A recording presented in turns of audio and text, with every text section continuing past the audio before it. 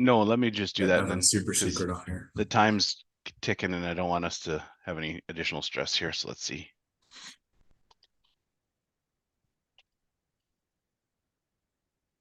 Okay, I'm going to join now. Okay, And you said you have one screen in front of you, right? I do. Okay.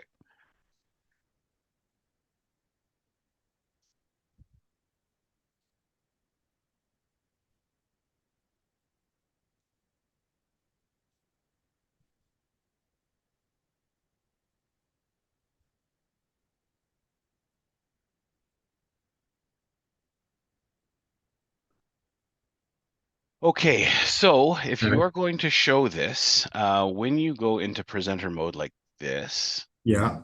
you right click here, Okay. and we want View. Okay. now when you have, minimize this, where is your, oh, beautiful. Good. So now you should be able to, so hit your start button on your laptop. That's the Windows key. Perfect.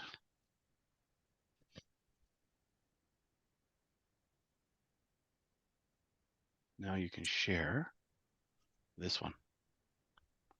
Share. Now do your Windows key again. Okay. Now the only thing we're going to see right now is all I see is your title page. I don't see any That's of your notes. that's perfect. Yeah. And then it should advance theoretically, right?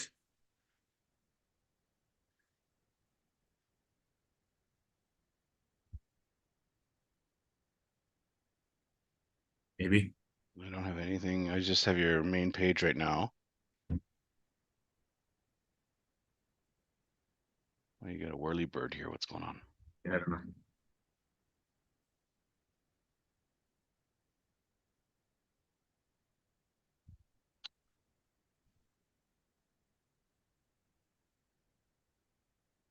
Let's get this bug out of here.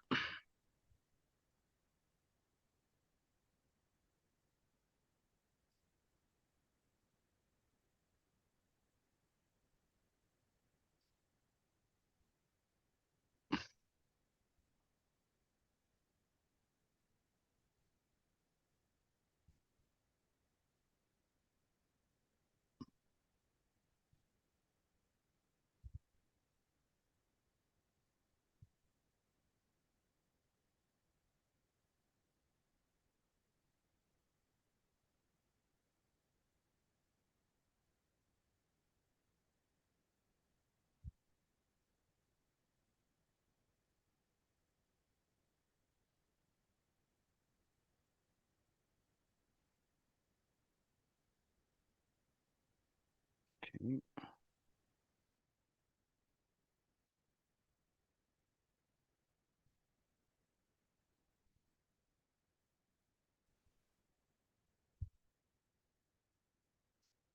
Come on. Is this frozen again? No, can you guys just see that main title page then or So right now, yeah, we can see your main title page. notes? Okay. And no, we can't see your notes. So if you go to I the can next, see the notes, so that's good, I guess, that's right? good. Now, if you go to the next, there we go. Now we're shifting. We're good. Okay. Slide 2, yep. Bunch of numbers. Great. Slide 3 3, some shows up. colored squares. Yeah, okay. Yep. Rectangles. Yeah, good. Okay. So I share that thing, hit presenter view, and I should be good. Yeah, exactly. So we're gonna go back here and stop your share because only Okay. just because comms has to start their share. Yeah. And then when you're in here and you're doing your share, you'll see this guy. Yeah. That's the one you want to share. These are your Okay. notes. That's the share. So I'll just pop out Okay. of here for now. All right. Okay. Thank you very much, Sean. Okay. Appreciate it. No problem. I'm disconnecting from your machine now though. So I'm Okay. not on there anymore. All But right. if you get stuck on your turn, we'll pop in. Okay. Appreciate it.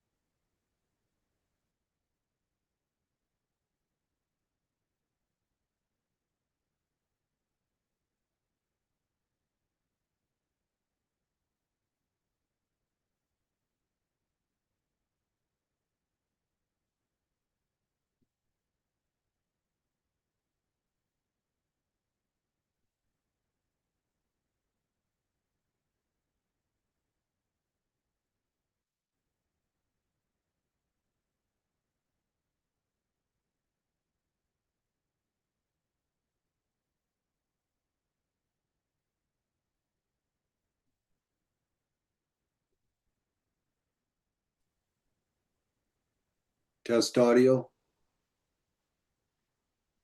I can hear you, Wes. Thanks, Mike.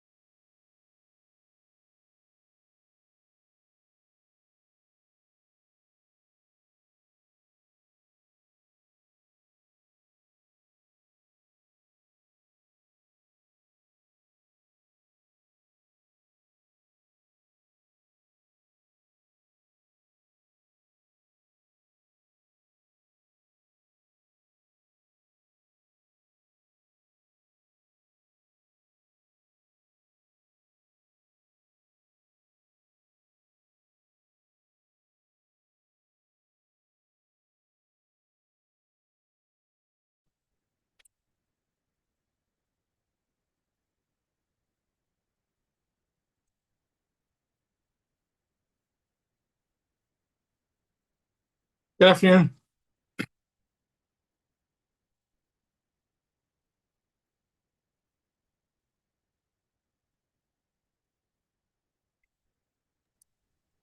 I'll say hi, Myron, just to confirm we can hear your audio and everything. Good. Yep. Hey, thank you for that. I appreciate that. Yeah, you betcha. Hi there. Hi, how are you? Good. Hey, How long Shelley.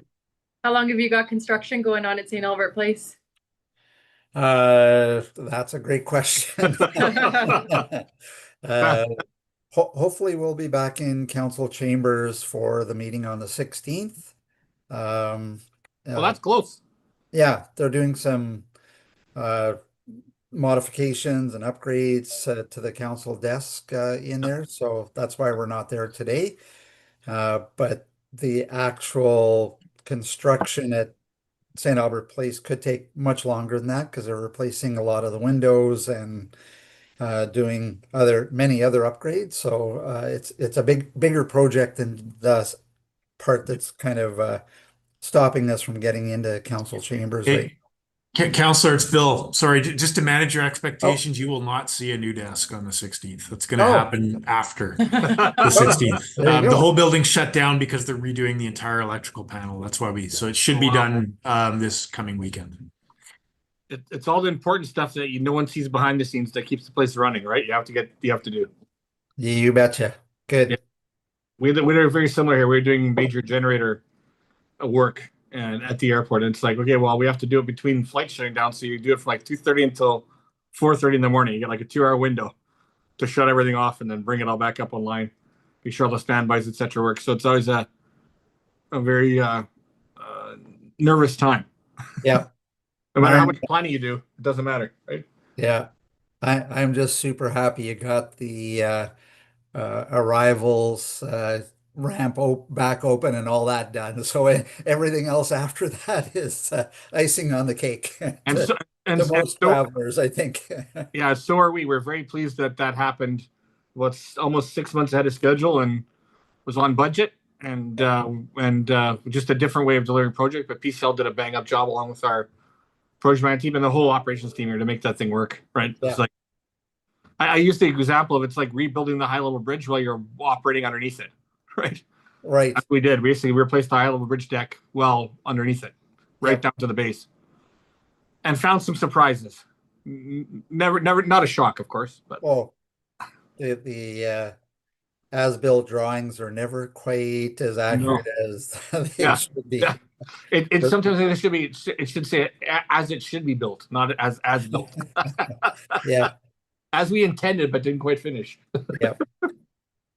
Yeah, we found some pipes in places that weren't insulated, and gaps between places that were not like that.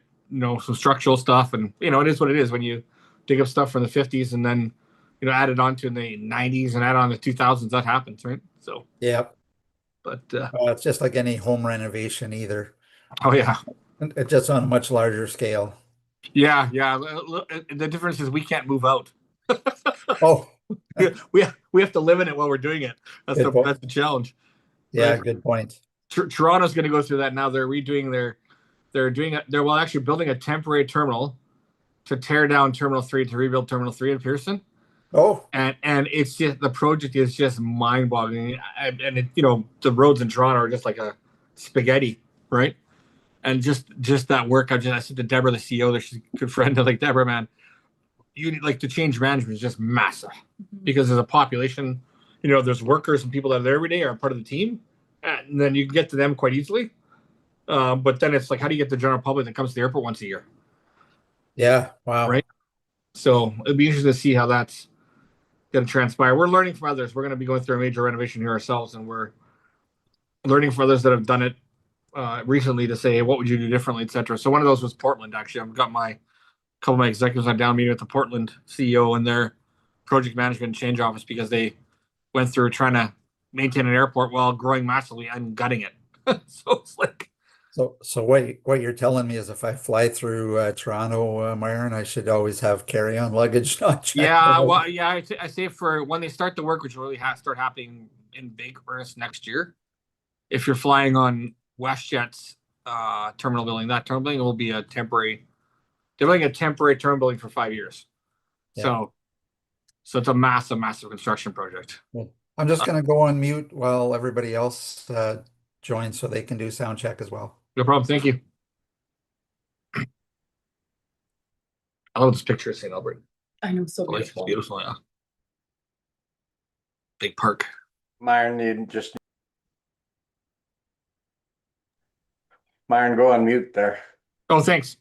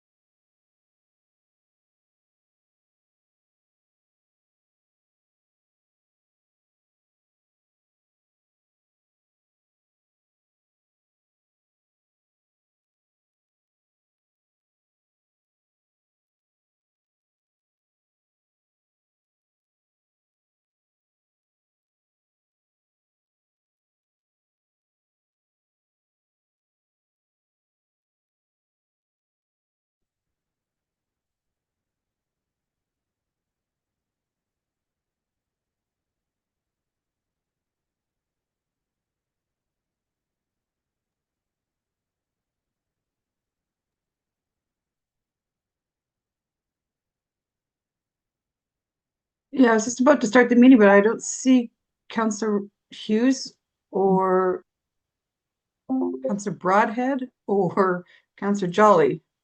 I'm here just finishing my lunch, so probably don't want to see that. I wouldn't mind if you turned your camera on, just kind of, it's fine. Just so I can see my council, because it's hard. to run a meeting without seeing you guys. Yeah, I'll turn it What on if about it's Councillor studying. Hughes or Broadhead? Oh, there's Wes. Councillor Hughes hasn't come in, Mayor. Oh, Councillor she's Hughes is coming not in now. here. Right now, she's coming in. Okay, I'm going to call the meeting to order. So let me just confirm that agenda or attendance at the start of the meeting is 100%, Cheryl? Is that That's- correct? That's correct. Okay, thank you. Okay, so some of you have had these experience with these 100% virtual meetings during COVID. We did quite a few, but for those of you who have it, they're not that much different. We will keep our cameras on. We will use the voting buttons that I can see, the little check mark and X's when we get to the voting. And you can put your hand up to ask a question or get my attention to make a motion. I probably won't be monitoring the chat that closely, so just honestly put your hand up and we'll make this all more verbal than written and typed up. So, Councillor McGuy, can I get you to make a motion to adopt the agenda? Absolutely. That the September 2nd, 2025 agenda be adopted as presented. Thank you so much, and I'm aware of no changes. Councillor Mr. Fletcher, you're good with that? Okay, so let's have our first attempt at voting. Call for the vote. You guys can hear this, okay? 1, 2, 3, 4, 5, 6. Councillor Killick. So if it should be the react button. We can take our time so you can figure it out for the rest of the votes. There you go. All right, that's passes unanimously. Okay, we do have quite a few registered speakers, and I noticed that the EIA is here already, and so Myron's here, but I also saw Margot in there with you, Myron. Is there anyone else joining you? No, just the two of us. Just two of you? Okay. Yep. Why don't you turn on your council and I'll give you your 5 minutes. Let's all take down our votes, by the way, guys. There is a timer from what I understand from my ledge officer, so you can see when your 5 minutes is getting close to the end. But Martin, I can't see you now. I could see you, now I can. It's telling me it can't be shared. The host has asked you to start your video. Yeah, it was on. I don't know what happened. There you go. Now? Okay. There, I can see you now. Okay. Okay, go ahead whenever you're ready. There's a PowerPoint presentation. I'm not sure if you're able to access it or not, Your Worship and Council, but We I'll can make you. I'm sure we can make it so that you can share it. Sure. Cheryl, Margot has started screen sharing. And there we go. I can see myself. Okay, thanks. Yeah, there we go. So I understand. We'll make sure we again. First of all, thank you for your time and pleasure to be here. For those who know me, I'm Myron Keane, President and CEO of Edmonton International Airport and Villeneuve Airport, YG, and joining me. Hi everyone, Margot Marin, Director of Government and Corporate Relations here. Awesome. So you have a copy of the presentation. What we're going to do is just run through it quickly and then have time for questions and answers, of course. But late last year, our board approved a refreshed corporate strategy for the organization, and we're year one of that. 3 key areas. One is on prioritizing aviation, of course, and more flights to more places, getting more traffic into Edmonton and also to the north. Monetizing our assets, really looking at how we generate more non-aeronautical revenue to ensure we have returns on the airport, but also to utilize that revenue to offset expenses for airlines. And the last is to optimize our business, and really about how do we be more efficient with the footprint we actually have. And we believe we can process another, millions of more passengers through the existing facility by just changing the facility layout internally, as opposed to building more infrastructure. And that allows us to keep our costs in check. So last year we served about 8 million passengers, nearly 8 million passengers. And the economic impact of both Villeneuve and the International Airport was $5.3 billion and supported about 23,500 jobs. So that's quite a significant regional economic impact. And it's really important that every time you're flying using one of our nonstops is important. So on the aviation side, you'll see that WestJet continue to grow. WestJet's the majority of our market. They're over about 60% plus of our market in Edmonton. And these are existing routes that WestJet grew on, and you can see the capacity increases. I'm not going to go through each of them. Capacity increases in those markets in Edmonton as well. But in addition to that, working with our other carrier partners, such as KLM, which is a partner of WestJet, we saw an increase in capacity with KLM, adding incremental frequencies and adding a larger airplane. Porter Airlines started a flight to Hamilton in June. They've launched into both Ottawa, Montreal, Toronto, and now Hamilton. And then obviously Air Canada, Montreal, and San Francisco flights, and then United Airlines, which is a great partnership between Air Canada and United, introducing Chicago, Denver, and Houston. As you recall, last year we came, Houston was the #1 ask for the region, from regional municipalities and from business leaders to actually get market access into the oil and gas hub that is Houston. So for us, ongoing, our #1 priority is how we continue to grow aviation and activity for our region. So we're focused in North America on certain markets. Obviously, for us, still Eastern Seaboard and some of the South United States are important. Europe, we did the YEG Wants London campaign. Really appreciate everyone's support we received from the administration and from council and others on that campaign. And we have proposals in front of the airlines right now on a direct flight to London. And obviously Asia as well. We ran charter flights this year, 4 flights from Edmonton to Tokyo as trials, Tokyo, Edmonton, Tokyo back, as trials to show this region can actually support that type of service. And really wanted to thank you for the support, because there were people from St. Albert that were on that flight, actually, those flights to and from Japan. On prioritizing aviation as well, Villeneuve, of course, which is close to St. Albert. We always say it's 9 kilometers from St. Albert core to the Villeneuve Airport. And its real general aviation is really important to us. We've introduced Trevor Caswell, as pictures on the screen. He's a new general manager of Villeneuve, and there's a lot of growth happening at Villeneuve in both the aerospace education and training side, with a new collegiate that's opening there in February, but also on the flight training and additional hangar capacity. So just stay tuned. I can't get into the announcements yet. We'll take some to our board in the next couple of weeks with additional facilities being developed there. So on the airport side at both Sturgeon County, Villeneuve Airport, you can see there, and in the international airport, it's really about how we develop the land at both airports. And Villeneuve is really important, as I mentioned earlier, on aerospace training for aviation skills, but also for defense.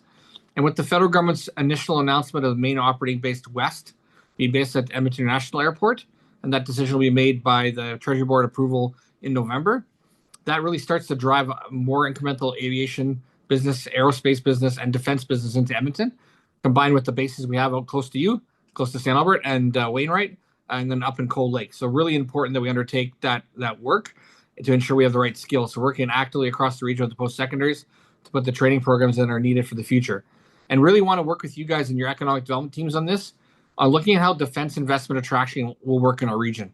We really think this is a massive regional opportunity that, St. Albert can really play a large part in.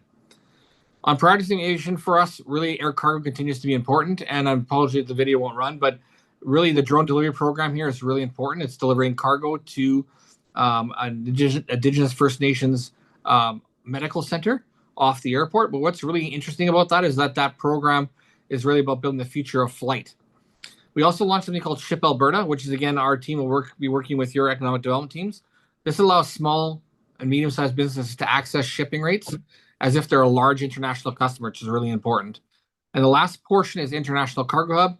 The Government of Canada has announced National Trade Corridor funding in International Airport, and we're underway of development right now with the new 65th Avenue interchange. Again, thank you for St. Albert's support in making that a regional asset for improvement. And that's at full build about between $4 and $5 billion development at the airport. So you'll also see in the terminal building, lots of new dining and retail options again, continuing to grow, bringing in local brands, but also some Alberta brands into the airport. And really important, I think, as we look at the airport itself. And I spoke earlier about optimizing the operation. It's really about how do we continually look at building the passenger terminal building for tomorrow and the airport for tomorrow that people want. Foundationally for us, safety and security is everything. I really appreciate that at both the international and at Villeneuve, we did on-site live exercises, and appreciate the participation from the region, including St. Albert, in that live exercise at Villeneuve. And ESG, again, just a cornerstone, really important for us, ensuring that when we're doing things, we're doing them in the right way.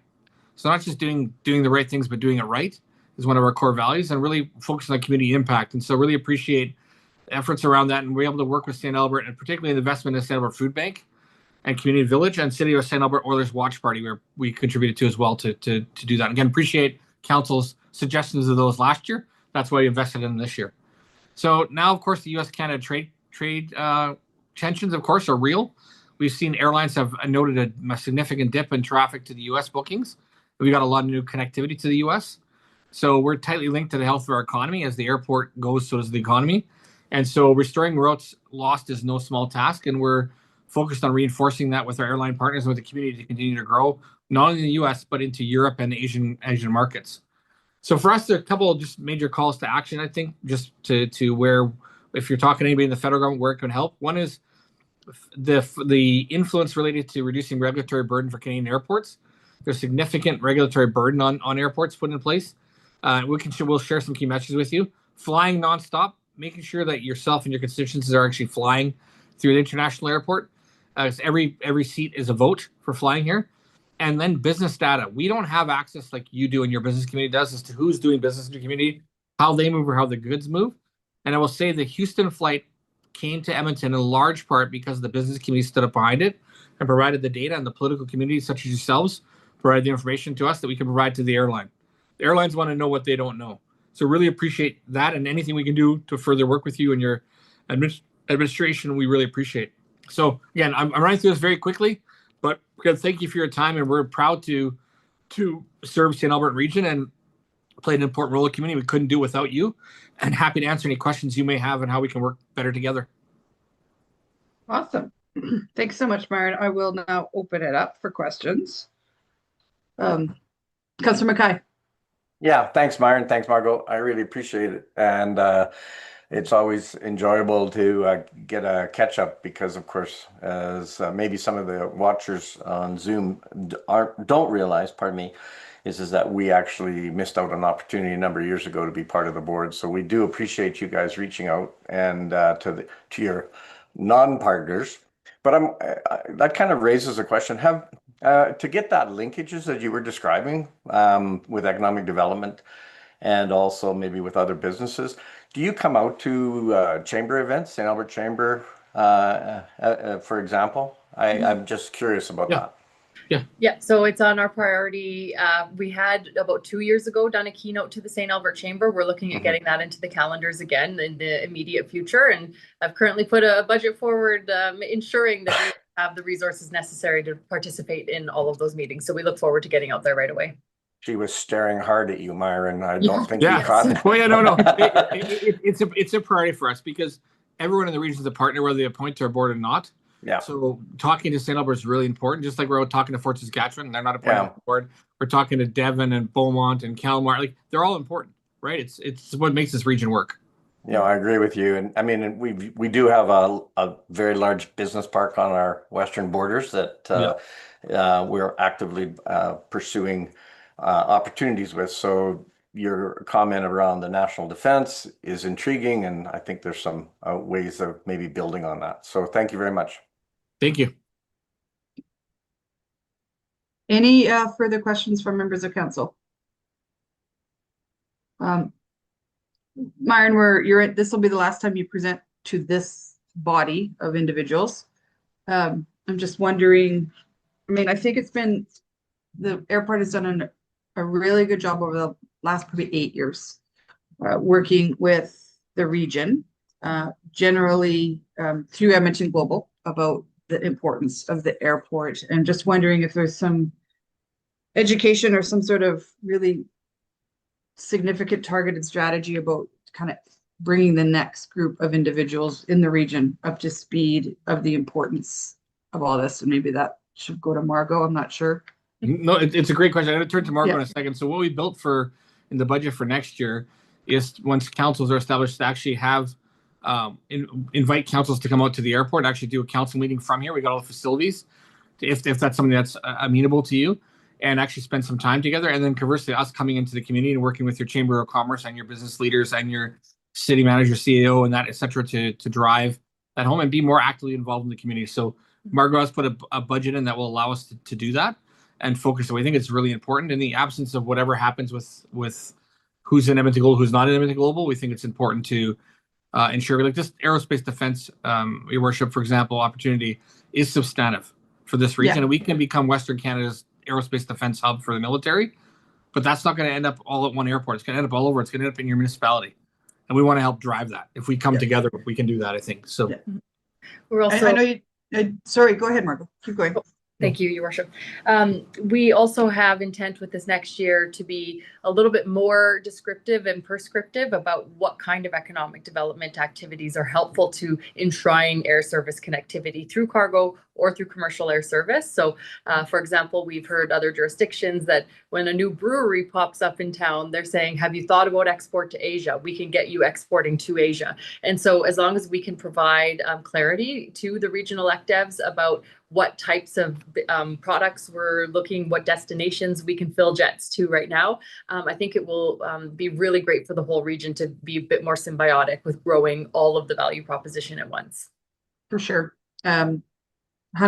And I think if you want my thoughts, we didn't go out to the airport this term, I think at least once.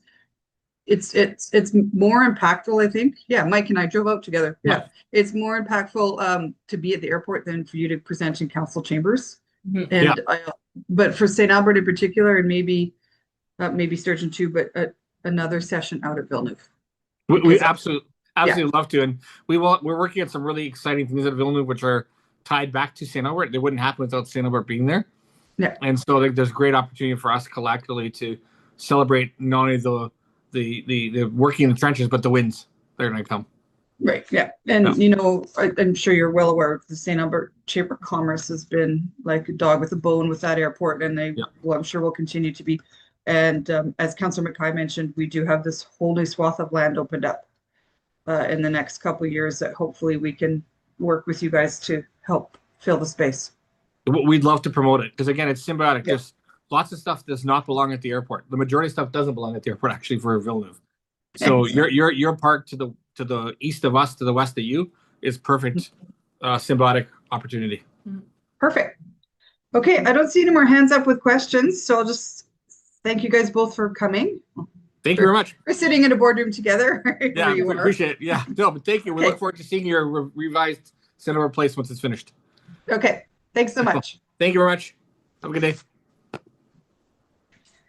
All right, guys. We have one more resident that is presenting outside of the public hearing, and I think I saw it's Mr. Will Winter, and I think I saw him in his car earlier. Will, are you with us? There he is. Will, unmute yourself, and I will let you start speaking. You're speaking about parking on Lamoureux Place. You have 5 minutes whenever you're ready. Okay, thank you. Thank you for the time today. I really appreciate it. I want to preface this by saying that we are doing our very best to work with this particular neighbor to try to resolve this this situation kind of between us and not getting the city or bylaw involved. Unfortunately, we have had to call on numerous occasions. There's one particular neighbor on our street, as the mayor mentioned, we live on Lamoureux Place. It's an older part of Lacombe. It's a narrow street, and this particular neighbor has he parks an excessive number of vehicles on the street, you know, sometimes numbering 5 or 6 at a time. And you know, it's challenging because with the street being occupied, you know, primarily by him, it makes it difficult for, you know, some elderly people to kind of park near their homes, or there's several people on the street that have young families where grandparents kind of come in and, you know, babysit or whatever the case is, and they're having to park, you know, much further down the street or on the next block. In addition to these cars, up until just this year, there was a school bus as well as 5 or 6 vehicles on the street, all tied to this one residence. Cars have been parked there for, you know, over that, you know, 48, 72-hour grace period where me and another neighbor have had to call bylaw to come out and give warnings. But this particular gentleman is very wise, and he knows the loopholes, and he'll just move the cars from like one side of the street to the other, and or move them a few feet forward or a few feet back, you know, to be able to avoid, you know, any penalty that would result in a fine or towing. I guess my question is, there's nothing in bylaw right now that ties the number of vehicles that an owner can park on the street. And I'm just wondering if that's something that, you know, is ever going to, because I mean, it can't be just happening on my street alone. I'm sure this is a problem in other areas of St. Albert. but I just don't think that someone should be able to use a street as their own, personal driveway when they're able to, refuse to park cars in a garage or refuse to park cars in a driveway and just really use the street as like I said, as their own personal driveway. So I guess my question is, would it ever be considered to have, a cap on the number of cars that each resident can park on the street, whether the number is, 2 or 3? Because like I said, it's an issue right now. We are trying to work with the neighbor in question to try and resolve this, but it has gotten heated from time to time over the last year or so, and I know that it's costing bylaw resources to be called out there, every couple of months to try to resolve the situation or speak to this guy, and it just it's just frustrating, to be honest with you.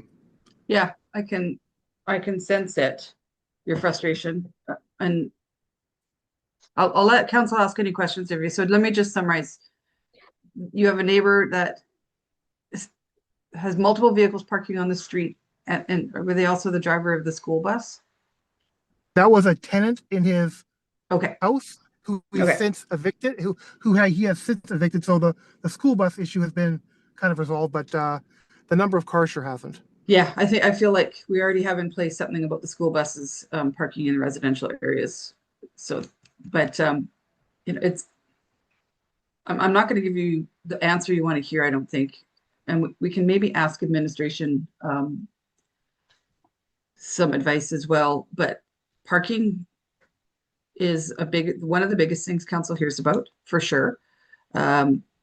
If they're parked legally, if there's not much we can do, because the street is not owned by residents, so you can't really even say how many cars you can have because the street is public. But I might ask the question about I think the biggest thing is probably the residential parking permits that we is a program we have in the city where you actually have to have a permit to park on your street. It's a bit of a loophole that you have to jump through to get the permit process started. And we generally do that near schools because the high school kids tend to park in residential areas.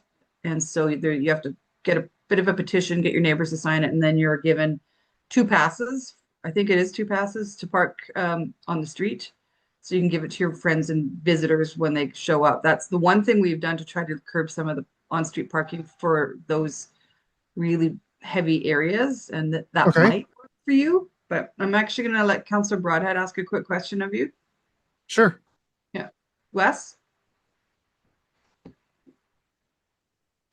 And thanks for coming. I feel your pain.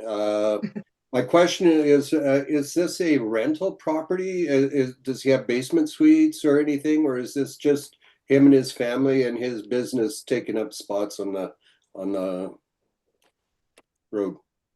So he is the owner of the home. Up until a couple days ago, he did have a renter in the basement who was actually putting another vehicle, and I mentioned earlier a school bus during school hours. That renter has since been evicted, so it is just him now. But the number of cars is still, in excess of 4 or 5. He's not. And unfortunately, what's happening now is, I'm sorry? He's not curbing, is he? He's not putting them out there to sell the cars. He's not using it as he's not curbing. No. He's putting these cars out and for sale. They're his own personal vehicles. Yeah, they're just his own personal vehicles. Oh, okay, fair enough. And what's happening now is it's causing, owners on the street to kind of guard the stalls in front of their house now. Yeah.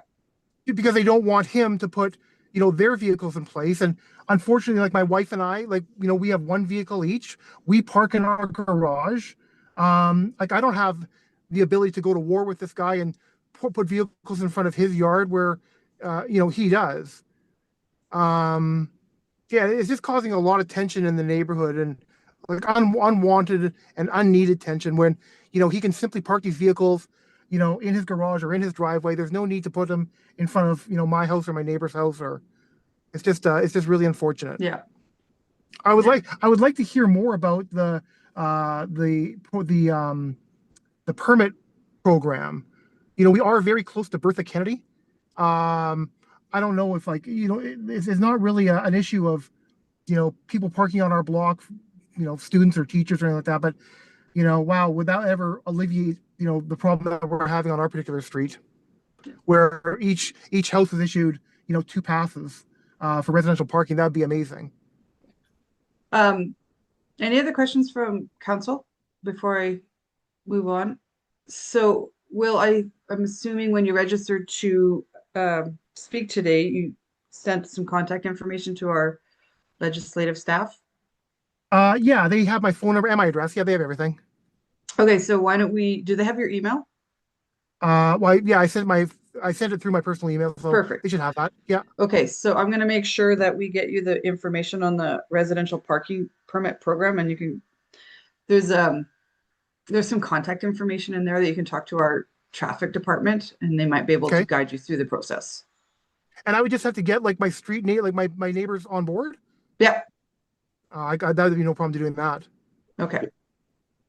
And and unfortunately, it's a bit of a pain, but I would continue to call municipal enforcement when you do see they are parked illegally. But if unfortunately, when we do that, it just adds fuel to like a fire already, right? Like, I agree. We're trying to resolve this, but it's just some days it works, some days it doesn't work, and we find that when we have called bylaw in the past, and like I said, we've done it 3 or 4 times.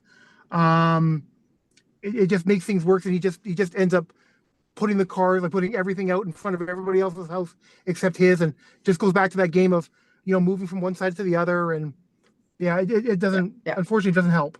Well, it sounds like you are trying to do this in the most respectful and neighborly way you possibly can, so I do appreciate that.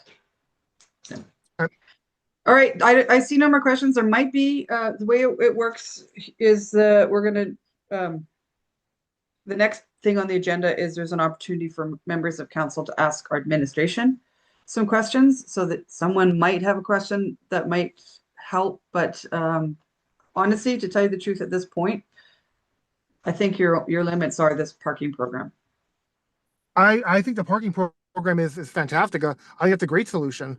And I'm quite confident. How many, like, is there a percentage of people that I have to have, or do I have to have everybody on the block? Yeah, there's a percentage, and you're taxing my memory if you ask me right now, because I don't remember. Right. But yeah, it's clearly laid out in the process. I think I would have no problem getting signatures to meet that percentage. Okay. Thank you so much for coming. It's nice to meet you. Yeah, nice meeting you. Thank you again for your time today. Okay, bye-bye. Okay, bye.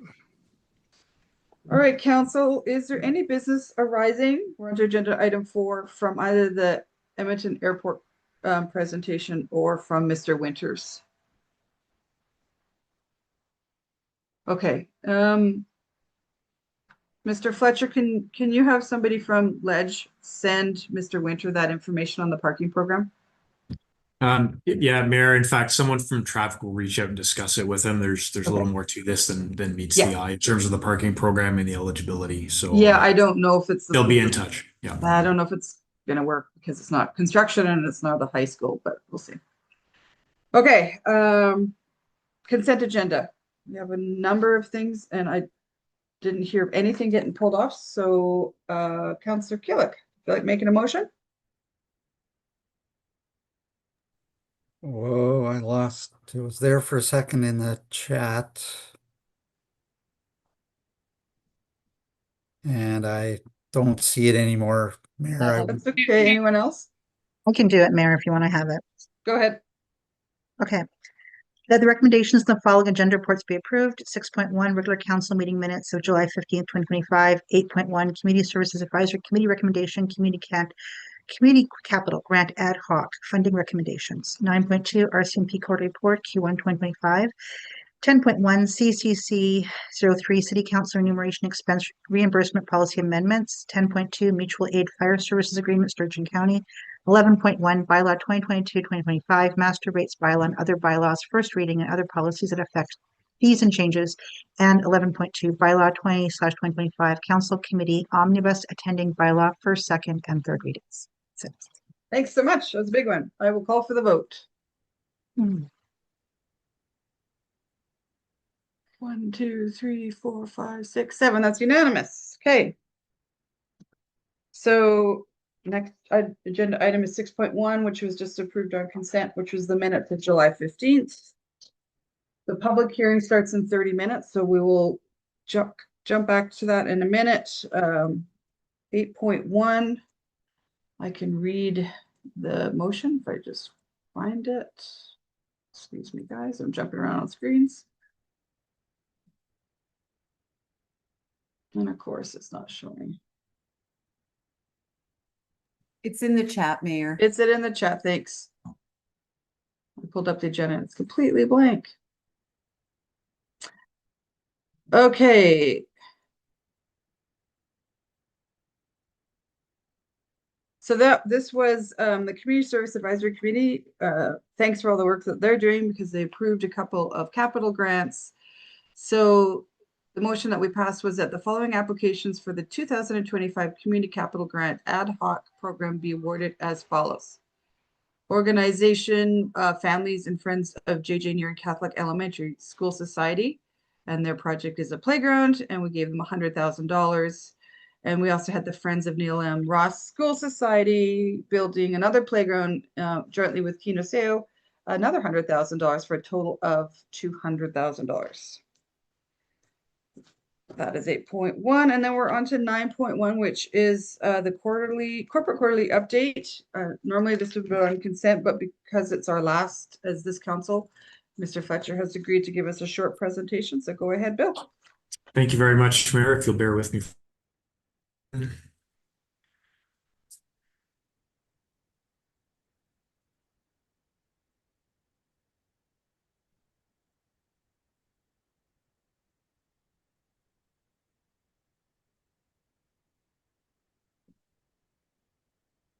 It's absolutely not what I wanted to do, so hold on.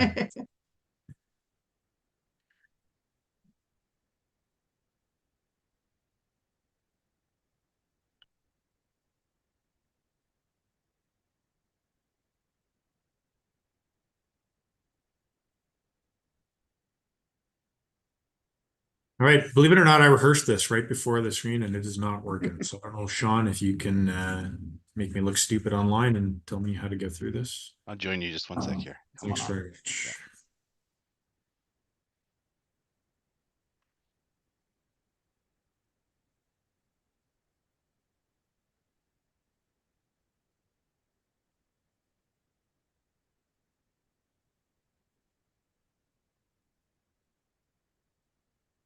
While Sean is doing this, I can offer the introduction. Yep. So as the mayor mentioned, the intention here is to provide a snapshot of the corporate quarterly report. As you noted, normally this would be on consent as we're talking about really fully half the year as this takes us out to the 30th of June. But given where we sit in terms of the upcoming forthcoming election, we thought it prudent to be able to provide a snapshot for this council as we started through today. So on that note, I'll begin with progress. This will follow the normal way we normally do this. So I'll provide an update on your strategic plan, specifically as it relates into the corporate business plan. And then we will provide a quick snapshot of our financials and our forecast towards year end, acknowledging fully that we're about halfway through the year. So as you can see, 48 initiatives were planned over the course of this year. And at the end of Q2, again, 30th of June of this year, we have 28 complete, 12 in progress, 2 delayed. 6 are scheduled to start in the out years as we manage capacity and resourcing. 1 was stopped as per your direction. This was well prior to Q2 and is Millennium Park. And 1 was added, which is the district investments, Lakeview Business District investment strategy. Over the next few slides, I'll provide a little bit more context across each of your key priorities. Under your economic prosperity priority, obviously Lakeview Business Districting, Servicing and Design, the design work, which was approved by council and funded by council for Lakeview Business District, has advanced, with detailed design for roadways and underground utilities being aligned with the neighborhood plan servicing design briefs. Land requirements have been identified preliminarily and are now under internal review. The project milestone was achieved on the 4th of June, which was your groundbreaking. The Lakeview Business Investment Strategy related is a new project added to focus or to ensure the focus on the Lakeview Business District investment, both in terms of attraction and actual investment proper. Phase 2 of the marketing plan is underway, including a launch of the website, promotional signage, and event marketing, such as the business breakfast and official groundbreaking ceremony. The Development Acceleration Program was approved by council with ongoing efforts to attract business development, and the final the final details are being worked out to launch that officially as we aim towards 1 January of 2026. St. Albert West Area Structure Plan and Neighborhood Plan, which is Neighborhood Plan C, which doesn't sound very exciting, but is actually very exciting, which includes the Lakeview Business District, received your approval on the 3rd of June of 2025. We continue to work on that Neighborhood Plan A, which includes the Badgerlands, incorporating new information received. And this required updates to the land use concept, development statistics, and servicing design brief. And finally, looking at the infill strategy, initial planning for the infill strategy project is now underway, with next steps focused on launching the transit corridor and neighborhood intensification strategies in collection with consultants. Community engagement is expected to take place through 2026 following the completion of the initial planning phase. As previously noted, projects to advance downtown vibrancy priority have been completed and one was stopped at council direction. Turning to community well-being, advancing mixed market housing development, the development permit for Homeland Housing is awaiting final confirmation of specific development requirements. Progress toward the building permit will follow Homeland Housing's consultant team's timelines. Administration is assisted through coordinated advocacy efforts with the provincial and federal governments, facilitating connections with stakeholders in the community, coordinating letters of support, and aligning intended project outcomes with identified community housing needs. And as council is well aware, there have been some very positive announcements on funding from both the provincial and federal levels in recent weeks. The IDEA strategy, administrative directive, and council policy were drafted by the Colborne Institute for Inclusive Leadership and were approved by the Committee of the Whole on July 8th of 2025. Reconciliation Action Plan, following the evaluation of proposals, a successful proponent has been selected to support the development of our action plan and our Indigenous Relations Framework. This project is now in the assessment phase with work underway on the current state assessment and gap analysis. Projects planned to advance the adapting to a changing natural environment priority were completed prior to quarter 2, and the resilient infrastructure strategy is scheduled to start next year. In financial sustainability, we're extending online options for building and development application processes. The software platform and vendor were selected for extending online applications options. The project is scheduled to start in Q3 of this year and will be implemented in stages to meet the Housing Accelerator funding timelines and requirements. In Q2 of 2025, the asset management team launched the project, the Mature Asset Management Program, to update our asset management policy. Progress continued through the collaboration with asset steward groups to support the development of our asset management plans. Implementation of the Enterprise Maintenance Management, Asset Management, MM for short, program, a related subtask, is also underway. Next steps include stakeholder engagement workshops and preparing departments for asset management plans and for the implementation of the MM platform. This will be a significant undertaking and really move the organization forward as a whole as we look into the coming months and years. Enhancing records and information management practice. In Q2, the project plan was updated and approved. Requirements for electronic document and records management software have been identified and are being evaluated against current applications. Next steps include drafting recommendations and a separate implementation plan based on software evaluation findings. We continue to mature and formalize multi-year budgeting, the project team completing engagement sessions with internal departments and 4 external municipalities. Feedback was compiled into a What We Heard report, which was shared with the advisory committee in late July to discuss findings. And that advisory committee, for the record, is administrative. A presentation to the Standing Committee of the Whole is planned for Q3 2025 to help guide future direction. And if you watch this space, that's scheduled for next week, I believe. The IASC annual audit information, consultants completed the work for the internal audit steering committee directed audit in 2025 on resource planning model review. The final report with findings and recommendations is expected to be presented to the IASC on the 12th of September. The committee also validated its multi-year work plan and confirmed the data governance framework review will move forward in 2026. We are preparing the scope of work for that review, which will be presented to the IASC for input and endorsement on the same 12th of September. Standardizing capital project and contract management procedures is an ongoing piece of work. The preparation of an implementation plan following the receipt of the final report is underway, with some delays due to internal capacity constraints and some competing priorities. Next steps include developing a detailed project plan, scope, and timeline for approval. And finally, the procurement audit implementation. The project teams focused on developing training modules related to bids and tenders. The overall progress has been limited due to, again, overall prioritization and capacity. I'll now switch to take a quick look at our financial summary and our outlook as of Q2 2025. As of the end of June, we have 114.6 million operating revenue recognized, which is 51% of the forecast, which is right where we should be. We have $111.7 million in expenses, which is at 50% of the forecast, again, right where we ought to be halfway through the year, if you follow the straight line model. As we look at the forecast throughout Q4, this results in the potential for a 2.4 million surplus forecast for the end of the year. If you'll excuse me, we are at Fire Hall 1. If you can hear that in the background, it's because an engine's being called out. Keep talking. One-time low-income transit grant. As you know, we can't plan on one-time grants. We have to plan on what we know throughout the year, but we certainly welcome them when they do come in. And in this case, it was a tremendous boon. Natural gas cost savings due to the carbon tax elimination. We do have continued RCMP contract savings related to vacant positions. The increase in permit revenue due to strong development and growth. The ambulance contract, essentially the increase from AHS related specifically to inflation, and an increase in gas franchise fees, which is based on growth and delivery rate increases. All good news. This chart identifies the progress status of all our municipal capital projects. In total, 94% of the 159 municipal capital projects are in progress or completed, with 75 planned to be closed by the end of this year. A detailed listing of the projects can be found in the Appendix 1 of the Corporate Quarterly Q2 report. Switching briefly to the utilities budget, as of the 30th of June, the city recognized $27.2 million in revenue and $21.2 million in expenses. Again, both essentially where we ought to be halfway through the year.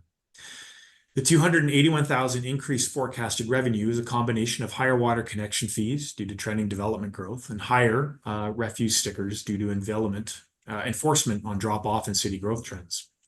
The $225,000 higher forecasted expenses are due to principally life cycling issues, repair, maintenance, and replace related to water meters and parts. This has resulted in a $0.06 million higher than budgeted transfer to reserves. This chart identifies the progress of our utilities capital projects. 77% of the 55 projects are in progress or completed, 17 to be completed by the end of the year. Again, a full listing of these projects can be found in Appendix 2 of the quarterly report. In summary, as of the 30th of June, the city's forecast surplus could be upwards of $2.4 million towards the end of the year. With strong investments, solid reserve funding, and low debt, the city is in a strong financial position while maintaining high levels of service to our residents and advancing the strategic priorities identified in Council's strategic plan. Pending any questions, this concludes my presentation. Thank you. Awesome. Any questions from Council? Councillor Hughes. Thanks, Mr. Fletcher. So I have a series of questions. So it appears that our surplus at the end of Q2 is similar to what we had anticipated the surplus to be at the end of Q2 last year. So it looks like last year we were at 2.46 million, and now we're at 2.4, and we had a record surplus last year. But from what I can see, it appears to be different reasonings for how we have achieved this same status. Would that be fair to say? Yes, I think that's accurate, Councillor. I mean, some of them are the same as we look at some of the unforecast growth issues, but by and large, yes, you're correct. Okay, so I'm not sure if you'll have these answers or not, and if not, I can send them for staff to just provide these answers. I think that the next council would want them for budget. The late penalty fee, we're seeing that consistently, that we're underestimating the amount we're getting in late penalties. And I can't remember if we amended the budget last time or not for this, or if it just appears to be a standing item that we're underestimating. I don't think you have that answer, but Anne might. Yeah, I think you just hit the nail on the head, Councillor. I was going to say let's get Miss Victoria to come on. Thanks for the question, Councillor Hughes. Yes, we have been adjusting it each budget, and we had increased it for the last budget, and that's something we're continually forecasting and reviewing. So that is something that we had increased, but we are continuing to review it. How much more did we, I know like we don't always necessarily increase it by the amount that we had the surplus by. So how much did we increase it by last time compared to the amount that we had in the surplus? Do you know that number, Anne? Or Suzanne? I'll Suzanne have might know. to I have to take that as an IR. I believe it was around 25 to 50K that we increased it, but I'd have to confirm that through IR. Okay. And then like I'm looking at you, Suzanne, too now, because was the increase also about that amount? Or because we just seem to be still, it's a little concerning how the late penalty fees continue to climb, but at the same time, we also need to make sure we expect that. So are we basically doing like 50% of what it has been, or what is the formula We have been adjusting it to actuals and then forecasting it always to actuals. Of course, that's something that we will look at to increase it beyond the actuals received, but we won't always be cautious to go beyond that. Yeah, well, actuals make sense. And the carbon tax savings, I'm assuming that you guys will be adjusting all of that for the next budget period, right? Okay. Yes, that is correct. We just weren't able to capture that for the last one because it wasn't voted on by budget adjustment time. Right. So the traffic tickets, I'm just so that this is just like for a comprehension thing, is that we lost a lot of photo radar opportunities. And so did we just like really come in pessimistic because of that? And that's why this number, or are we actually issuing like a lot of more tickets? Like I'm just trying to, I know that when we first lost it, we had to come in pretty pessimistic about the revenue. And is that what's reflecting that right now? Or they just like they're going out there and getting lots of tickets? Do you know what I mean? Yeah, thanks, Councillor. I'll ask Mr. Giesbrecht perhaps to talk on a little bit about from the enforcement perspective on where that sits. But your point is very good. There were a lot of unknowns as we went looking at automated traffic enforcement as we went through budget last year, forecasting it this year, which did make it difficult. Mr. Giesbrecht? That's on our SCOW agenda next week too, isn't it, Mr. Fletcher? Automated traffic enforcement is on the SCOW agenda, and it's essentially that we'll be looking forward right at the what the new normal will be, or making recommendations for council's determination of what the new normal will be. Right, go ahead, Eric.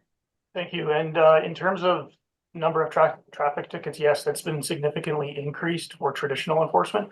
So with the reduction of automated enforcement, we worked with our partners in the RCMP and had our peace officers as well as RCMP officers proactively out doing a little bit more enforcement through an overtime program that seems to be very successful. In addition, we also had some of our peace officer resources actually get filled, which has also substantially increased the number of tickets that have been issued as a result.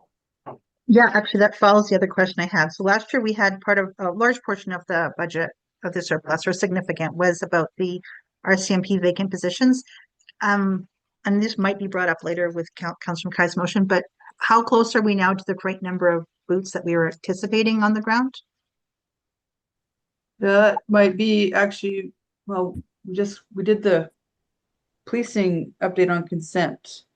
Yeah, that's correct. But it was Mr. in the Giesbrecht report. may be able to tell us what the staffing sort of sits at. Suffice to say, we're not at 100% staffing based on our percentage of 75, but he may be able to give us an indication of where we are. Yeah, right now our authorized strength for the RCMP is 75. We budget for 65. And the last I talked with our acting OIC, I believe we're at about 63 or 64 positions, but that fluctuates each day and each week depending on what's happening with the resources. But on average, I would say probably 62, 63. Okay, yeah, because I think that the surplus amount's significantly less. So we're actually pretty close to what we were hoping to achieve. That's great. The other question I had was I keep seeing natural gas increasing and utilities increasing because of growth. Now, I know that we anticipate just general tax revenue from that, but are we also adjusting the expectation of how much money we're supposed to be getting in natural gas revenue for growth? I'm assuming we do, Anne, and that this is beyond what we are expecting. Is that what we're seeing right now? Yeah, we've factored in a growth percentage in what we're receiving. This is over that assumption. Okay, perfect. That's correct. Okay, I think that was it for my questions. Thank you very much. Sure. Councillor Killick, you're up next. Thank you, Mayor.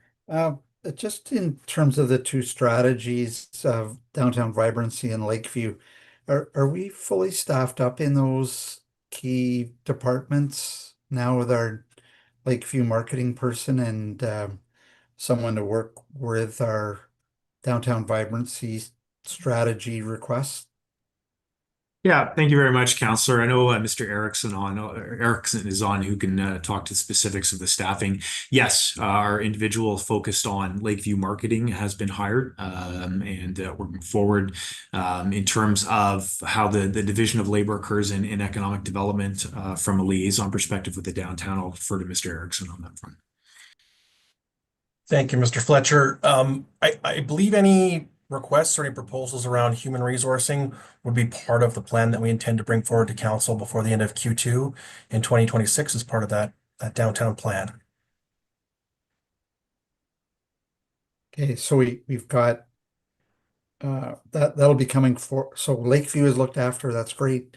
And downtown is still to be determined under that broader marketing strategy that I put forward, that request. Correct, Councilor Killick. Okay, perfect. But thank sorry, you. can I just interrupt, Mike, of the currently approved positions? I know we've had a bit of a up and down with some of your staff. Are those positions the ones that are approved currently full? Have you hired up everyone you need? We have one position vacant right now that will be filled in 2 weeks. That person has accepted an offer and they will begin in 2 weeks. Okay. Perfect. Okay. Thanks. Sorry, Mike, keep going. Yeah, and I was just gonna follow on. So that's the person that will be working on the broader strategy, Mike. So that person to put the big plan together is will be on board in a couple of weeks. That's correct, Councillor. Okay, perfect. The other one, and I'm not sure if this was related to Councillor Hughes' question, but it was the reason that we're projecting a surplus was quickly said was gas franchise fees. Didn't quite understand what that meant. We kind of skipped over that fairly quickly, Mr. Fletcher, in your slide. Could you elaborate a little bit more on what that is? I can have an expert elaborate, absolutely, Councillor. So I'll just certainly ask if you've got anything, and if not, we can turn it over to utilities. Sure.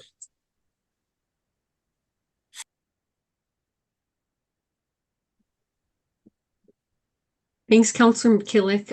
I can hand it over to either Suzanne Finley or Regan if he's on.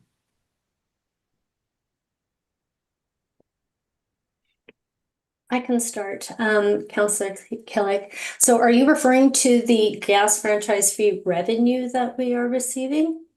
Yes, yeah. Yeah, so it's a little bit higher than what we anticipated. And again, I think it's due to both some unanticipated maybe growth, as well as I think the rates the way that they calculate it. So the fees are a little bit higher than what we had budgeted for 25, and we'll be monitoring that when we go to look at our 2026 budget. And Susan, is that of the 2.4, is it a material amount? Like, I know our RCMP staffing is always the biggest usually. Thank you for the question. Right now, it's looking at just over, I believe, just about 140,000. So not significantly over, but a little bit higher than what we anticipated. Yeah. And on top of that, again, are the savings due to our natural gas costs because of the carbon tax that we don't have to pay now. Great. Okay. Thank you for the clarifications on how much and why it is. Thank you. Thank you, Councillor Any other questions? Mr. Fletcher, on one of the pages of your presentation and in the agenda package, you talk a little bit about, it's in the financial stuff. Hold on. Got too many things open here. Standardization of capital project and contract management procedures. I'm just wondering if, through the conversations with some of the mid-sized cities, if we are going to be grouping our capital items and being somewhat coy, I guess is the right word, and how we put them out to RFP without, those that are bidding on the contracts having an exact idea of what we have budgeted. I know communities have already done it and they seem to pivot very quickly to get to that point. I'm just wondering how close we are to that point. Yeah, absolutely, Mayor. So we're not close enough that it will be reflected in this fall's budget deliberations, but we think we will be in that position next year. So to your point, it's about how we reflect those costs such that we're not providing the intimate details, which sometimes magically means you get an RFP that is exactly what you've got in your budget. So your point's well taken. We've been engaged with two other municipalities who've done this successfully. I believe Grand Prairie and Chestermere are two of the examples. And then the team is certainly working through it, but I don't believe we'll be in a position to have that reflected in the 2020 or this fall's deliberations. And we could talk about that next week, I Absolutely. guess. Too. Yep. Yeah. Okay. All right. I see no more questions, and this was on our agenda as information only. So thank you so much, Mr. Fletcher. And I think I can also indicate that we all had the quarterly policing RCMP update that was for information only, as well approved. Well, we didn't have a motion, but it was on consent as well. All right, it is 4 minutes to the public hearing. So why don't we take a 4-minute stretch, and we'll start right at 2. Okay.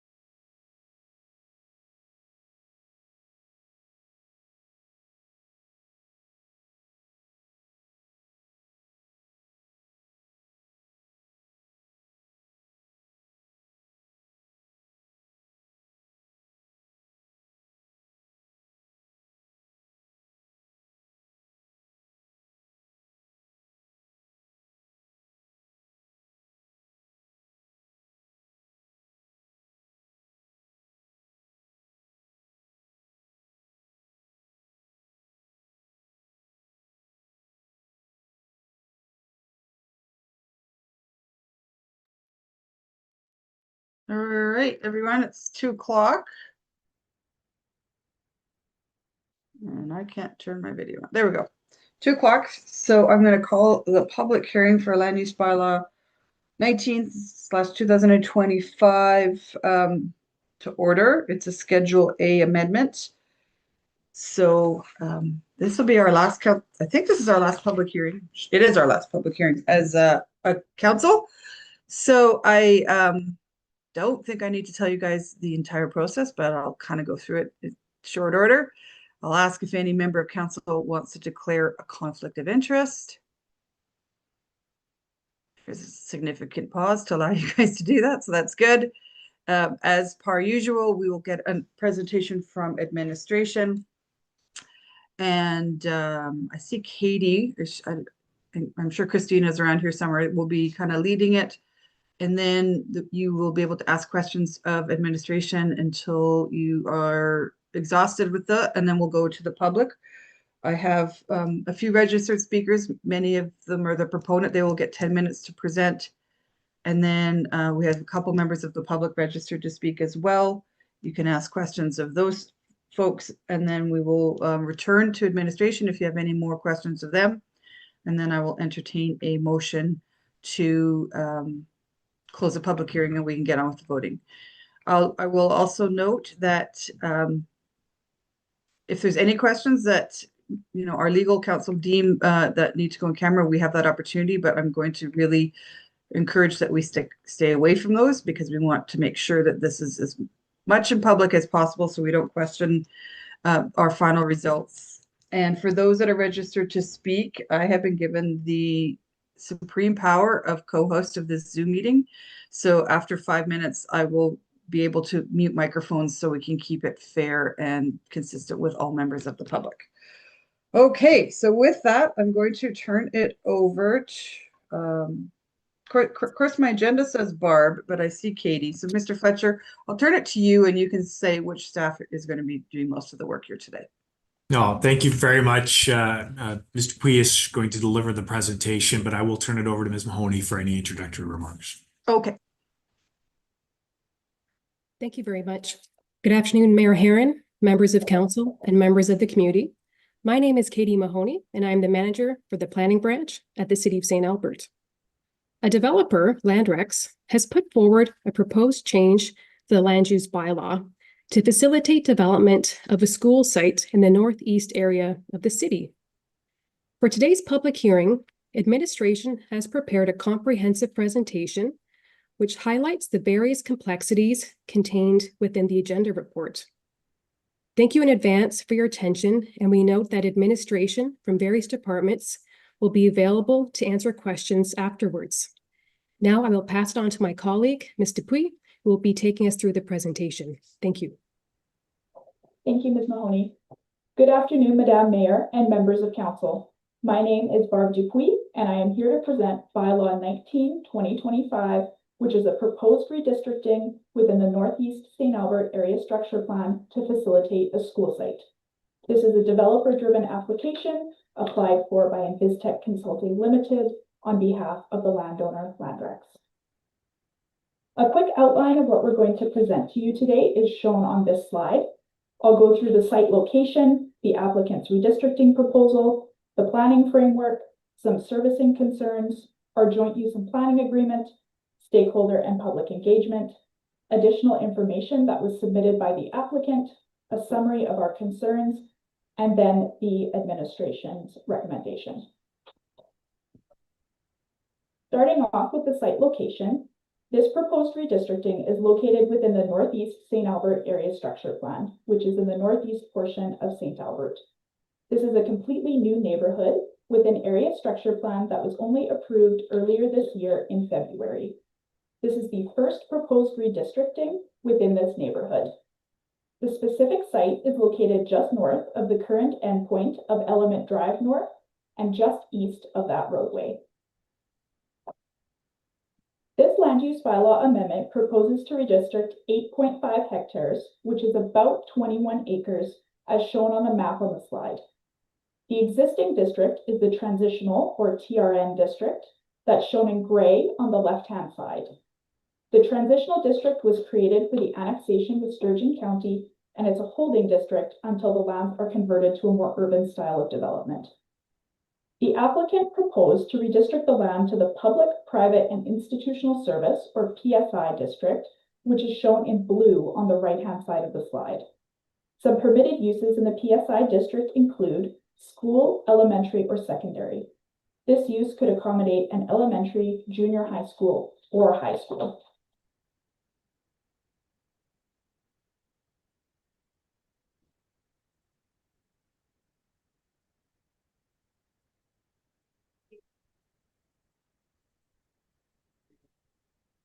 I've lost Barb. Yeah, Barb. Barbara, okay, all of a sudden hear you. You're not muted, so it must be your I microphone. had a lot of distortion and then she stopped, the sound stopped. Maybe unplug your mic, Barb, and just try going right with your computer.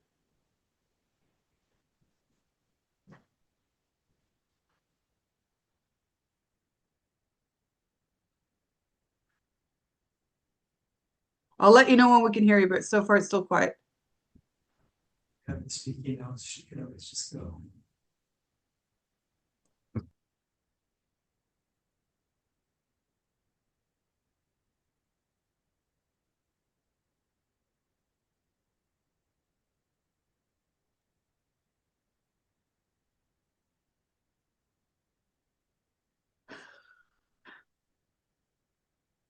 Of course, this always happens when we have no other choice but virtual.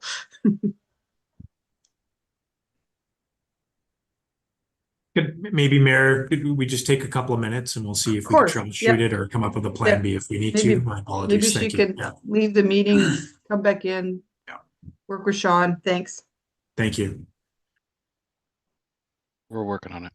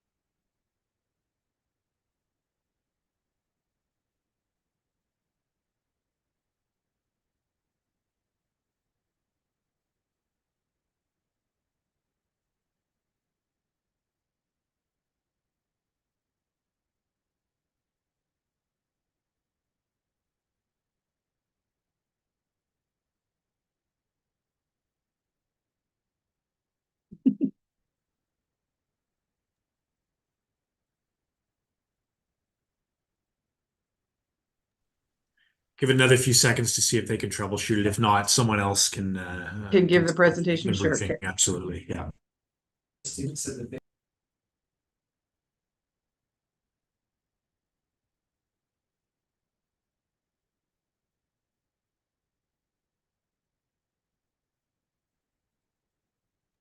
We shouldn't be too much longer.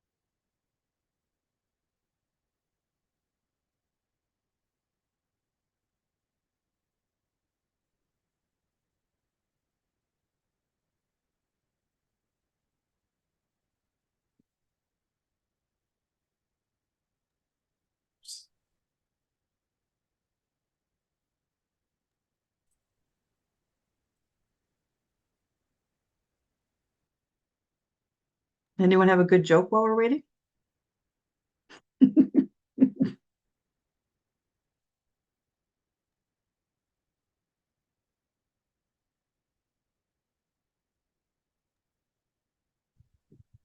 Okay, Barbara, I'm going to do an audio check with Did you. you Just want one me to moment. unmute? Suddenly someone asked me to unmute.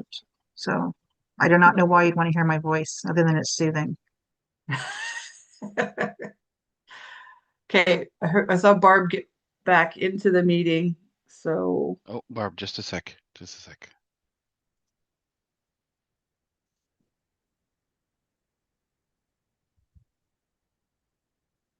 Katie, do you have a copy of the? Barb, can you do an audio check with me? Can I hear your voice?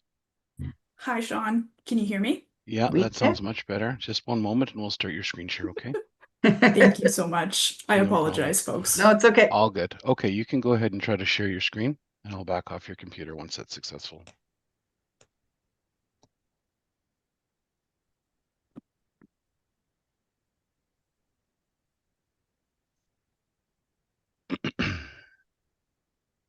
Okay. We'll try that audio one more time, Barb. Can you hear me now? There you are. Perfect. You can turn your camera on if you'd like. It should be okay.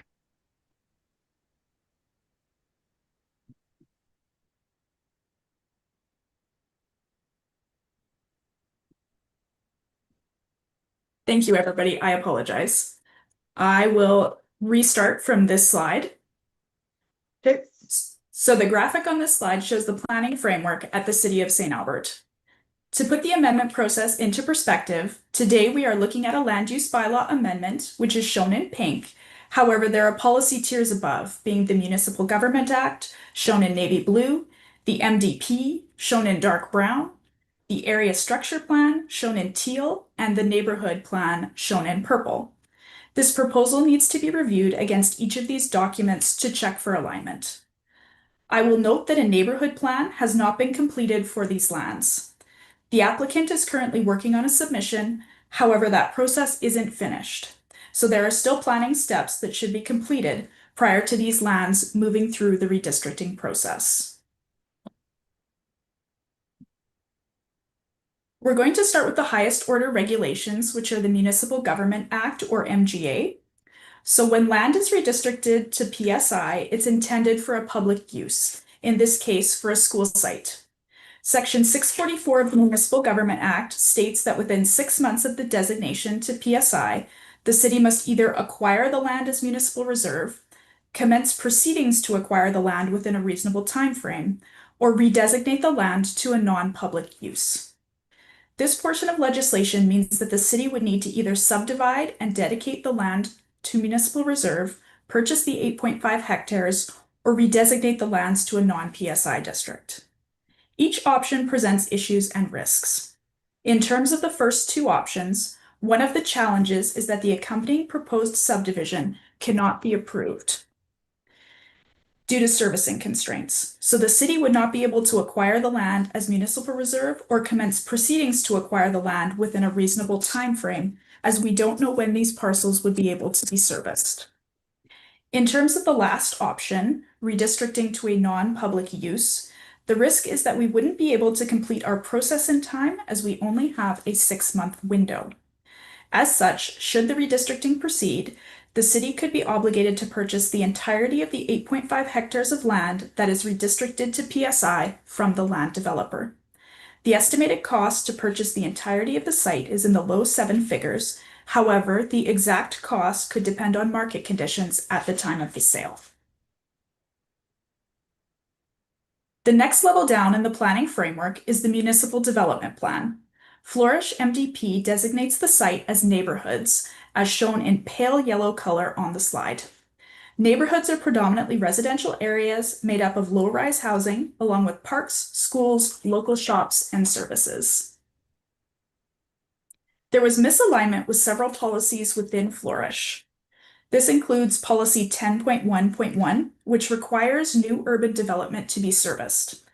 At this time, there is no committed funding to servicing this area, so we see this proposal as not being in alignment with this policy. Policy 11.1.1 requires that 10% municipal reserve be taken. This proposal redistricts more than 10% municipal reserve, so we don't see it as being in alignment. Policy 11.4.2 asks that the city facilitate the provision of adequate school sites.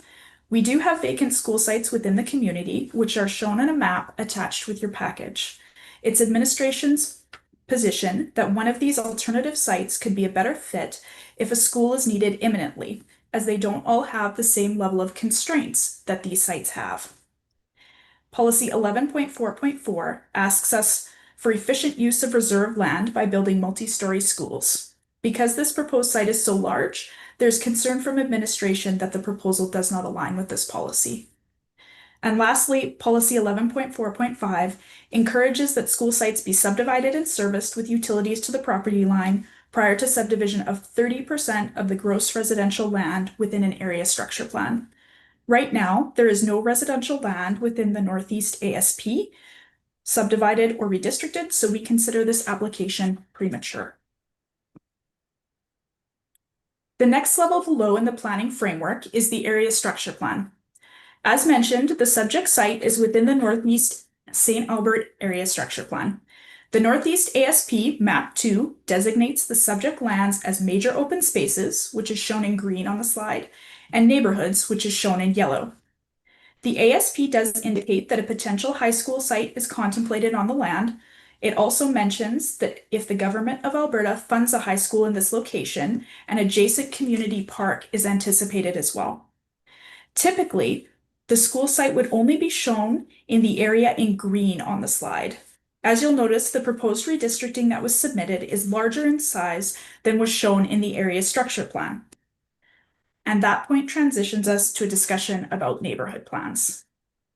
So below the area structure plan, there is supposed to be a neighborhood plan. The Northeast ASP requires that a neighborhood plan be approved prior to redistricting and subdivision of land.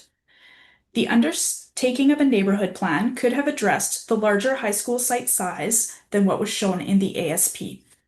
Furthermore, there were several items that needed to be completed with the NP, including further technical studies. These technical studies would help to inform the geotechnical constraints and the plans for water, sanitary, and stormwater servicing for this area. The city does not have an approved neighborhood plan in place for the subject lands, and this proposed redistricting is not in compliance with the Northeast Area Structure Plan. Now we are going to talk about some of the outstanding servicing concerns related to this file. The applicant submitted a servicing brief in support of their application, which looked at water, sewer, and stormwater servicing. We're going to start with concerns about the water. The proposed servicing brief submitted by the applicant contemplates extending water servicing from an existing pipe that's in Element Drive North. So the existing water main is within the Erin Ridge North neighborhood, and it's shown in teal on the slide. The proposed extension north is shown in blue, and the site connection is shown in purple. Hydraulic modeling does not show that the site can achieve adequate fire flow of 300 liters per second as required by our engineering standards. Currently, there are pipes planned, but they have not been constructed. The pipes need stronger looping in order to be able to provide adequate water pressure to the site. Otherwise, there will be a lack of water pressure during a fire. In terms of stormwater, the applicant is proposing an interim pond that is located east of the redistricting area, which is outlined in green on the slide. The water in this pond would flow south to a pond in Erin Ridge North. However, that's not the only stormwater infrastructure that's needed. Feedback was received from both our engineering department and Sturgeon County during the circulation of this application that it is necessary to construct the Carrot Creek Floodplain Compensatory Stormwater Facility. The approximate location of that future pond is shown in red on the slide. Right now, these lands are subject to flooding. We need the pond outlined in red to make the lands developable, along with the pond outlined in green to service the proposed site and the remainder of Landrex's lands. Please note that the locations of these ponds that are outlined in the servicing brief have not been approved through a neighborhood plan. The required permanent stormwater lift station in Erin Ridge North has not been constructed as outlined within the approved Erin Ridge North Area Structure Plan. As such, the developer has been operating a manual pumping system after rainfall events. As there is no agreement to the timing of construction of the permanent lift station, adding these lands would feed into this manual system until such time as the permanent lift station is constructed. Adding these lands will further increase the risk of flooding downstream. Next, we are going to talk about concerns related to sanitary sewer servicing. The applicant's proposal contemplates extending sanitary sewer servicing from an existing pipe that's in Element Drive North. The existing pipe is shown in black on the slide, and the pipe extension is shown in red. Currently, there is no capacity to accommodate the additional flows from this site. Furthermore, the subject lands would not be able to participate in the interim solution, as the proposed flow rate of the school site would exceed the capacity potentially created by the interim solution. Adding these lands would exacerbate the issues with the constrained sanitary system. Now, Maggie Wang, our senior utilities engineer, can provide more context regarding the existing sanitary constraints for the Jensen Lakes and Erin Ridge North neighborhoods on the next slide. Thanks, Barb. Good afternoon, everyone. My name is Maggie. I'm the Senior Utilities Engineer with Public Operations. I'll provide a brief overview of the concerns with the existing sanitary system before turning it back to Barb. And now, Barb, if you could just flip to the PowerPoint. Yeah, for the next page, please. Yeah, thank you. So the map I have here shows the current existing system. So before I start, I like to explain that using the Oakmont sanitary sewer system, which is the pink and blue area kind of like on the red corner of this map, that is intended as an interim solution for both Erin Ridge North and Jensen Lakes, writing within their ASP. It was targeting the initial stages until the downstream capacity reaches to its limit. The ultimate solution is to use the future northeast trunk, which is the dotted green line further on the right side of this map, and pump it down towards source through the future northeast lift station and false mains. So right now, as per Erin Ridge North and Jensen Lakes, their development, Erin Ridge North is at its final stage, and Jensen Lakes is at about 60% build out. Based on the 2024 City of Santa Barbara census, the total population in Erin Ridge North and Jensen Lakes is 5,239. So with the development that's existing and also the future development we have approved hasn't been fully occupied in those two neighborhoods, our sanitary system is now fully utilized, confirmed by the data we have from flow monitoring and our lift station pumping records. And also we have multiple restrictions in the system. The two lift station restrictions are respectively in Erin Ridge North and Jensen Lakes. These two can be removed once the ultimate lift station are built. For the downstream, the pipe restrictions, as well as the Oakmont lift station restriction, the potential to upgrade those infrastructures to gain capacity is extremely low due to the high cost and complicated construction conditions. Currently, City is working on some interim solutions with both developers from Melcor and Landrax. We're talking about the tri-party agreement, which aimed on ASP-approved areas in Jensen Lakes and Erin Ridge North, but hasn't been approved because lack of capacity in the downstream. These are the green areas in the red shaped area, so 4 of them. And this interim solution provides limited additional capacity initially for, like I said, just to focus on those areas. For this school site, from the service plan we have, the proposed flow rate is over the capacity that the tri-party agreement are able to provide. So that just concludes my section, and now I'll just pass the presentation back to Barb. Thank you. Thank you, Ms. Wang. The city has a joint use and planning agreement with all of the school boards. While not part of the hierarchy of planning documents, the JUPA is a legal contract that provides direction on the roles all parties involved in school site creation play, as well as an agreed upon standard process to try and make school site allocation fair between all of the school boards. There are concerns from administration that the process we are engaging in right now is not in alignment with the direction provided by the JUPA, and that it could be seen as unfair by other parties to the agreement. It's administration's understanding that the school site allocation committee has the final decision on what school site would be assigned to each school board, and it's our understanding that this site has not yet been assigned to any board. So at this time, the city shouldn't assume that the proposed site would go to the public school board, as that is preempting a decision of the school site allocation committee. Administration conducted stakeholder and public engagement for this file. This included a Cultivate the Conversation page being set up so residents could inquire or provide feedback on the application. The proposed land use bylaw amendment was circulated on March 7th to internal departments, external referral agencies, and property owners within a 100-meter radius. On the slide, the properties inside that blue buffer area are within the 100-meter distance and received mailed letters from the city. The applicant also placed a public notification sign on the turnaround at Element Drive North, so anyone that drove up that way could be made aware of the redistricting application. There were significant comments provided by city staff. However, there were no public comments received during the feedback period.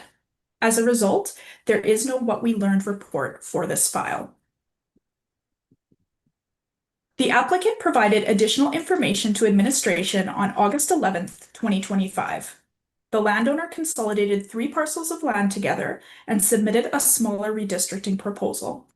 The revised proposal is about 6.557 hectares, or about 16.2 acres in size, and can be seen on the right-hand side of this slide. The agenda report and bylaw have not changed to reflect this revised proposal. The items that are before you today to vote on are the original larger submission. This revised proposal would trigger a new redistricting application, including circulation to the public and stakeholders, gathering feedback, creating a new bylaw and agenda report, and scheduling a new public hearing. Administration has significant concerns about this redistricting proposal. I've highlighted some of them within this presentation, and my brief summary of those concerns is that a neighborhood plan is required, but has not yet been completed. There's a lack of capacity and infrastructure investment within the existing water, stormwater, and sanitary systems to accommodate this development. In part, the neighborhood plan would have sorted out some of these servicing issues which are still outstanding for the area. Also, it's our understanding that there is no commitment to funding servicing in this area by any party, which means that the subdivision cannot be approved. The Municipal Government Act requires us to obtain lands that are districted for public use, and there is concern that the city would have to purchase all of the lands proposed for redistricting. Lastly, the process we are going through is not in alignment with the proposed process in the Joint Use and Planning Agreement, which includes all of the school boards. In the future, there is a possibility that this site can be used for a school, but at this time, it's not ready. Nobody is denying the benefit that educational institutions bring to the community. They are an essential part of our city. However, administration is recommending refusal for this application. We are asking that the public hearing be closed and that the proposed redistricting be defeated. Administration considers this redistricting application premature and requires that a neighborhood plan be completed prior to these lands being redistricted. We thank you for your time today and are available to answer any questions you might have. Okay. Lot to digest there. I see Councillor Hughes has her hand up. I had some, but I'll go to you first, Councillor Hughes. Sure, thank you. So let me just go to the alternate plan that they were told they had to do another submission for. Do we have details on that of what it would look like? Like, do you have anything? I realize you said you wanted a different submission, but do we actually have a map for that? Yes, I do have a map that I can share. Just give me 1 second, please.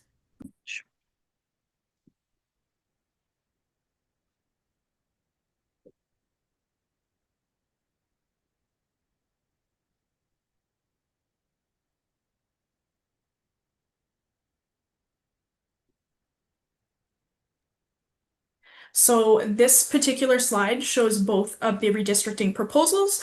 The one that's on the left-hand side of the slide is the original one from March of 2025. So that's the submission that was circulated to the public and stakeholders. And that's also the version that's in the bylaw being presented to you today. So that original redistricting, it's about 8.5 hectares, which is about 21 acres in size. The image on the right-hand side of the slide is the one that was just submitted in August. So that area for redistricting is about 6.557 hectares. It's about 16.2 acres. So there's a decrease of about 1.943 hectares or about 4.8 acres. Okay. So if we were But to just to use, be very clear, if we vote today, we're voting on the March 2025 map. Yes, So can Madam I- Mayor, that is correct. Okay. and is it possible for us to put an amendment in to use the August 2025 map?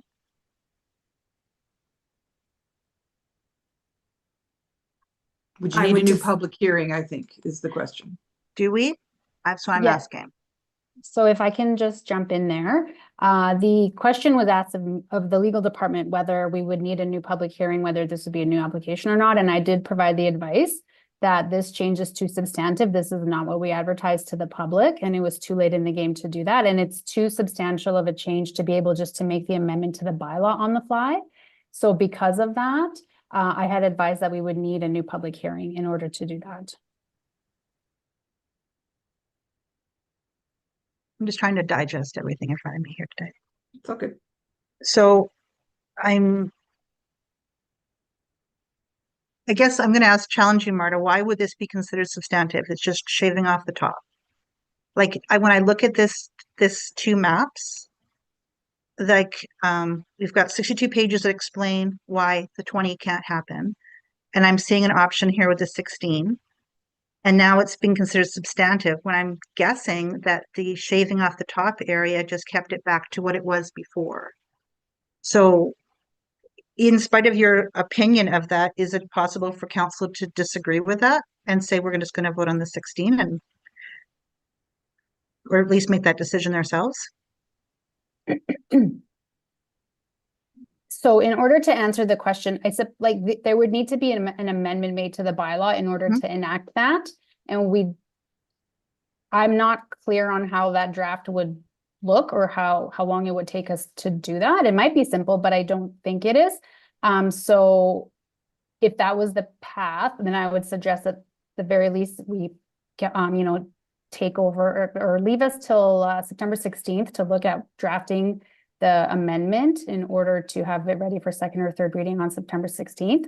But in my perspective, the reason I provided that advice was because the public feedback sought was on the original March map and what administration looked at, and everything we said it was with respect to that. And we didn't have enough time to consider it or to re-advertise in order to make the September 2nd public hearing date. Because when I look at this, I see many, many, many lists of why the 20 doesn't work.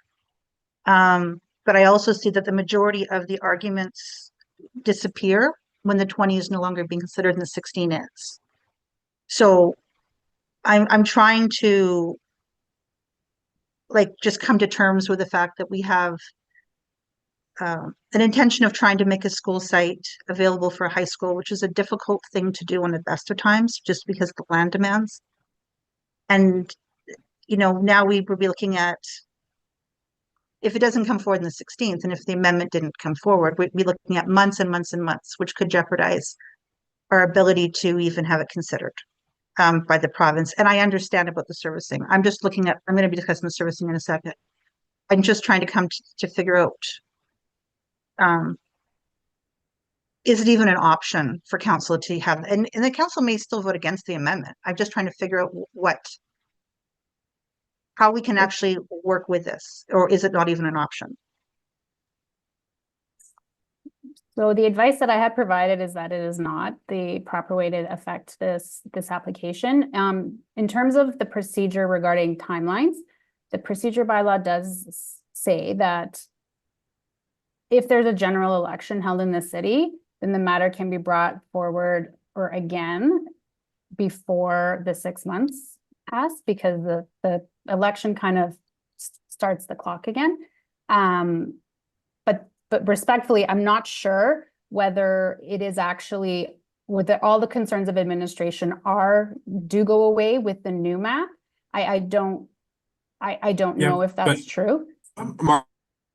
Rather than try and delve into that, I think, we'll just sort of stick with the issue at hand. And so I think your advice remains extant, is what I'm hearing. You think this is a substantive enough change. It was not part of the public advertisement that occurred.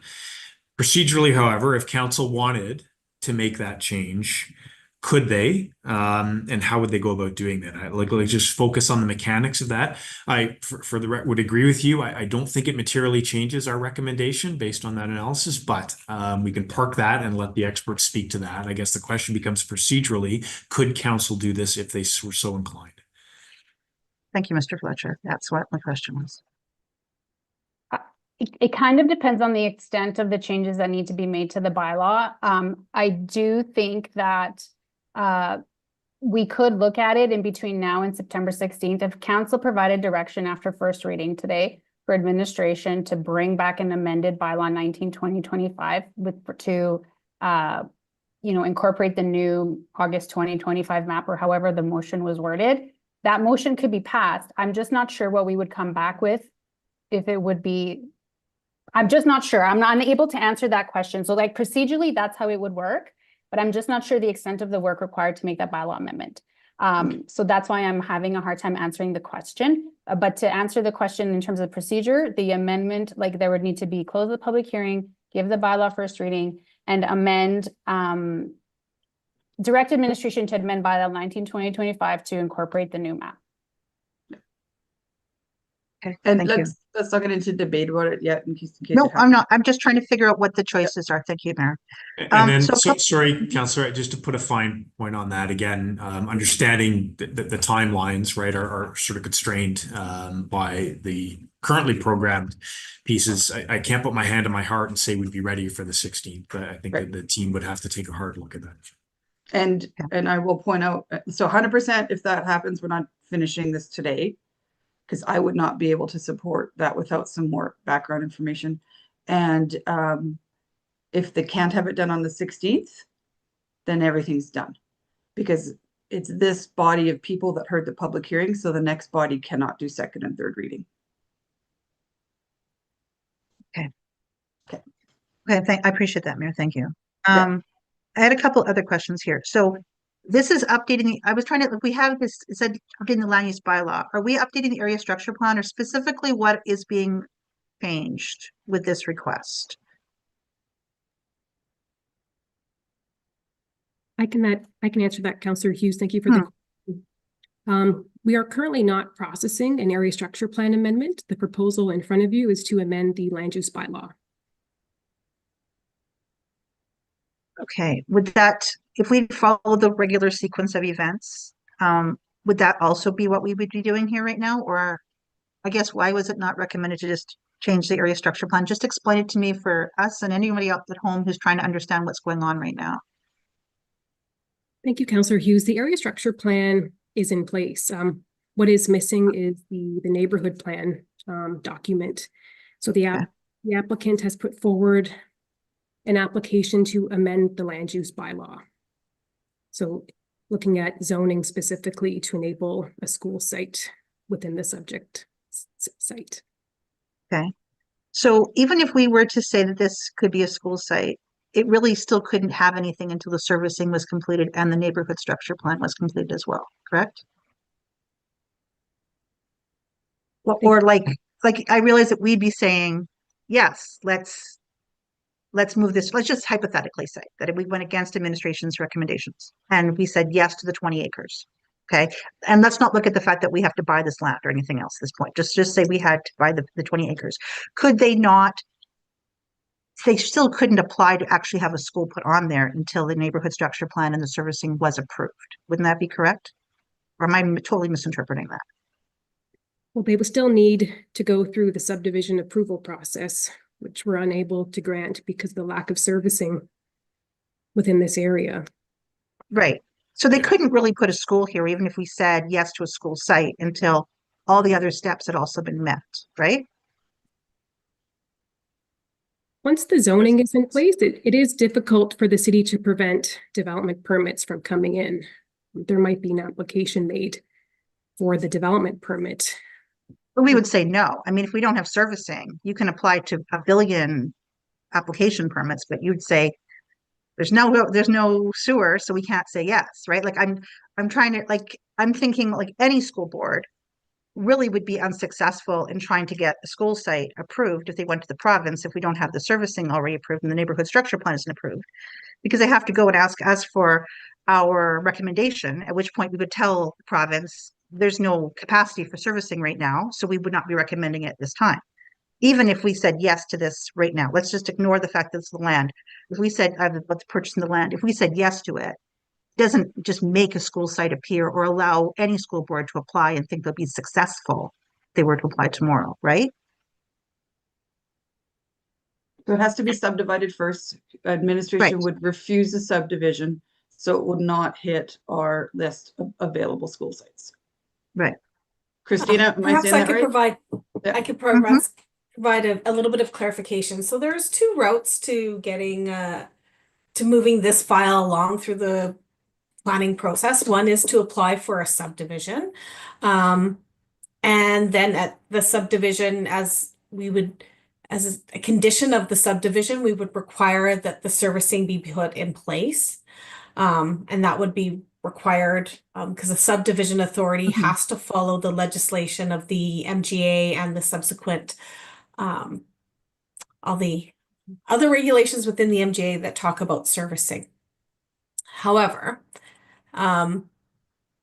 you can also move forward because this is now, and Ms. Mahoney brought this up, because this is now or would be redistricted. You can apply for a development permit specifically just on that parent parcel and on that land for the school. And then it would go through the development permit process. The development permit would likely have a condition stating that servicing be provided. However, these conditions can be appealed. And they can be appealed to the Subdivision and Development Appeal Board. And should they waive that condition, it could then be, it would then have to be processed.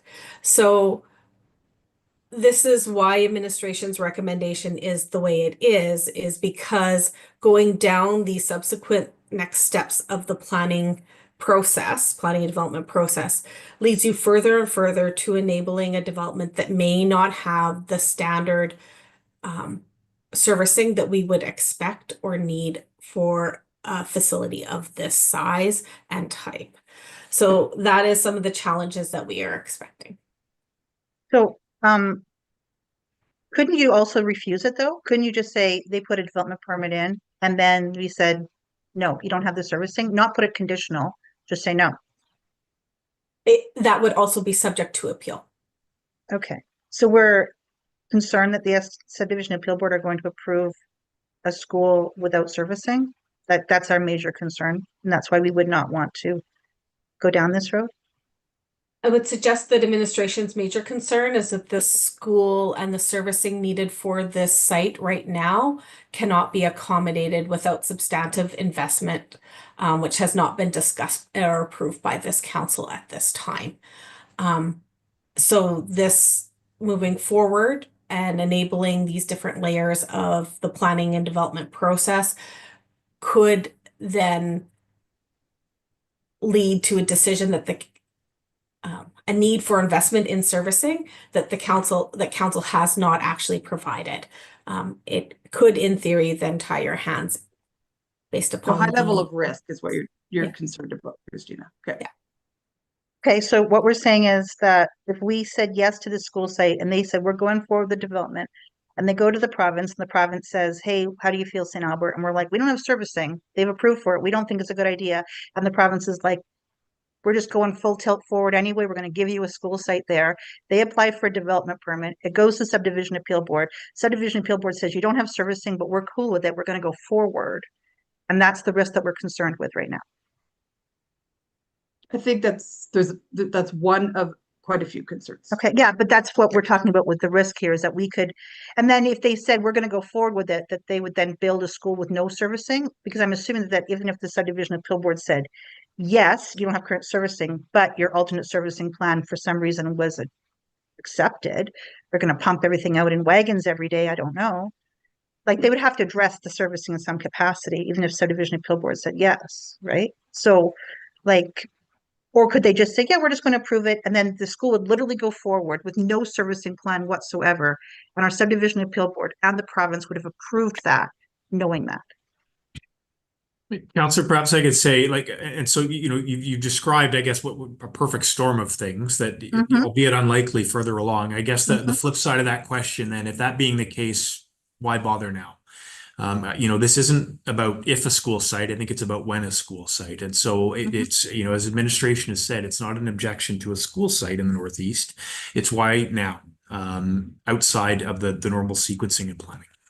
I plan to ask the developer that as well. I'm trying to get to the bottom of that as well. Okay, so that's our concern about the servicing and the neighborhood structure plan. They've submitted it, is it my understanding? Yes, Councillor Hughes, they've submitted a partial application for their neighborhood plan. They are working on a couple of more items to submit to us before they would have a complete application. So based on what we know right now, what are we thinking might be the timeline for them to get answers or hopefully approval or anything? I mean, are we looking at like probably 6 more months or 6 months after they've finished the complete submission, or do we have any type of normal timelines for when we're reviewing something? Thank you for the question, Councillor Hughes. I would suggest that it's very difficult to highlight an anticipated time frame at this point. There's just a lot of unknown variables at this time. It really depends on the information submitted to the city and how quickly the applicant responds to and addresses concerns raised by administration. So it's really difficult to provide a time frame at this point, I would suggest. Okay, and can they get a partial submission approved, or does it have to be the all or nothing? It would be approval for the entire neighborhood plan. Okay, so they can't, so they've submitted part of it, but they'd have to have the whole thing to be able to actually get any portion approved. Is that correct? We would need a full, complete application to be reviewed and approved by city administration to the satisfaction of city administration. Okay. It's just this is I don't know what I would put this category. To cultivate the conversation, we have nobody come in and talk. I guess I'm just giving this as feedback. I think maybe we should be looking at whether or not this is an effective tool to engage the public if no one from the public found that board to provide a comment. I would think that someone would have. So I'm just curious as to how we're getting out to the public to let them know about this and if this is actually effective.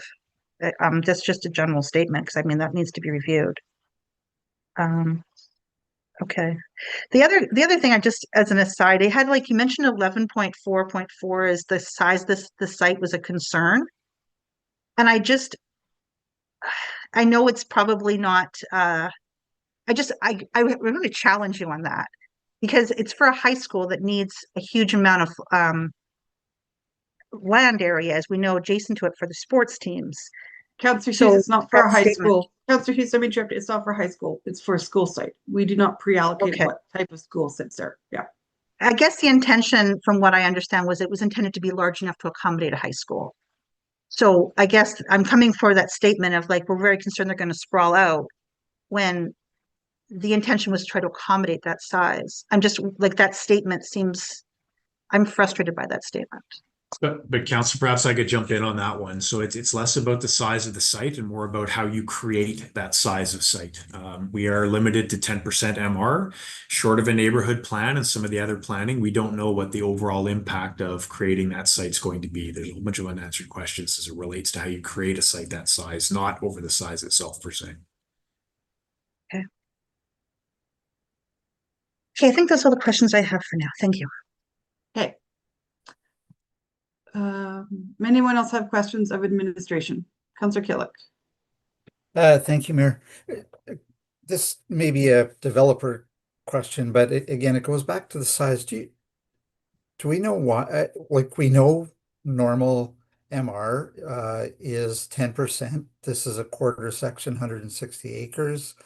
That would be 16 acres. But do we know why they started with a much larger ask over the 20 acres, which was an overly large area? Like what was the rationale behind having a bigger site?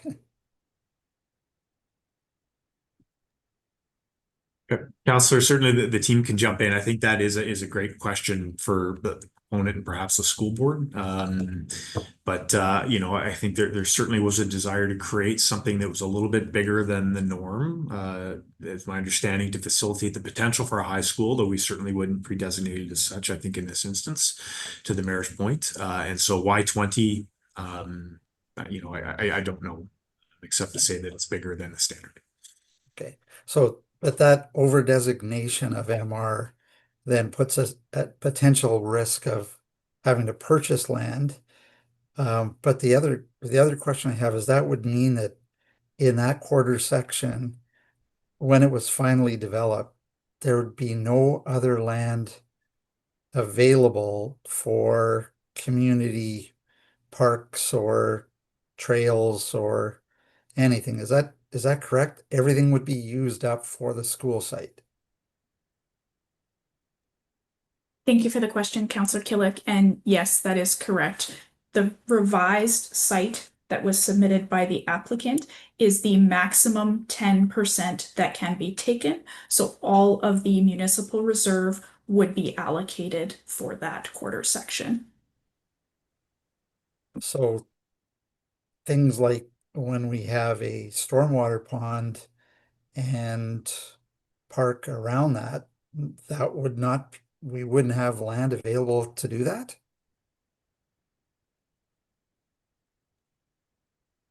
That is correct. Okay. Thank you. And I'll ask the developers to potentially why we, didn't start with a 16-acre ask, which would have been within the guidelines rather than spending or, starting this whole process at a much larger ask and now getting us to a point of having a public hearing on that, which becomes basically null and void if we change it. So thank you. Okay, you can ask that. Okay, Yep. Councillor McKay. Yeah, thanks, Madam Mayor. Again, this is around the whole discussion around this whole school site. And thank you, Mr. Fletcher. This is when, not if. I appreciate that context. But I'm also intrigued by some of the questions that were asked earlier by Councillor Hughes, and it's around process now. And maybe it's just unfair to administration, Mr. Fletcher, and to Marta, but is there time even today so that we can understand that process? So, I mean, if we put in an amendment, what is the exact next steps that it would be required? I know, Marta, you did explain some of that process earlier, but I just think it's important that everybody's clear that if there is an amendment based on the new information that came forward in August 11th, so what's required going forward if an amendment is made today? Yeah, So- thank you, Councillor. Maybe there's two components to that answer. Marta, you absolutely can take the first stab at it, right? From a procedural perspective, what are the next steps? And then perhaps I would ask Ms. Peter to talk, a little bit about what it would entail specific to the bylaw, right? And the effort that would have to be done to sort of reflect the different size or the different shape. So Ms. Caulfield, please go ahead. Thanks, Mr. Fletcher. In terms of the process, we would need to close the public hearing today and then give the bylaw first reading. We could give it second reading if desired, but it's not required. We would need a motion that's approved that directs administration to amend Schedule A of the current bylaw to take the map and make it the new map. So we do have a motion worded, a draft motion that we could use for that effect.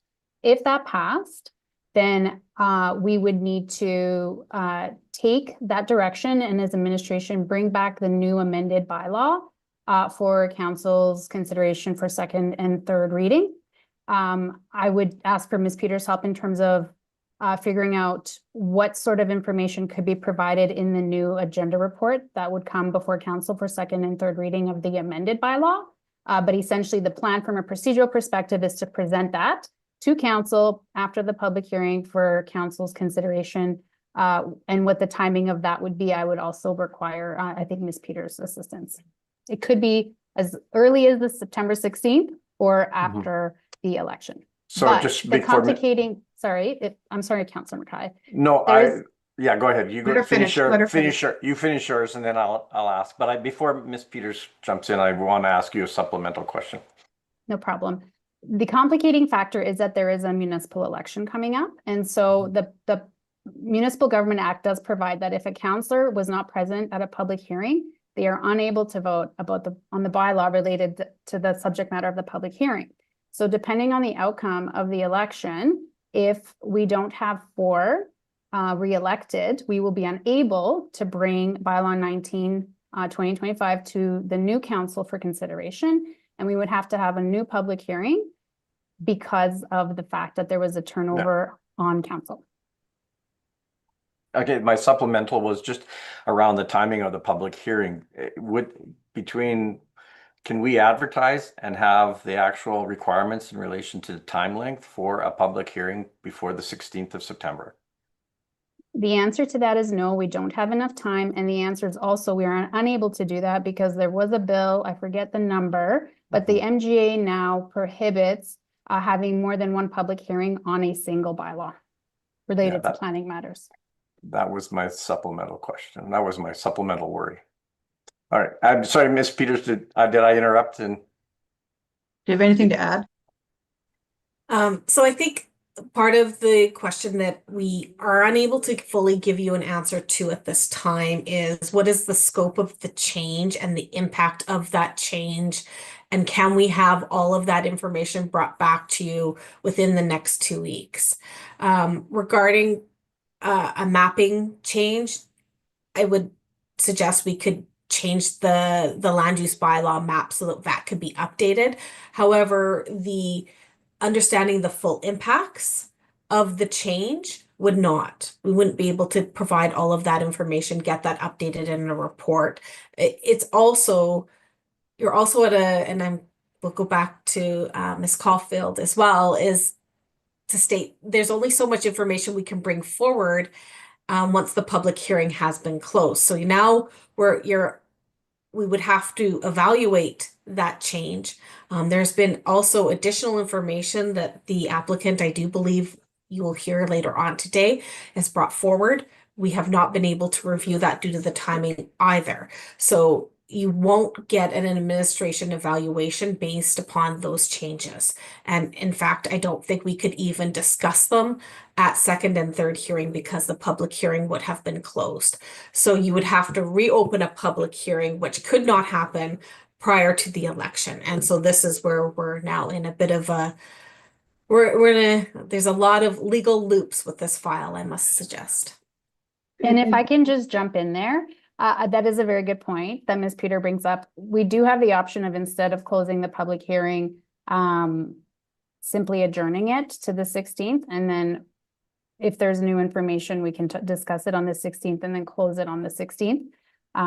There is that option as well. Yeah, that was my follow-up question. So thank you for figuring that out for me.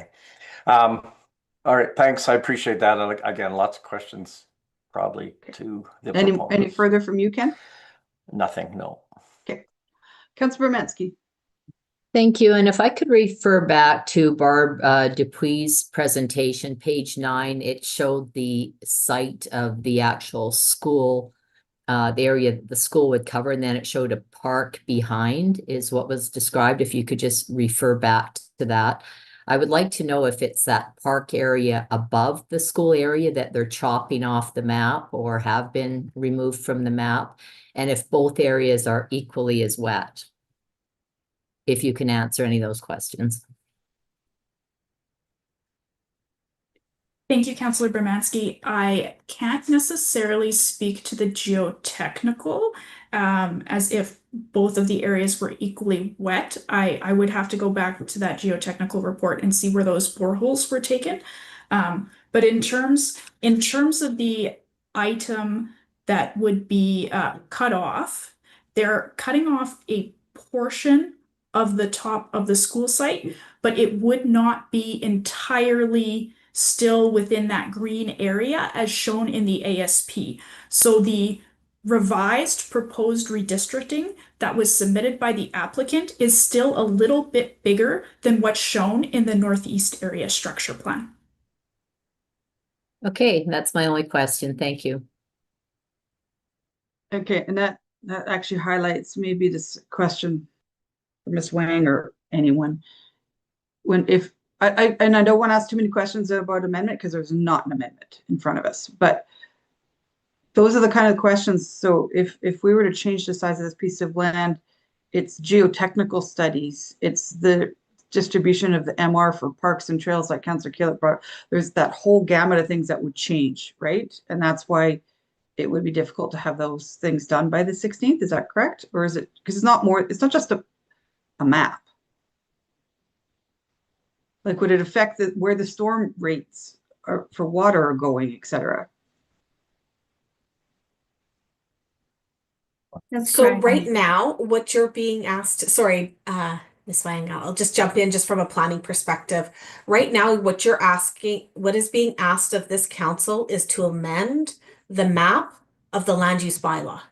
Right. We are not discussing the servicing or changes to the servicing or anything in that regard. So just from the bylaws perspective, it is just a map. But it's the map underneath it. Like all the information underneath it is the stuff that changes. And because you're looking at a land use bylaw amendment, instead of an area structure plan amendment or even a neighborhood plan, this is all the information that we are talking about is all the information that you would find in an area structure plan, a neighborhood plan, and the supportive servicing briefs.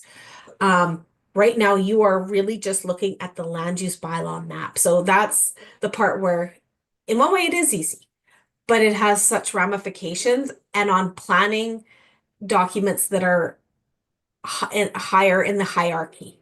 So it's almost going backwards. Sorry, Ms. White, please. No, and that's answer. where I'm getting confused. It's okay. It's where I'm getting confused too, because I don't have a neighborhood structure plan to look at those technical studies, et cetera. Okay. Okay, let's try to keep this to the bylaw that is actually in front of us, and ask questions of an amendment when an amendment comes. All right, Councillor Hughes. Okay, just I'm asking the questions with the amendment, Mayor, because I'm seriously considering bringing it forward. So that's just what, but I have beyond that. The servicing, we keep talking about how we don't have adequate servicing. We've had this discussion. We've got the $70 million gold-plated plan plus 2 lift stations. But have we actually, like, I'm hearing in general that our assumptions are extremely conservative and they don't match, for example, what EPCOR is estimating. And that we haven't actually looked in the pipes to confirm our assumptions are correct. So could you comment on that? Yeah, thank you, Councillor. I'll push that over to either Mr. Lefebvre or Ms. Wang to speak.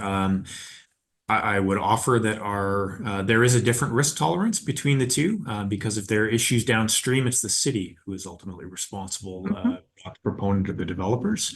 Overly, I would take issue with the characterization that they are overly conservative, but I'll certainly open it up to utilities. So please go ahead, either Regan or Maggie. Sure, I'll maybe start us off. So through the chair to Councillor Hughes. There is some there is some conservatism that is built into our engineering standards. We don't know exactly what's going to be built in each parcel of property. So we're typically, when we're doing modeling, we're modeling based on the highest value property, the highest number of apartments that could go in there, depending on whether it's medium density residential or high density residential or low density residential.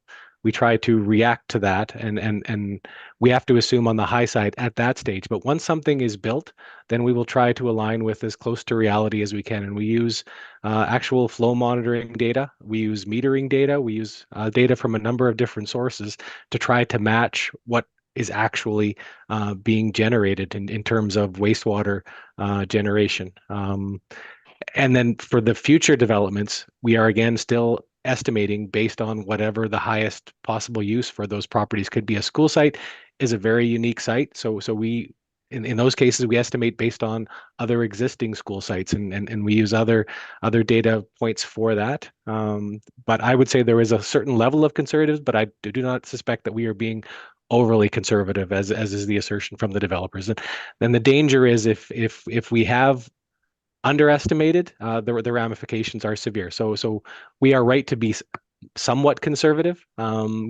because there's a risk there. So. Okay. So have we actually, like, are we actually monitoring those pipes right now for flow? Yeah. Like we have a camera in there and some unlucky person's looking into it regularly, or like do we actually It's not a camera, but it is flow monitoring instrumentation. So it's a device that's measuring the level of the water, and it's calculating the flow. These devices are calculating the flow, and we've got a few different data points. We've got one from Jensen Lakes, one from Erin Ridge North, and then we've got one with the combined flows from both of those two communities. And then we also have data at our Oakmont lift station downstream. We have SCADA data there that we use to correlate that to as well. So. And is it basically also, I don't know if you can tell me this or not, and if you can't, then you tell me in camera, but I'd love to know, is the data that we're having substantiating our estimates? Yes, it is. Okay, thank you for that. The other thing I had was, you mentioned how there's, if to Councillor Killick, you mentioned that there's, if this passed, we wouldn't have land for a stormwater pond. Like I'm trying to, I don't believe the stormwater ponds count as parks and rec, unless You meant the trails that we can use as Yeah, but trail not system the that sometimes stormwater. go around. Sometimes they Okay. go around, sometimes they go between houses. I'm not sure. But the actual stormwater pond would still be That's not a part of built- MPAR. Yeah. right? I just wanted to make sure I had that correct. And then the other thing was that with that other map that we had, I'm staring at it right now, but no, I mean, I'm not staring at it. I'm staring at something. Anyway, the school There's site nothing where I on the see Zoom screen. No, but it's on my screen. See, so Okay. it's one can pretend that they're looking at it with me now. The school site, when I look at cut off, the other portion, were they planning to put park up there, or were they planning to put houses up there? Or was there any discussion at all about that for the other 16 acres? What the other 4 acres that were there cutting off, or 4 hectares or whatever it is? Or what was the intention to put up there at that time? Thank you for the question, Councillor Hughes. I don't believe those discussions have taken place. I think you're bringing up a really valid point in that without an approved neighborhood plan in place, there are a lot of unanswered questions about the overall allocation of municipal reserve across the plan area. Okay, so I've got one more question. Regardless of whether this passes, well, I guess whatever size map or whatever, let's just pretend that this passed. And now you guys have a neighborhood structure plan you're still working with. I'm assuming that if this school site was put in as we're now discussing today, or in the smaller capacity and that we're discussing today, that the neighborhood structure plan would then be configured or required by administration to be configured to accommodate that with all the pipes and roads, et cetera, even if they had to make additional changes. I'm assuming that, we wouldn't just say the previous area structure plan or the previous neighborhood structure plan you submitted is fine if it's not fine, because we now know that we have this chunk of land that we're going to be accommodating for a planned school at some point in the future. And so we would then require the neighborhood structure plan to address that. Right? I mean, that's what I'm assuming you guys would require. That would be the intent, Counselor Hughes, to do that. However, it would not be our application. So if the applicant wanted to move forward with something other than that, we would have to investigate those studies.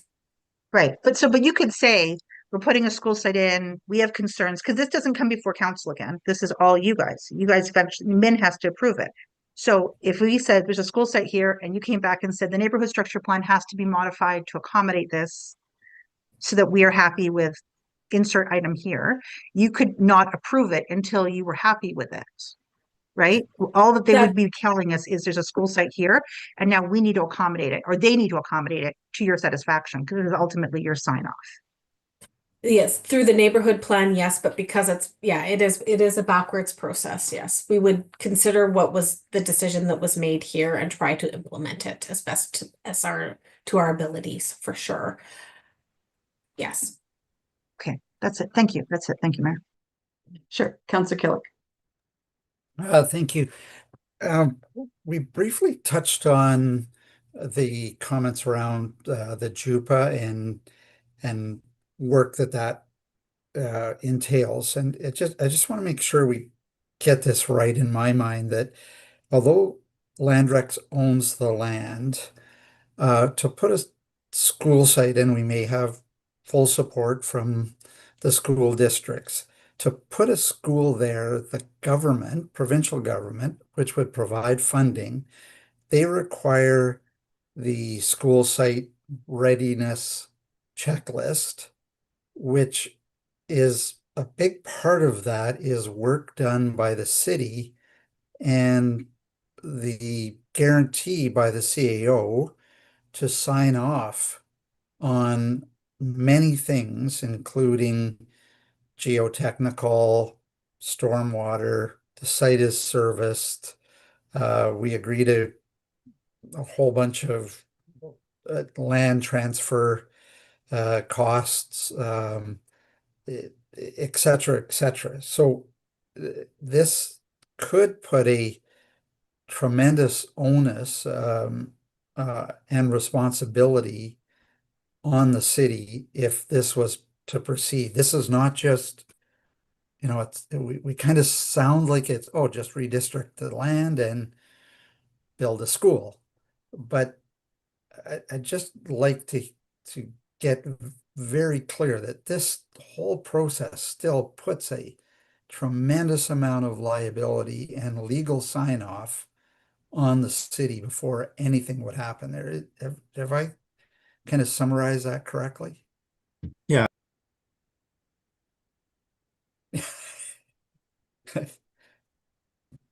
Right. Thank you for the question. Are we good now? Go ahead, Adrian.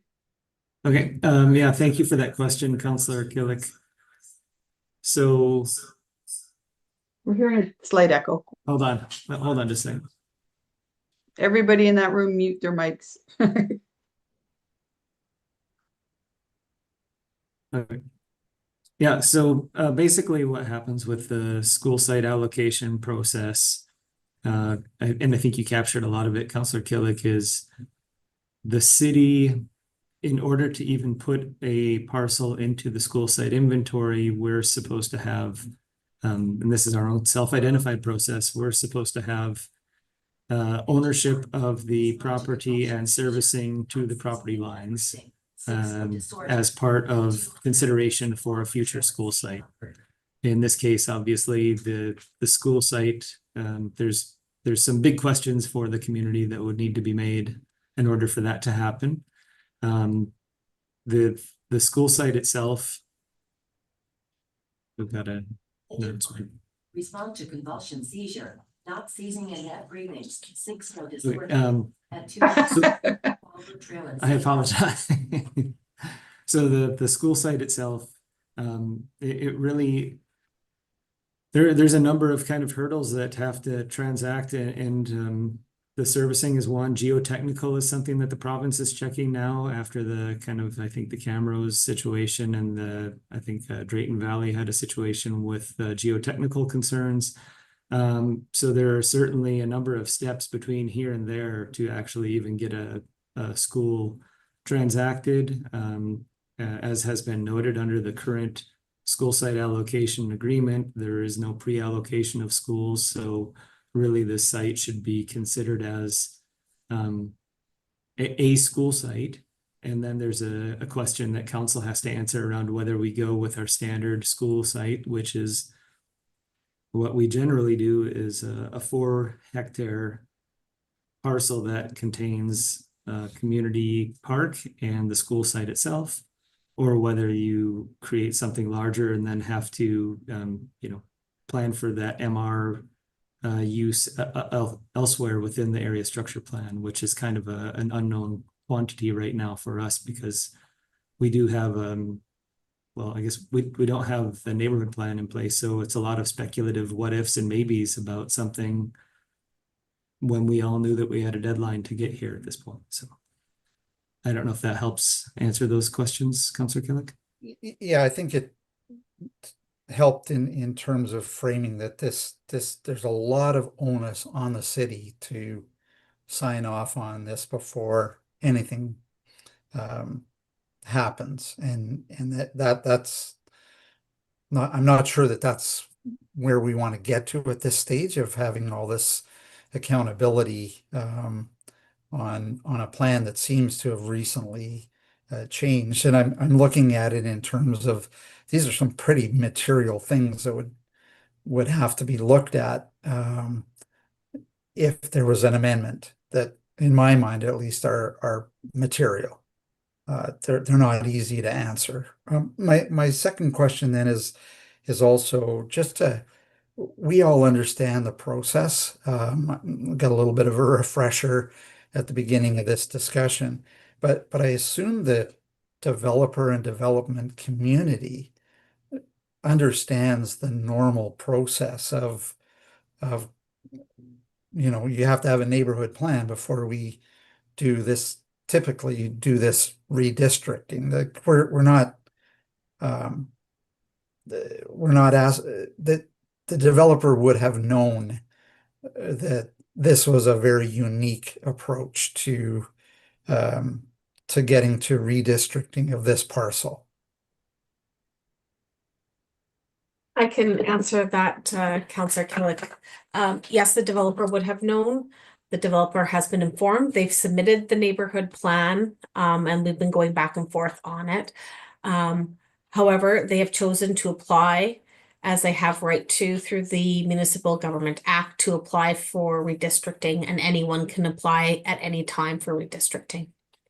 However, it does not conform with our existing policies and the legislation. Yeah, and industry best practices, I would assume. Yeah. Okay, thank you. All right, Councillor Broadhead. Well, it's been an interesting discussion and certainly an interesting read of many hundreds of pages over the weekend. And great questions all the way around. Most of my questions are for the proponent. Most of it, why are we here today? I still don't understand the rush behind this when everybody understands the process. But to the point that Councillor Killick made, in terms of actually approving a school to be built, the city has to guarantee that there is servicing to the site. And the city manager has to sign that off. Is that correct? I think that's fair to say, Councillor Broadhead, yes, we are responsible for. Hold on, Adrian. I can't hear you because there's a bunch of echoing going on. Everybody mute and everybody turn off their mics except Adrian. What now? Bill's still got his mic on. No. Try now. Okay. Okay. Yeah, so Councillor Broadhead, I think that's correct that essentially the city has to provide a developable site in order to be considered by the province. That's what we've been told. Even this bill I don't know if it's Bill 21 or 51 or whatever, I don't know which bill it is now, but it's even increased the rigor to the point that we have to actually handle the property over to the province now instead of just having the property in our hands for planning to begin on the school site. So again, the distance between this site and a school is still a certain ways off, and as you're aware, we don't have answers on our servicing yet. And your subdivision authority has indicated that they would not be able to approve anything at this point in time based on our understanding of what the servicing capacity is right now. Fair enough. So now comes to my legal question. Is this the domino, if we were to pass this, is this the domino that would lead us to the point where the city would be forced by this decision to actually service the Northeast in and of itself, irrespective of a motion by council? Well, I don't know if that's necessarily a legal question. Go ahead, Bill. No, I think you're right, Marta. You know, and I think that's some of the risk. So from a binary, does this decision equate to the full-scale investment of Northeast servicing? Maybe in sort of a roundabout way. I think this still comes to the risk of the land use, right? And so under the current 20-acre site, right, because we may not be able to service it. You're either forced to service it or maybe forced to buy the land. If you bring it down to the 16, again, you know, we haven't done the analysis on what that means for the remainder of the MR and the nature of the community in that neighborhood more holistically. It's a bit of a long-winded way, Councillor, of saying, I guess maybe, right, but maybe not. And so it's that risk and looking forward. The one thing is for sure, Northeast servicing is the permanent answer to that entire corner of St. Albert, right? I mean, it doesn't progress much beyond this without it. And so I don't know if that necessarily answered your question, but you know, there is currently certainly some financial risk, whether it's based on the land purchase or servicing to the city, if we go ahead. And fair enough. And I suspect we all have that full understanding that to develop the North is going to cost money. And in the North, school is part of the equation.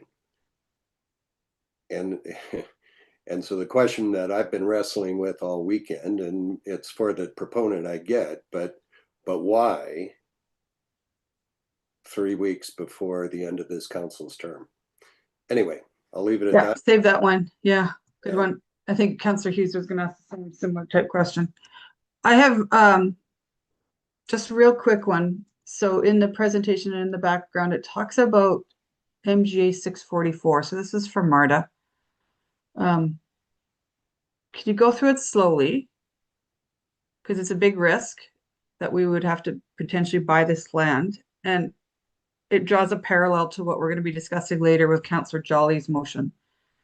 Can you try to explain the difference between the two situations? So if we redistrict this to a school site, which we have done in Kingswood, why would we not be forced to buy the Kingswood land? Sorry, I don't know enough about the Kingswood land districting to be able to answer that question. I can tell you, I can take you through 644. Okay. And so because we're proposing to go from the transitional TRN to a PSI district, the PSI district, the purpose of it is to enable public purposes. So section 644 talks about if land that is not owned by the city is redistricted to for public purposes, which are municipal purposes, then the city has to, like, the philosophy is that the city has to make the owner of the land whole because we've taken away their ability to develop it in any other way. That's the philosophy behind the section. So within 6 months of it being redistricted, the section says that the city would have to either acquire the lands or start the process of acquiring the lands, or, and I do need to draw your attention to the last part, to amend the land use bylaw to another designation that enables other kinds of development so that the land is not sterilized for the landowner. So there is a way here where we don't necessarily have to buy the lands, but administration would have to come back and council of the day would have to redistrict away from PSI to something else that allows the landowner to develop. And I'm a little confused, and you might not know the answer to this, but recent legislation, Bill 51, I think it is, something to do with school sites and land ownership. That the province takes ownership of the land that the school sits on. That's correct? Is that passed? I think it's 51, isn't it? No? I'm not sure of the number. There is some Real Property Owners Government Act amendments that are working through how the whole land ownership for schools will work. I'm not clear on where we've landed on how that will work. That section 644 is not just respecting schools and school sites, it's for all public purposes of which schools are one. So it talks about, public parks or other kind of rec facilities, things that are municipal purposes only. But a school site is considered a public purpose, like a school is considered a public purpose within that definition. Okay. And under the current bylaw that we're considering, without any of these amendments that have been discussed earlier, 1.62 hectares of this land is being gifted to not the city, but the public school board. Is that correct? Thank you for the question. Sorry, thank you for the question down there.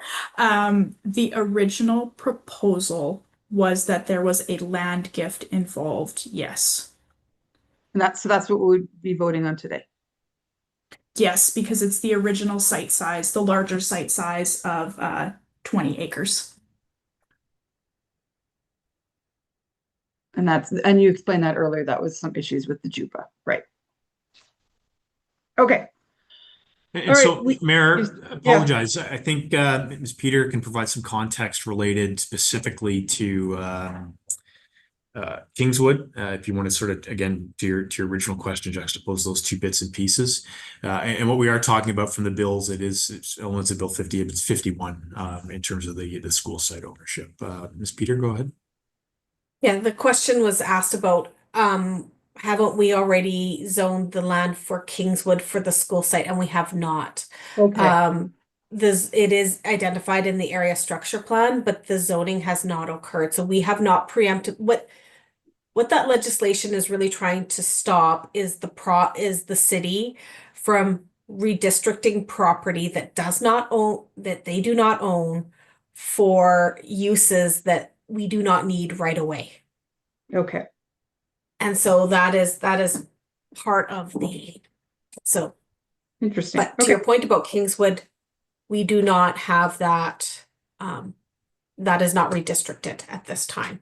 Okay. Thought it was. All right, we'll talk about that when we get to Natalie's motion anyway.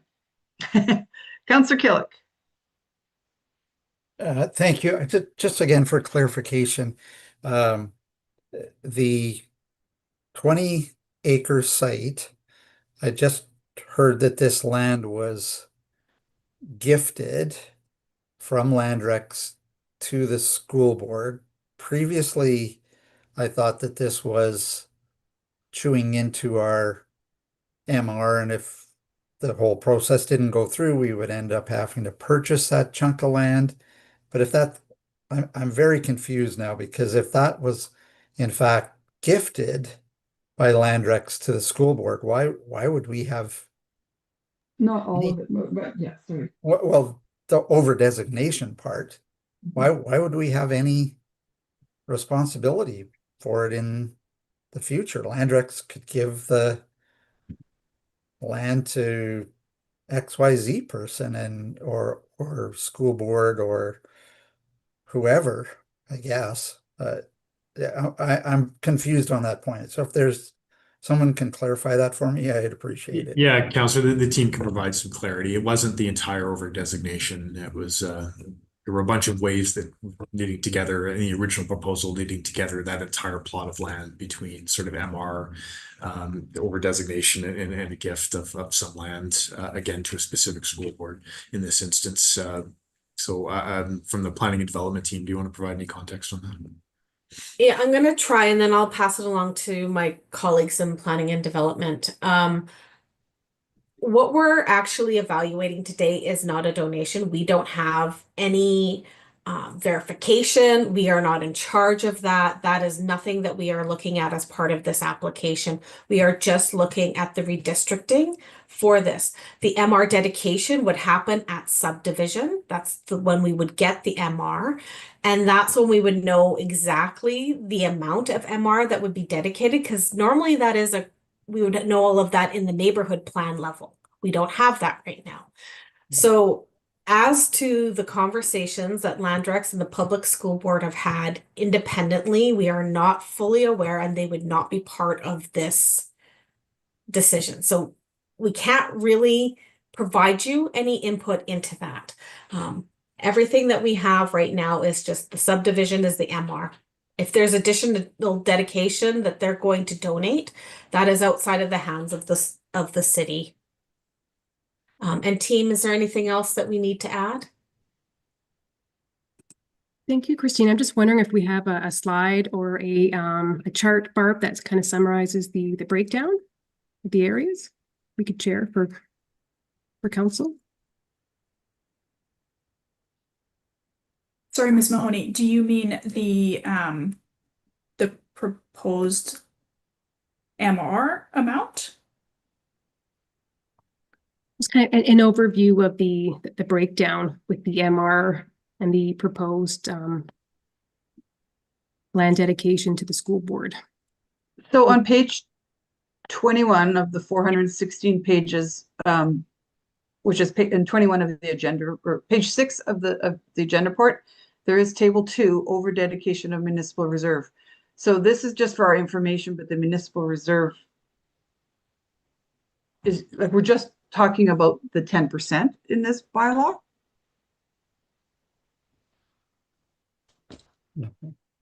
Yeah, that's apologies. You know, you're correct, Mayor. Again, I think to Ms. Peters' point, we do not have a signed agreement. We've got nothing in writing, nothing legal that says the land's going to come from various elements. What we've got is some discussions. And so, the only mechanism that the city has to achieve these things right now is municipal reserve. Could there in the future be much like what was done on at the amenities site? I mean, that these things are always possible, but we are nowhere near that right now in terms of a no kidding signed legal agreement. Please correct me if I'm wrong, either Ms. Peter or Ms. Caulfield. That's correct. So thank you then. Just again, if the potential gift of land from Landrex to one school board does not presuppose that through JUPA that this school site could be open to all 3 school boards. Like that, it would certainly complicate the issue, but no, we would not pre-designate the school site to a specific school board. We're actually not allowed, if I can put a fine point on it, Mr. Fletcher, that we are not allowed to pre-designate school sites. We keep talking about that this is going to a particular school, but the MGA does not allow us to do that.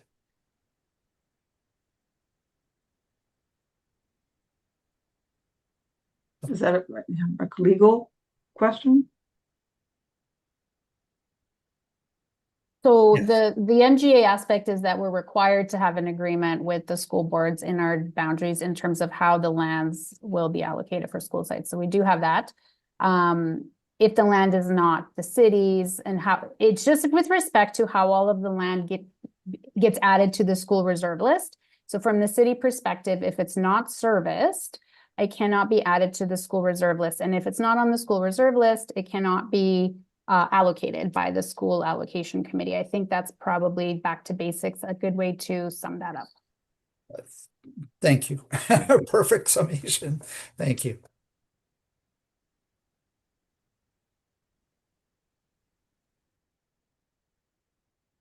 Okay. And if all the stars aligned and this piece of land got serviced and we were awarded a K-6 school to another district, that site would be available to them.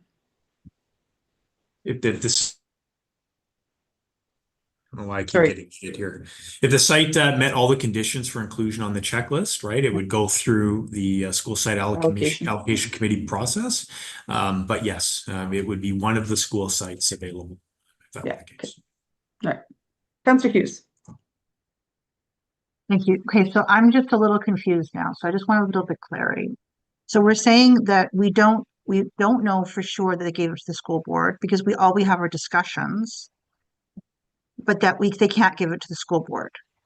So, but at the same time, we don't know what the intention is because we have nothing in writing. So I mean, I'm hearing both sides here. So are they giving it to the school board, or we don't know what's happening right now?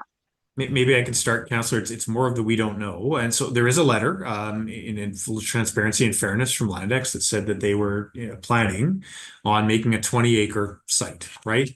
That is a letter. It's no legally binding. It's got nothing else. And part of that, there was talk about the potential for a small portion of donation, I believe, to the public board.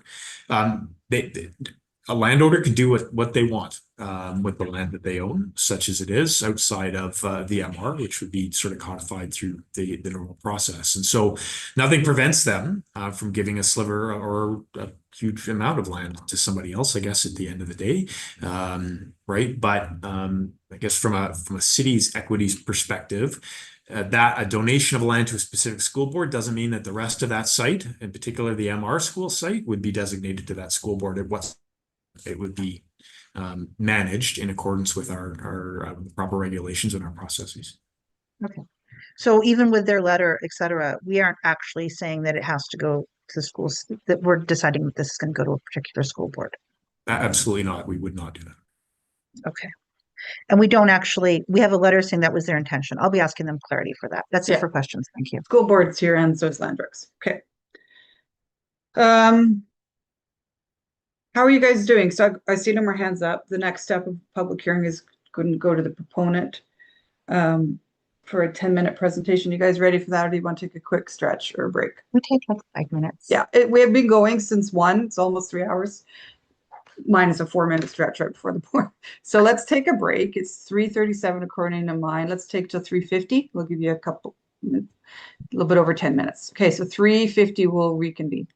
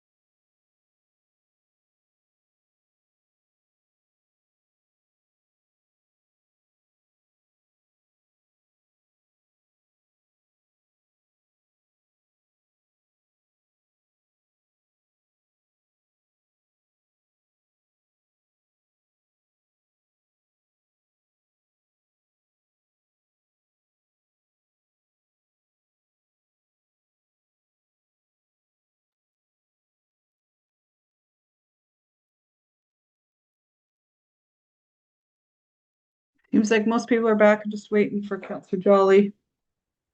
Ken, did you survive without any jelly bellies or snacks? Did Peggy get you some? That hurt. Mayor, I have one more question before we go to the proponent, just some procedure about something. Yeah, okay. I'll wait till yeah, it's 3:50 now, so we can start.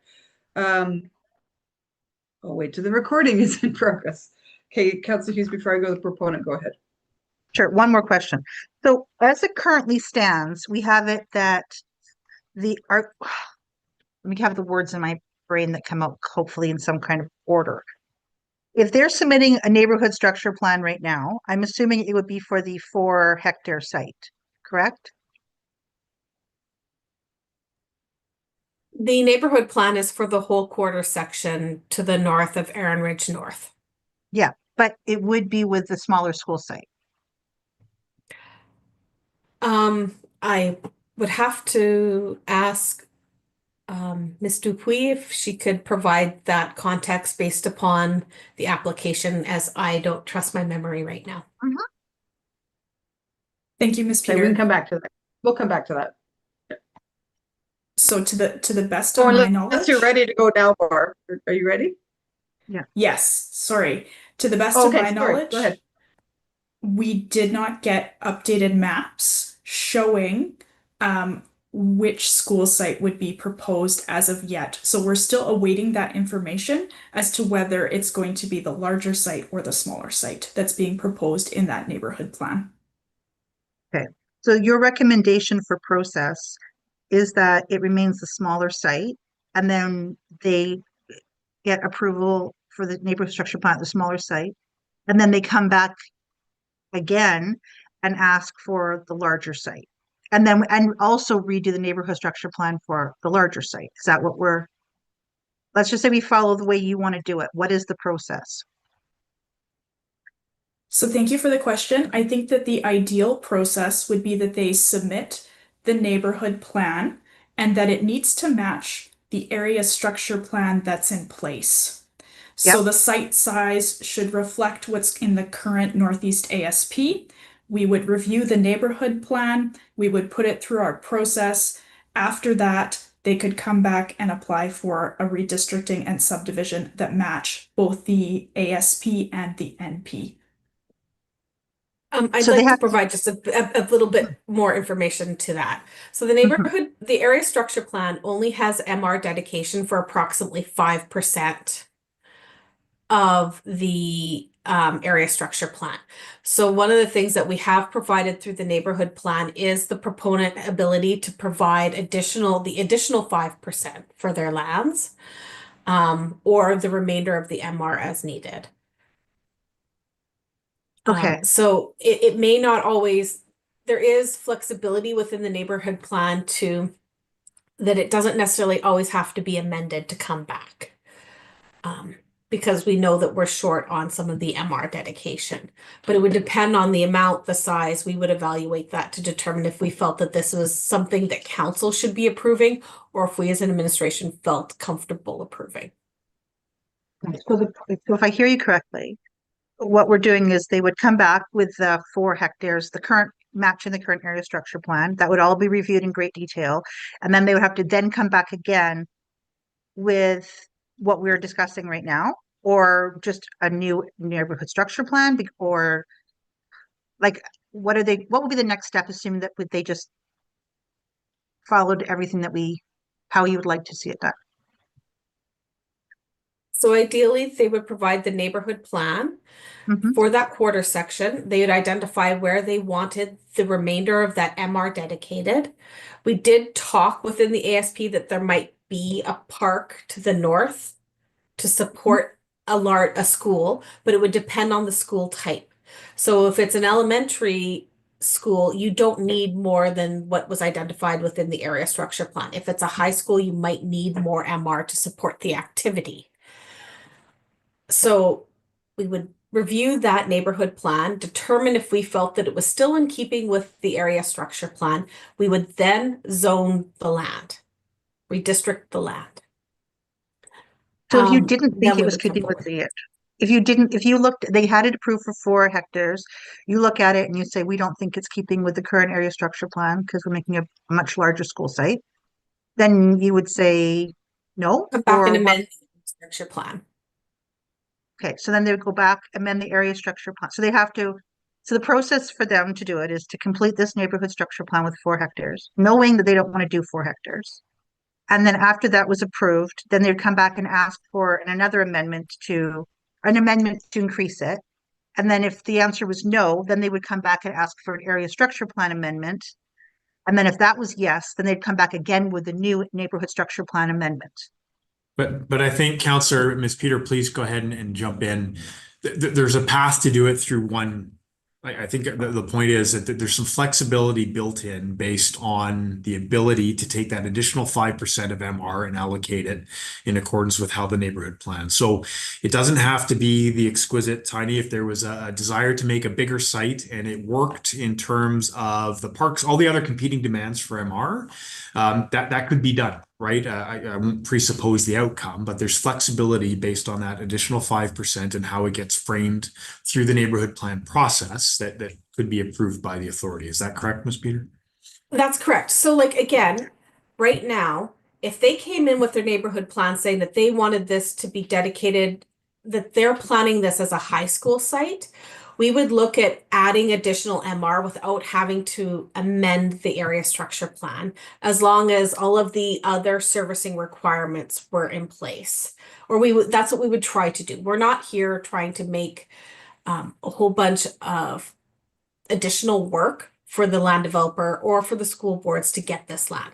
However, if the decision was that they actually wanted an elementary, a K-6 school there instead, then they don't need more land or more MR to support that. So we would just approve it as is. They could then go in and identify where their other MR would go.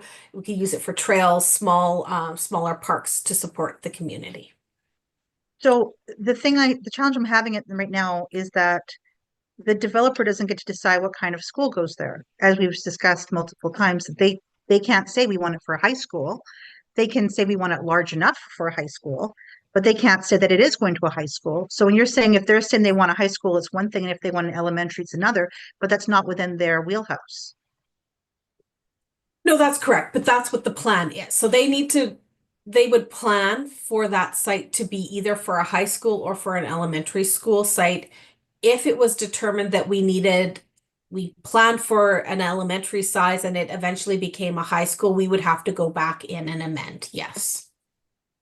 So they Think can that would also have different- they can articulate a preference based on the vision for the neighborhood, I think is an easy way of saying it. So they can say, actually, based on our neighborhood, how the vision of it, we would like a larger than normal school site that could accommodate a high school, right? Like that's the way it would generally sort of be articulated, and we would work with them to try and enable that.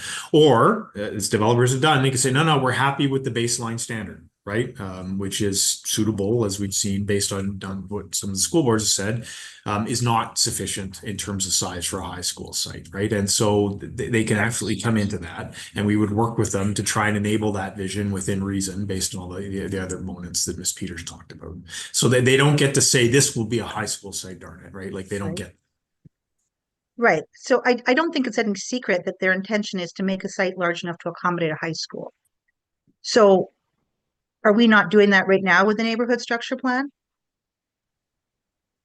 Again, the application itself does not have that in there at this stage. So that's part of the conversation, that this is why we really do need to get an approved neighborhood plan, because we're kind of throwing darts at a dartboard right now on assumptions. And these assumptions have impact. A high school has a greater impact on the road network than an elementary school does because of the amount of population.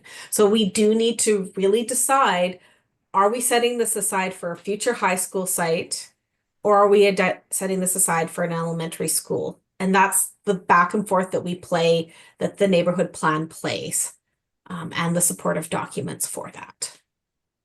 So, okay, so if I was the developer and I submitted, because I'm going to assume, I'm just trying to figure out how we got to where we are right now, is that we had an area structure plan approved for 4 acres, but the intention has always been from the developer but he wanted to be able to have one large enough to accommodate a high school if one was selected to go there. So now the neighborhood structure plan's been put forward, and he has not put forward the school size. I think pending looking at this, try to get some kind of solidity to what he should put for the school size. And you're saying that if you think that he wants to do a high school, which I don't think is like, I don't think he could have said it more times that he wants to put a high school there, and has been trying to put a high school there for years, that he needed to bring forward something for a high school instead for the neighborhood structure plan. Like if this fails today, should he just come tomorrow and say, okay, let's amend this for a neighborhood structure plan because that's the intention of the cities, we're going to now try to accommodate this? Or because that's what I'm hearing, but that's not, I don't think that's how we got here today. So I would suggest that administration is assuming that a high school site is what they are looking at trying to provide. However, the information that we have been provided through the planning documents has not fully articulated that. And it perhaps would be a good question of the developer and the applicant. Okay, So but I if think it's to your there- question, Counselor, the answer is Yep. yes. If the following the normal structure, if we were not here today and a neighborhood structure plan had come forward with an intent to have a larger than normal school site, that's something administrative would have worked with the proponent to enable. But we haven't been doing that so far, or have we? We have not received a neighborhood plan request that's asked for that, so we can't. Okay, well, let's ask what they have to say for the developer. Thank you. Yeah. Which is the next step for today, to tell you the truth. So I have, in order of people that are registered, but I've got Stephen Yu representing Landrex, I assume, from Investec Consulting up first to speak. And Stephen, you're the proponent, correct? That's correct. Excellent. And according to our bylaws for public hearings, you have 10 minutes to make a presentation. I see you have Mr. Scott Mackey with you, but according to my thing, it's to answer questions. So that's correct. I'll turn it over to Yeah. you, Stephen, and hopefully you've been taking notes because it sounds like there's quite a few questions coming your way. But I'll give you your 10 minutes for your presentation first. All right, let's make sure I can share my screen properly first.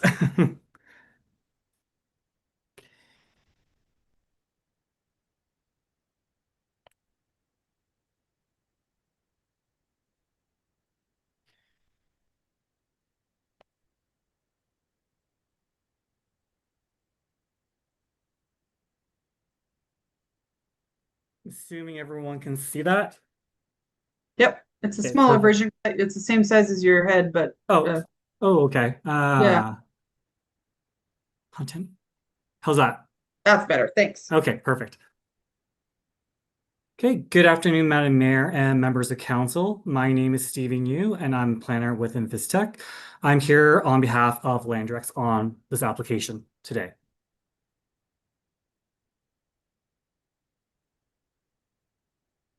Okay.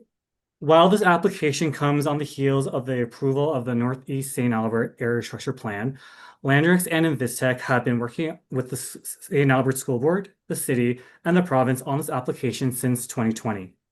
In January 2020, the school board provided the province with a letter indicating that a high school in Northeast St. Albert was their top priority.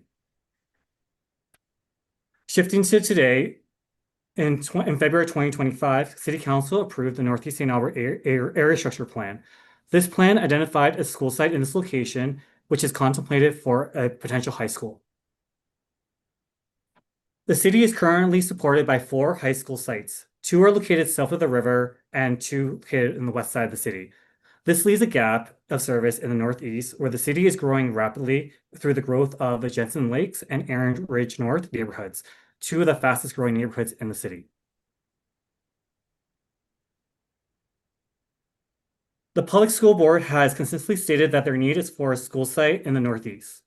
5 of the listed future school sites are located west of St. Albert Trail, with many of these sites on the list not sized appropriately for a high school.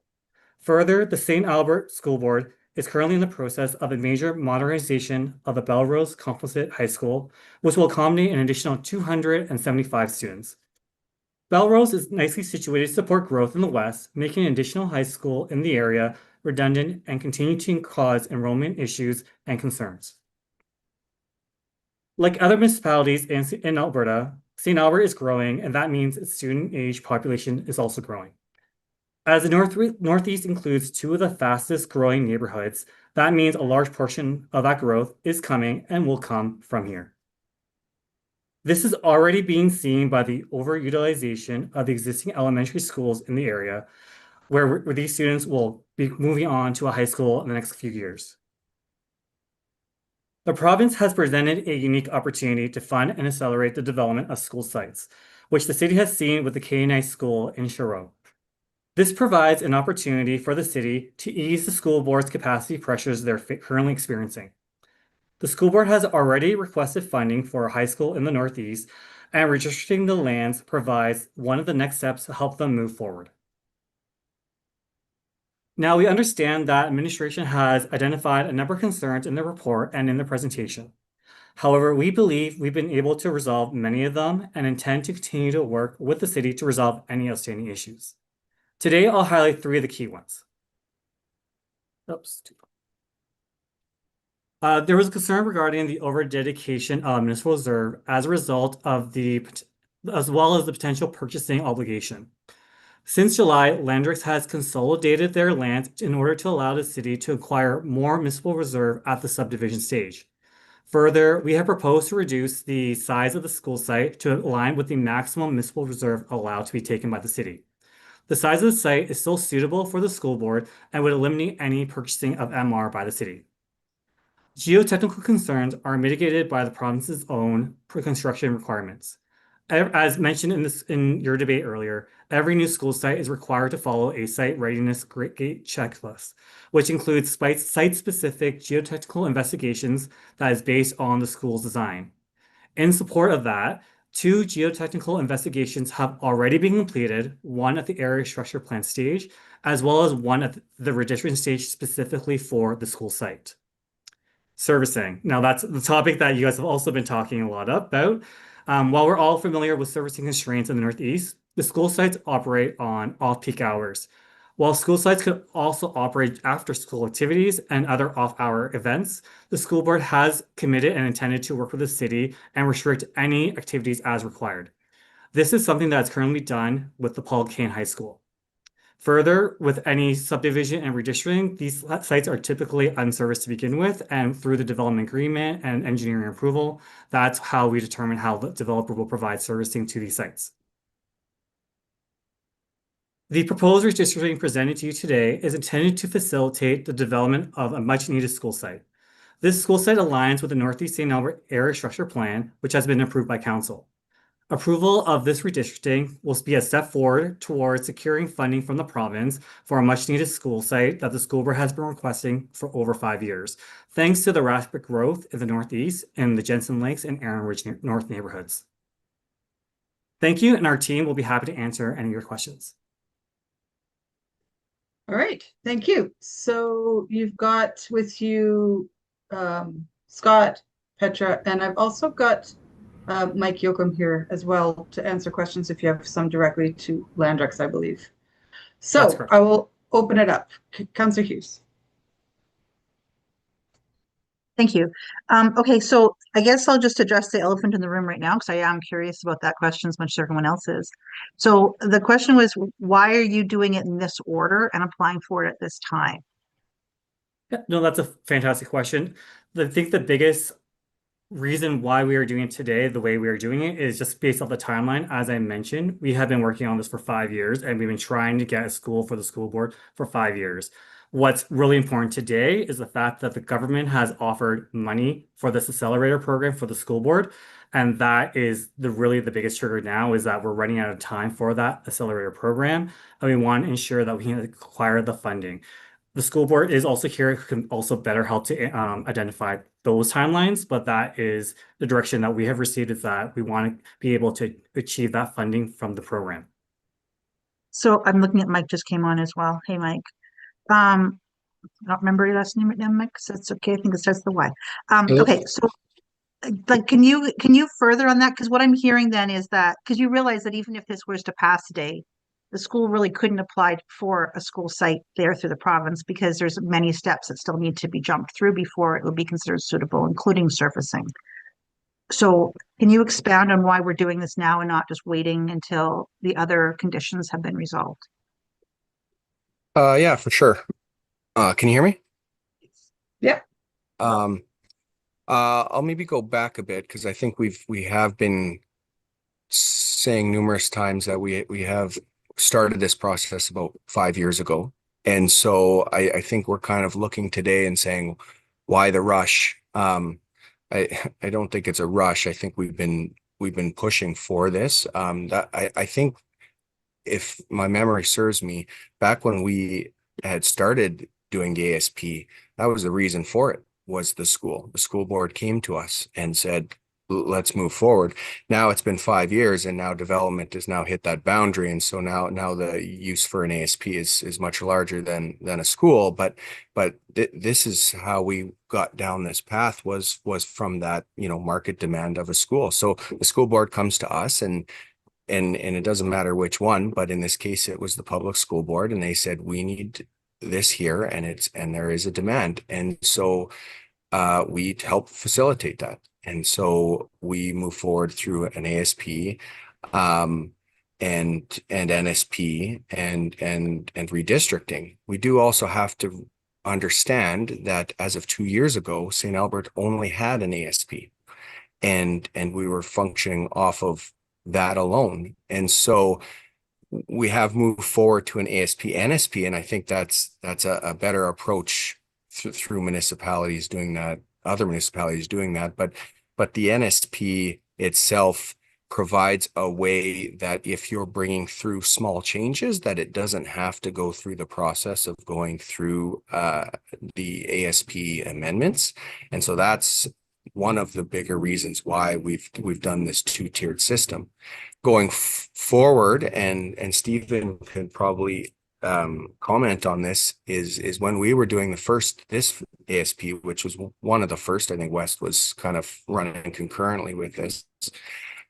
We were asked and required to bring on a lot of detailed information with the ASP, as that was kind of a standard process beforehand.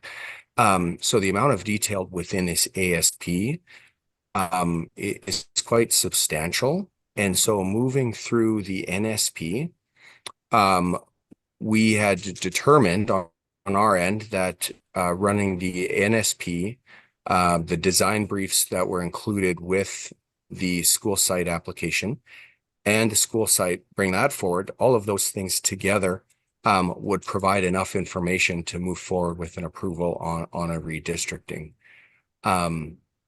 So that's why we had come forward today, I guess, before the process of an NSP, because we have the understanding that everything that was included in the ASP remains the same when we go forward with the redistricting. Nothing has changed significantly for us to provide amendments or to provide new information. Obviously, through the sanitary servicing, that is not a concern just for the school site, but that's an overall north issue. And we have been working through that for the last 4 years. We do feel that we are very close with administration to finding a solution. I think there's a few of them looming around. One is an interim, one is a permanent. We do feel like in the next month or two, knowing that we need this for our own development for housing, that we will find a solution here in the next couple of months. And so waiting for this redistricting will then extend that timeline further 6 months and beyond. So that's why the push here now is because they're all running kind of concurrently, and we feel that we will be approved concurrently, sanitary as well in the next month or two. So and thank you for that. So there's been repeated both, like you haven't put in what the school site is in the neighborhood structure plan, and that the statement has been that if you wanted a high school, that had you said that, then there would be a different approach to the neighborhood structure plan. So why didn't you, or why hasn't it been submitted as this larger site to the neighborhood structure plan? Mike, I can jump in here. So in our original application in 2021, our neighborhood plan application did include the 20-acre school site in our application. So it did include the high school size. Okay, and then, but it was then changed to smaller sites in the area structure plan that was brought forward last November. So what changed to have the site be a different size? Through discussions with administration, they want to ensure they have that flexibility of if it turns into a high school site, or if it doesn't turn to a high school site. Though our intention has always been the high school site. That's kind of, I think, the conversation we had at the area structure plan stage was, is the site going to be suitable for high school in the future? And there was that flexibility of where that green line was going to be allowed. And so in our plans, it's always been a high school site. Even in the text in the ASP, it states that there's a potential for a high school site for the site. Okay, so like from my understanding, even like a year ago or whenever this came forward before, like the indication to have a high school has been very clear, at least from my perspective. So that when the neighborhood structure plans come forward now, like I guess I'm trying to figure out where we're at right now. So you've submitted this stuff and not everything's been submitted because we're kind of, if I'm interpreting it correctly, you're waiting to find out what size of school site you're going to be putting in there for the neighborhood structure plan. Was that basically what I'm hearing? And that's why you haven't submitted everything? Or, and how is the communication? Have we clearly communicated to administration that we wanted to have a high school there? I believe we have communicated that clearly that it's been a high school site. That was the intention from since 2020, that was why we did it, as Mike mentioned. That's why we were doing area structure plan. And then when the two-tier process came in, we've been working on that intent to get that high school site for here in this location. As regards to the neighborhood plan, we are currently working on our second submission, and they're just updating some of the technical reports based off changes in models and everything, and the approval of the area structure plan that are just kind of finalizing before that can come back to administration. And then Mike, if there was anything else I missed. Yeah, I just want to add that this need was, like we said, back in 2020. There was several letters sent to the city back in 2020 with the school board as well, kind of saying something similar, that a high school, we want a high school here. And so that was pre-annexation. And so administration was looking for those letters to understand how, I guess, serious we were with the school site. And so we provided these letters in order to facilitate moving forward with an ASP that wasn't in the city boundary. We fast forwarded a bunch of years and paused a little bit in order to create the annexation and get that approved before we moved forward. Our intent has not changed since 2020. It's been a high school. And I think, like Stephen had said, we had a bit of this conversation at the ASP public hearing about the size of the school. And there was a specific note in the ASP that said that the school site can change in size moving forward, because that was always our intent, but the school didn't want to push for one type of school and not the other. And so that's kind of where we're sitting, is our intent is for a high school, but the requirements from admins say that you can't do that. And so you need to be open to all types of schools. And so we're trying to follow the process and the policy in that regard. But in the same time, we're trying to get flexibility so that we don't have to come back and change it when we're going forward with the high school, knowing that that's what we always wanted to do. And so that's the challenge we've been, I guess, facing for some time now. I don't know how you can do both at the same time. I don't know how you can say we're going to plan for one and the other one at the same time. I don't know how you have to achieve that goal when your intention is pretty clear. So the donation of the land, you mentioned, there's been a mention of like donation of land specifically to the school board. Was that the intention, was to donate it to the school board, or was it to donate it to the city for a school site? Like where, and they said Yes. there's only got a letter, so I'm just, can you kind of provide a bit of clarity about this donation of the land? Yeah, so I'll kind of start from the beginning. Mo and the school board will probably correct me, but there are some schools, high schools in St. Albert that are 16 acres in size.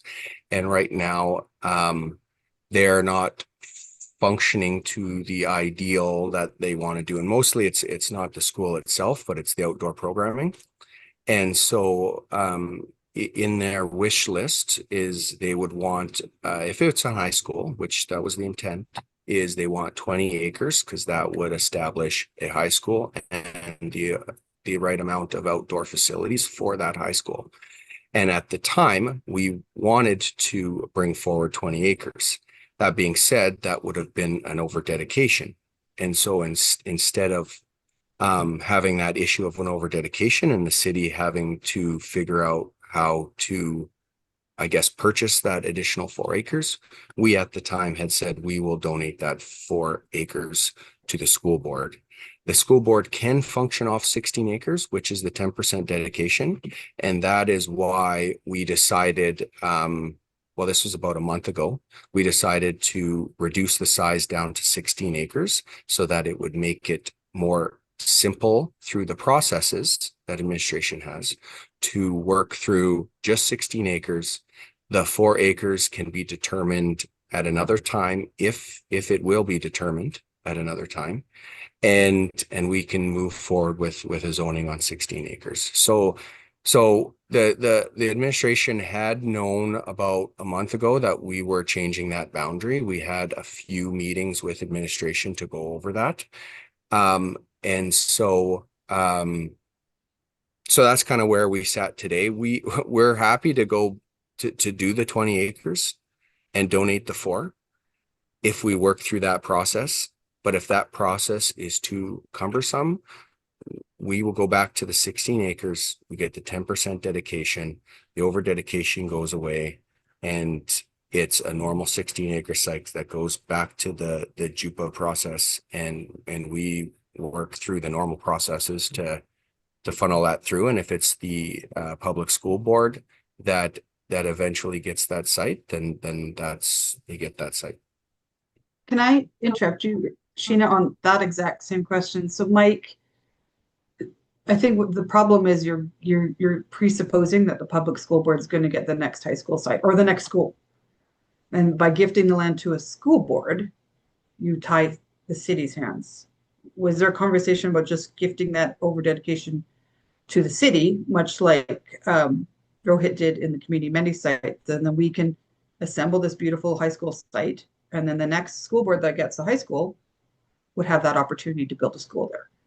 But why just the one school board? Because if you put it to the city, it's cleaner. Yeah, no, and and the reason for that is obviously we've done a lot of work through data and demonstrating that the public school board needs this. I can't speak to the other school boards and their needs, and maybe they have the similar need there. We're happy to donate that land for a high school. We won't donate that land if it's not for high school, because it's where that land is. If it's a K-9 or K-6, it's that land's not needed for that.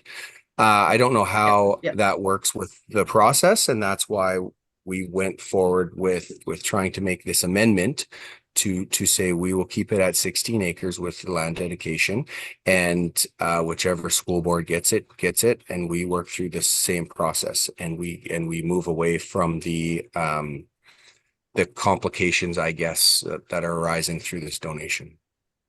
Thanks, Pat. Keep going, Sheena. Okay, thank you. So one of the other concerns is that all the MR now is being consolidated into this one area to accommodate the school. So the 4 acres that you're discussing for donation, would you be open to actually spreading it out to the MR that's being taken for this school, instead of giving it specifically for the school, saying we're giving the MR to keep the other green spaces intact? would that ever be a consideration, or is it only going to be for a high school? Well, I want to back up. We went down this path because if it was for a normal school, then we wouldn't. Then this would be like any other piece of land that would bring on a school of 16 acres, and they would have the same thing. If they had 1/4 section, it would be 10%. Most of it happens that way. That's typical. But I do want to point out the fact that most of the residential lands in the ASP area is at the northeast of the ASP lands, and all of those 1/4 sections have those 10%, which includes their own park and walking trails. And so if you look at the plan, I don't know if there would be another spot in our 1/4 section to be putting park, because most of it is employment land and the small portion is residential and a school site. So just looking at it, I don't see the need for another park in that 1/4 section. But we have distributed the parks in all of the ASP so that they are a certain distance between each park, and we have walkability within. And I just want to add that, as you kind of mentioned earlier, Sheena, Councilor Hughes, that the stormwater management facility will also provide trails, and those are located around the pond and water.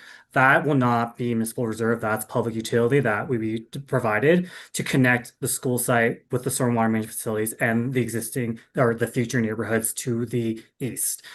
Walkways and that also provide those linkages through the residential area are also not municipal reserve. They're public utility lots, so those linkages and connections and trails are still going to be provided. Okay, that's helpful. So you're telling us that the stormwater will still have a walkable trail around it. Okay.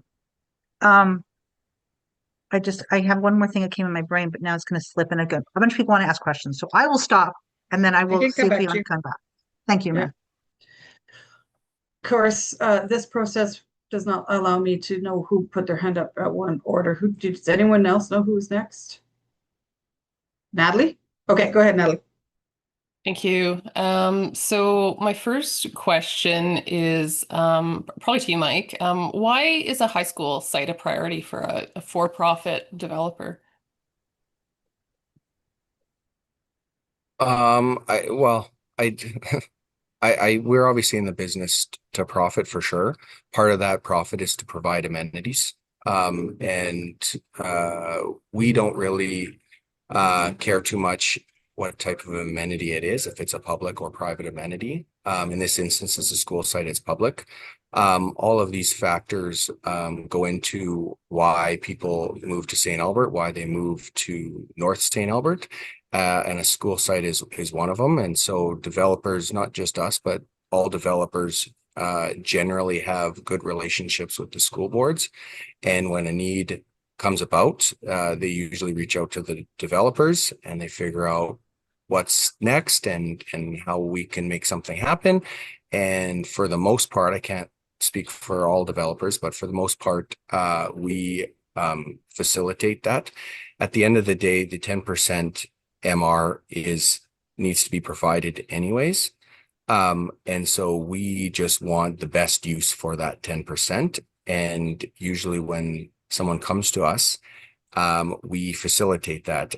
For example, in Erin Ridge North, there was a demand from the city to bring on some of the park spaces. And so we worked with the city and provided them timing and their timing, and we tried to figure out how we can bring on some of those parks. Those parks didn't have schools on it, but that is an amenity as well. So any type of amenity we want to bring forward to our residents. Okay, thank you. That's helpful, and I guess leads into my next question. So you commented earlier that it doesn't matter which school board wants the school. So would you consider donating those 4 acres to the city with a specific provision that it reverts back to land recs if a high school isn't built there within 20 years or something like that? And that would just remove the issue of pre-allocation. Yeah, we are fine as long as it's a high school, because that was the need for the 4 acres. We have I wouldn't say a similar agreement with the public school board that says if they're not going to use it, then they don't take it. essentially. So that would be, we would be open to that for sure with the city. Okay, thank you. My next question is, when is that neighborhood plan being submitted? So it sounds like it's in the next couple of months, so you can go ahead with the housing project. The intent would be to submit the resubmission of the neighborhood plan to the city within, I think, by the end of this month at the latest. Oh, So the excellent. next submission would be very soon. Okay, the new council will have something to chew on right away. Actually, it skips the council. That's great. My next question is about that housing development. So if the interim solution for servicing does go ahead, will there be enough servicing capacity for both kind of that residential build and school? So as I mentioned, Yeah. do you want to go ahead? Go Well, ahead. yeah, let me jump in first on the interim solution, and I don't want to get kind of on another tangent here, but it's good information to have. We have another consultant working specifically on that interim solution. What we had found out through our calculations and the engineering consultant was that there could be a potential of around 2,000 lots to be brought on with this interim solution. Through some review with the city had determined that it could be upwards to 700 that they could potentially approve, and that they would approve it on a case-by-case, year-by-year basis as they're monitoring the system. So there's somewhere between 700 and 2,000 lots that could go into this interim solution. That being said, with the school site itself, and this is where probably Stephen was going to jump in, and I'll let him jump in, but the school site itself, through other municipalities, has determined that the usage of a school is off peak, and that it doesn't contribute any additional flows than the current subdivision is currently flowing at, I guess. And that the only caveat to that was that the after school activities could be the one that brings on that flow, and that we have talked to the school board, and that on the interim basis, if a school was to show up there tomorrow, which we know that that's not going to happen, that they would be able to write in that they would restrict those flows for after school is out, so that we don't have additional flows coming into the system. Yeah, you answered everything I was going to say. I would only add that on-site measures can also be utilized during this construction to address these concerns, such as on-site storage with pump outs during off-peak hours as well. Thank you, Mayor. I don't, Jordan. Sorry, it's hard to. Councilor Jelly, you might want to ask that of administration as well. Yeah, that's on my list for them. Yeah. Okay. Are you good with the proponent then? No, I've got more questions, but I just saw Jordan's hand. I don't know if he's answering part of my last question as well. Well, actually, Councillor, if it's okay, we prefer to sort of separate those two things. Yeah, apologies. That sounds great. So kind of further to that, so the idea would be like if there's sports events, they're just not allowed to use the toilets at the high school in the evenings. Is that kind of the idea? I think there just wouldn't be any events that way, that would just be blocked off until an interim solution or until a permanent solution is viable. Again, we're trying to be a bit proactive, knowing that even if all of these things happen, and we know that and we talked about this, we know that at subdivision, the city can stop moving forward with development if there's no capacity. So it probably would never get to that point, because they would have a say whether we have capacity or not. But even if we got to that point, the school board would restrict that, and I would leave that question to them when they come up to present on how they would do that. Thank you. So I guess to build on that a little bit, there was a comment earlier that Paul Kane already restricts kind of after school activities. And I'm just curious if you could explain that. I have a kid who goes to Paul Kane, so I go to after school activities all the time. So I'm just curious about what that means that Paul Kane already does this, and I'm curious about why Paul Kane would do this. I don't believe there's servicing constraints in Forest Lawn. Yeah, that one I would have no clue about, but I know the trustee is here and the I know it's in superintendent's here to Stephen's answer. presentation, so maybe Stephen can add to that. It was information we got from the school board, so that might be a better question Okay, from them. it was in Yeah. your presentation, but you don't know. Sorry, unfortunately, they provided us that information saying that it is Okay. something that's already being done. So Okay. unfortunately, they can answer that better than I can. Thank you. I think I just have one or two more questions. So I'm just curious if the proponents understands that we can't pre-allocate MR for a specific school type, like a high school or a particular board. Like the proponent understands that? Oh, Mike, you're on mute.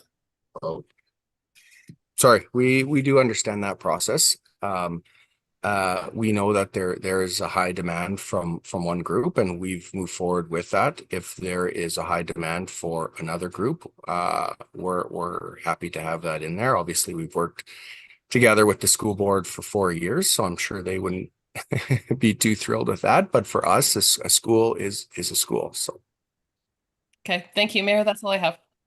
Okay. Who's next? Councilor Bakar Broadhead. Okay, go ahead, Ken. Yeah, I'll be quick. Just for clarification, and thanks, Stephen and Mike. You look like you're on vacation. The question I would have, just for clarification, then, in relation to kind of the lack of having a neighborhood plan, would be, is your interpretation is that you were grandfathered in just due to the timing, or that this didn't the neighborhood plan is something new 2 years ago? Is that a safe assumption on my behalf? no, I think my comment. I'll go.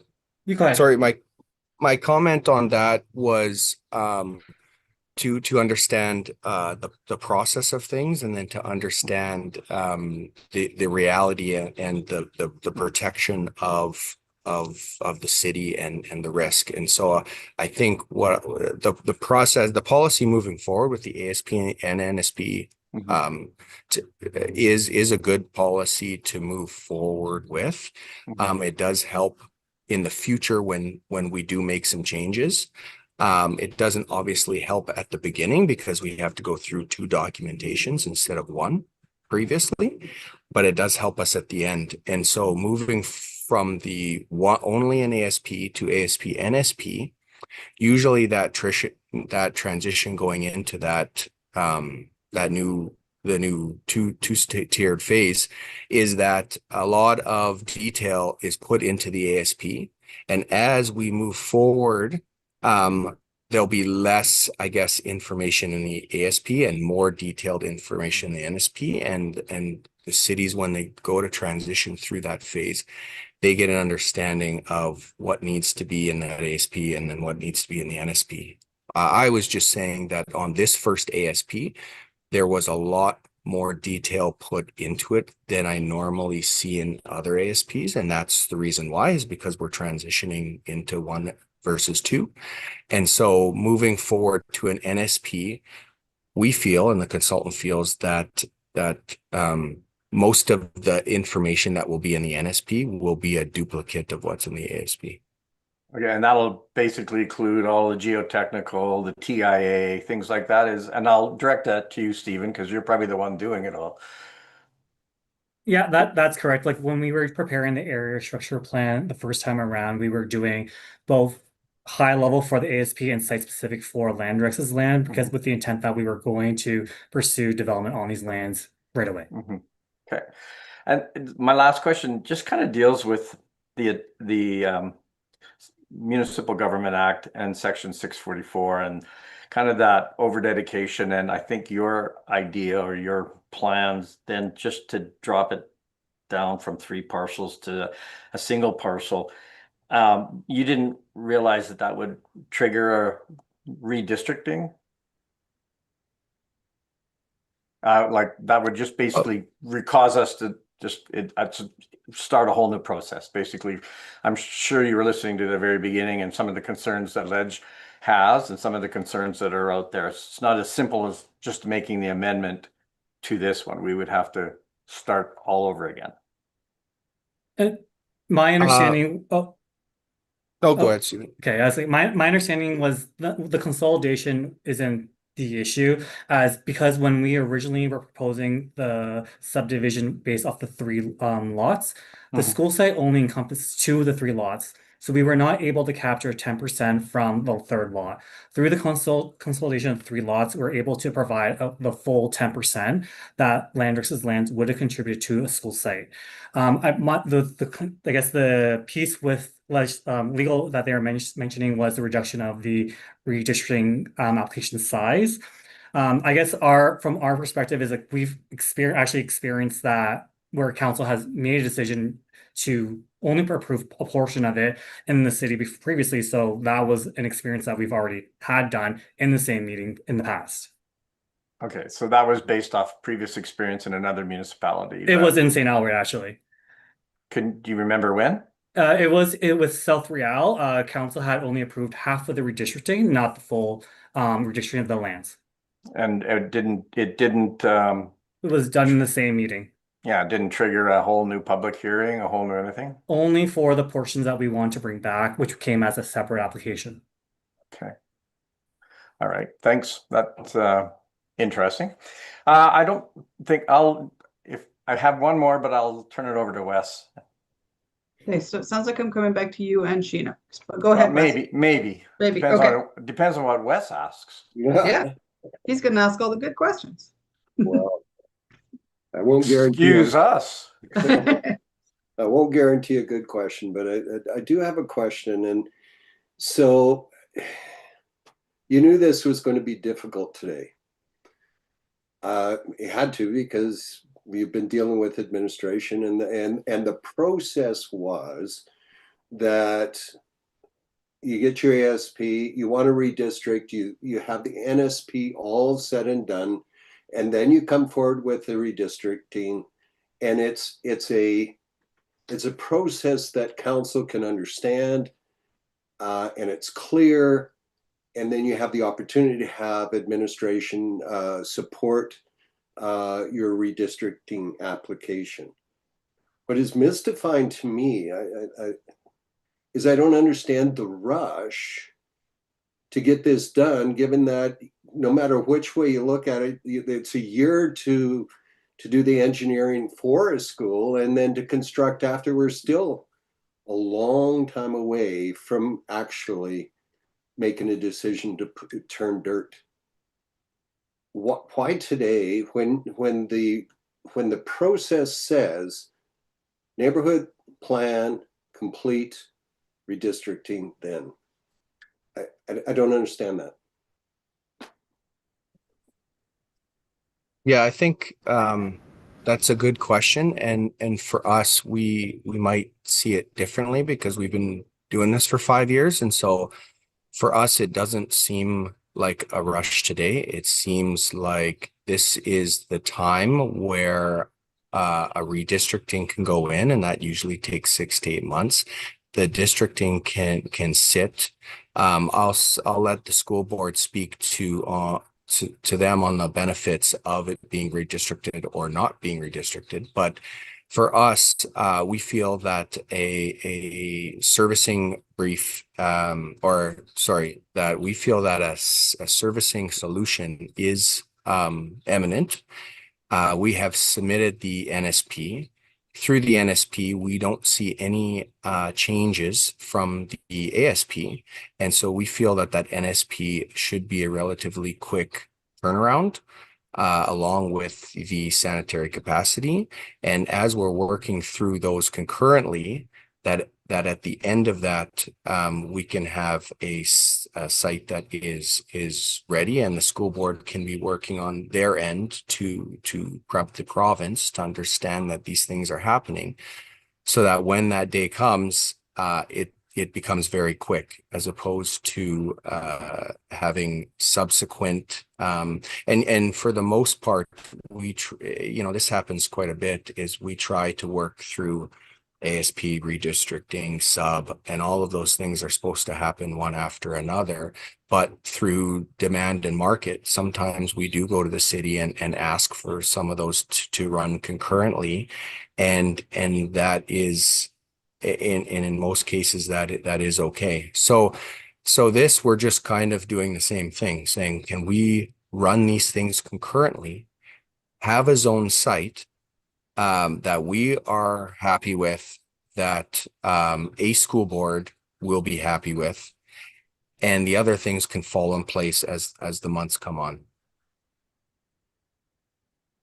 All right, fair enough. I mean, I'm supportive of the school. I don't hear anybody on on the call here that isn't supportive of a school there. The question is, how do we get from here to there, where we all understand what's required, when the school is going to be built, are the servicing, all of that is in place, so that we can feel comfortable and the city feels comfortable about actually signing off on the document, and then guaranteeing what they need to guarantee in order to get the school. And that's what I'm trying to understand here, is that would we end up in a position, do you believe doing this concurrently, we can end up in a position where we can legitimately say to the 75,000 people that we represent, we are not putting Oakmont or South Aaron Ridge at risk because we've over dedicated something to the servicing because it's constrained at this point in time. That's So what we have decision on. Yeah, and just to answer or comment on that is we currently have one piece of land that is redistricted.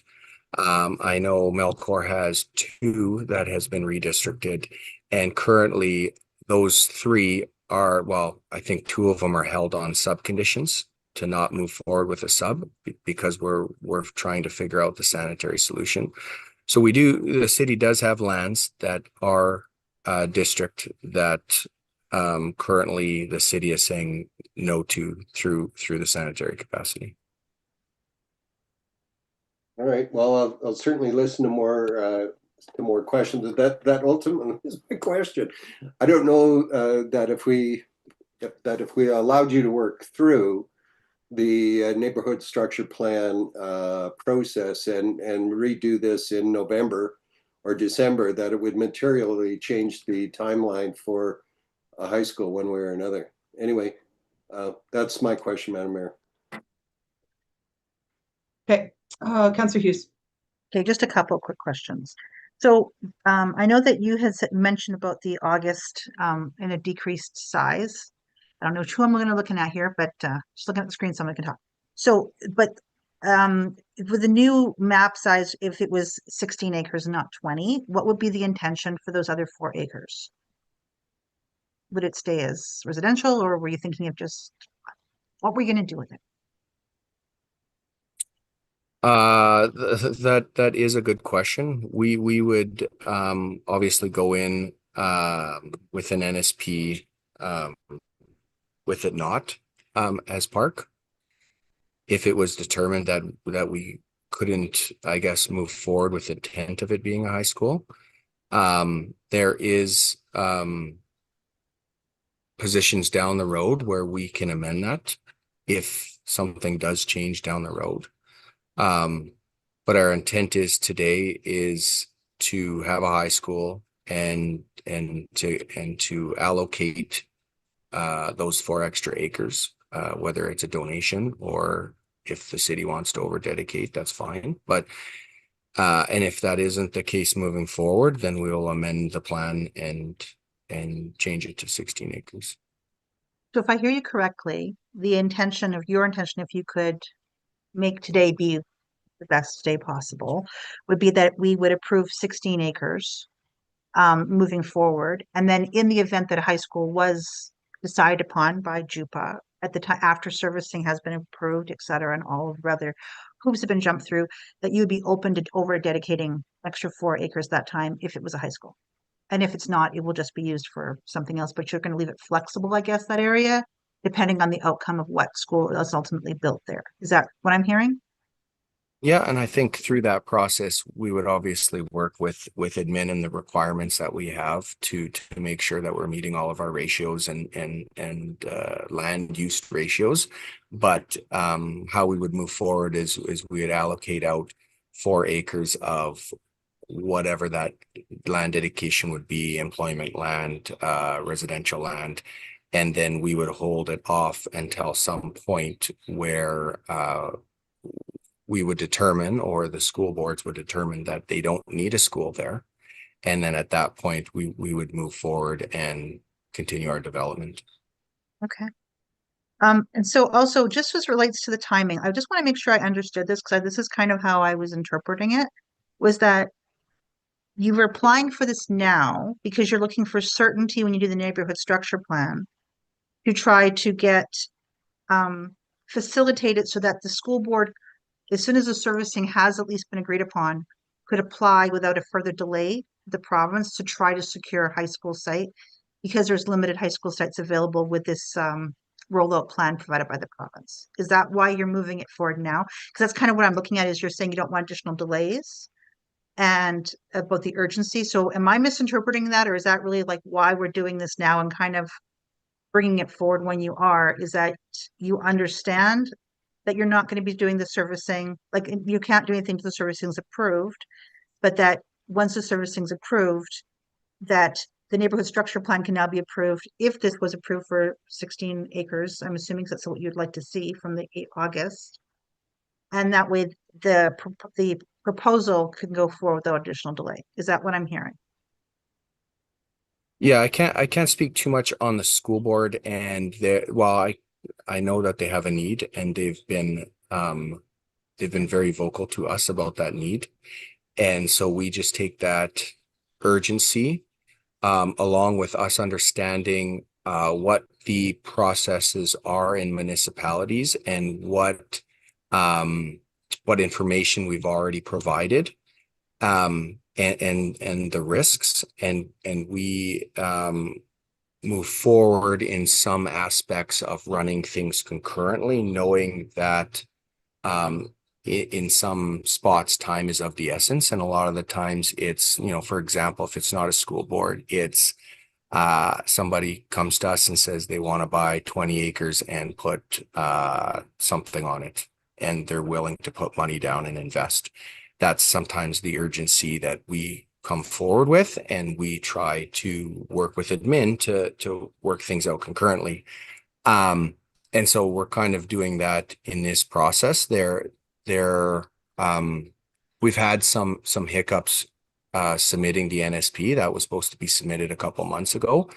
That being said, when we provided the school site application, we did provide a design brief, which is, and I'll let Stephen speak to it, but most of that information we provided with this application is the exact information we would be providing in the NSP. We've just provided it in March instead of now. So administration has looked at a lot of that information. We do have to realize that, we do have mostly employment lands, a big school site now, and a pond. There's not too much left on our quarter section to develop. And so through the NSP, we're not going to see a whole lot of difference from what we've submitted in our design brief for the school site. And so that with all of those things considering, that's why we've moved forward with this application. Yeah, thank you. No more questions.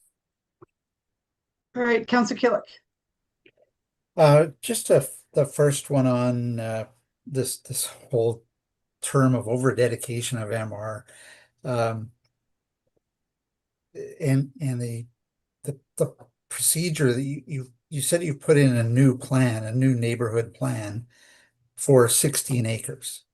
So I don't know why we keep going back and talking about 20. You've made a reapplication for 16, and my understanding is that's what you would like to see approved. Any other land that is given to the school to make it a bigger site based on their needs would just be a gift from Landrex. It's not a over dedication of MR. It's not I'm not even sure what how it would be designated in a neighborhood plan. Um, i- is that correct? You would only give it to them if they absolutely said they needed it to make it a bigger functioning school site. Your plan today, as you've revised it, as of August, whatever, 10th, was 16 acres. Is that What you're being asked to do, Mike, is redistrict 20 acres today. 20 acres? Yeah, but knowing what we know, um, that is 16 acres of municipal reserve as required out of a 160 acre quarter section, and the other 4 acres is just a gift. Uh, it's not MR. It's just land, like you said. You could give it to anybody. Is that really what we're talking about here? Yes, there was concerns through administration on what that gift looks like and how they work through that. And so in order for us to try to move this application forward and try to alleviate some of the concerns that we could at the time, we had made a decision that we weren't going to donate today, that we were going to do the 16 acres. We were going to change the boundary, move one line down, and we would move forward, and that would remove, I don't know, 3 or 4 of the concerns off of the agenda report. That was proposed about a month or so ago. Administration at the time had said we could draft up a map. We'll let council figure that out, but right now, we have to go through our process of 3-4 months in order to change that one line, and that they wouldn't have that ready for September 16th. And we said, okay, change the boundary, and we can chat about that at the council hearing. Yeah, well, that's just added another layer of confusion, because I've heard we're talking about 20, but I I'm very confused as to what the application in front of us is for 20 acres, but you're telling me, Mike, it's actually 16 and we'll deal with it later. No, I'm just saying that there has been talks about an amendment to amend the new boundary. And if that amendment moves forward, I was just describing why we got to that amendment through administration. At the end of the day, I'm happy to approve a site or to have a site approved for 20 acres, and we gift 4 acres to a high school board. I'm happy to go through that route. Again, we are working with administration to alleviate the concerns they have in the report, and this was one way for us to do it. There obviously are other concerns that we've talked about that we feel are imminent and that will be worked through in the next month or two. So we're just trying to be helpful and change as we go here. Okay, so great. The other going right back to Stephen's very first comment was, sense of urgency around the school accelerator fund. Have we ever heard of a scenario where a school site checklist went to the government to get access for any school funding ever without having a permanent servicing plan for transportation, water for firefighting, sewer capacity, whether it's peak or off peak, well, all of these temporary things that have been talked about, has that ever been discussed with the government to say, hey, that would still allow a school site checklist to be approved by them? Well, the school site would have to go through the city's typical process of a subdivision first, and that is where on our side we would have to be able to show and have the confidence of the city that we can service the site, the road capacities are there, and that there is a servicing solution that the city is also comfortable with pursuing forward before we'd even get to the point of the province looking at it, because the province would need a shovel-ready site, so that's subdivided out of Landrick's parcel. So that's part of that process that we would be able to provide those solutions at the subdivision stage. Okay. Yeah, thank you. Thank you, Councillor Killick. Councillor Jolly, you're up next. Thank you. Just last question. So you made kind of comments that you're actively trying to alleviate concerns of administration. So along those lines, would you have concerns with us delaying this decision until the neighborhood plan and interim servicing is completed? Because then we're following all of our development steps. Maybe Stephen might speak on timelines, but I know that if we were to have a solution on sanitary, which could be in the next month or two, that after that point we're about 6 to 8 months for redistricting. And so I don't know what that looks like for timelines with the school board. They're probably better off to understand that, but I know that we're trying to do whatever we can to move this forward, understanding the risks, understanding the process, and understanding that every step we move forward is another step that everybody is in agreement that a school site is valuable in this area, and that we can move forward with other steps. I don't know the school board steps. I just know we get to redistricting, we get to sub, and then we do engineering drawings and we build it. And so that part in itself, without the redistricting itself, we can build roads within 4 to 6 months. Also, sometimes when we get certain approvals in certain windows, if they're not in the proper window, we miss a full construction season. So that also we have to take into consideration too. If we do extend this and we do get a servicing and it's too late next year, then we miss one entire construction year on top of that. So it's not just the administration work to go through those processes.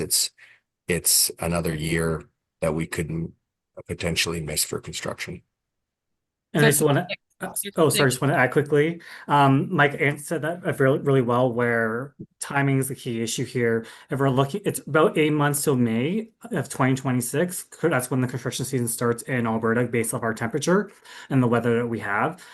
We have a very short construction season, unlike other provinces. And as a result of that, if we wait 5 months, 6 months, before we are able to come back to the redistricting, and that takes another 5 or 6 months to go through the process at the city, and then subdivision after that, and then getting the engineering drawings approved after that. We might not be looking at something here until 2028, 2029, 2030. So if at least we're starting this process, because we know there's going to be challenges with engineering, we know there's going to be challenges with the subdivision, that's going to take time for us to resolve with the city. And we're trying to make sure we can have that time to be able to resolve it. Sorry, I'm confused. Like nothing can happen. Like this can't even go on the school site list until servicing's done. So I'm just trying to figure out how this accelerates anything. Because from what I understand, servicing has to come first. Yeah, I think what we're saying is if that servicing is imminent in the next month or two, we have the ability that if it's redistrict, we can start moving forward with sub and engineering drawings, and that next year we potentially be starting construction. If that does extend for 6 to 8 months, we definitely lose next year. And and potentially the following year, which is, I guess, why Stephen is saying 2028. Okay. Yeah, I don't understand that answer, but I'll get admin to maybe explain that to me. Thank you, though. Mike, I have a question for you because you've mentioned that the interim servicing is imminent. It was mentioned that I think everyone on council is aware that there's a tri-party agreement that needs to be signed before we go forward. Is Landrex close to signing that? Because I think that would probably give this council some confidence. Like, so I know it's been drafted by the city. Developers have had an opportunity to comment. It's gone to external legal counsel, brought back. Are you ready to sign? I think that would probably help. Yeah, and I think the tri-party agreement was one part of that. Kind of at the nth hour, there was a requirement for some lift stations that went with that tri-party agreement, which was kind of at the end of us concluding the tri-party agreement. So we are happy. For the most part, we're happy with the tri-party agreement. There's one or two things I think we're still working on. But for the most part, we're happy with it. It was the requirement of additional lift stations that we believe weren't necessary at this time and this stage. And that's where the conversation was kind of headed, not necessarily the tri-party agreement, if that makes sense. Okay. Thank you. Councillor Jolly, you have more questions? Your hand's still up? Okay, I got it. I think I can do this. Lower hand. Yeah. Okay. All right. Any more questions for Stephen or Mike? Okay. I threw in the chat, everyone, that just so everyone has some certainty, I'll call a dinner break at 5:30 so you can tell your spouses to have it ready for 5:30. Bill, you can order pizza for your gang for 5:30, just so we have a hot meal. But we still have lots of time for some of the public who have registered to speak, so I'm going to go to that now. In order that I have in my list, I have Ray Watkins from Watkins Land Development. There's Ray. Then I've got Trustee Rouse from the Public School Board, Crimson Sumners from the Public School Board. When I get to you two, see if you're speaking together or separately. And then I have Sandy Clark as a resident. So, Mr. Watkins, you're up next. Representing Watkins Land Development. I'll let you start whenever you're ready. Okay, thank you, Madam Mayor, members of council. I am here representing myself as a 25-year resident of St. Albert and as a land use planner and developer for 45 years, and as a father of 3 who were all educated in the St. Albert Protestant School Board.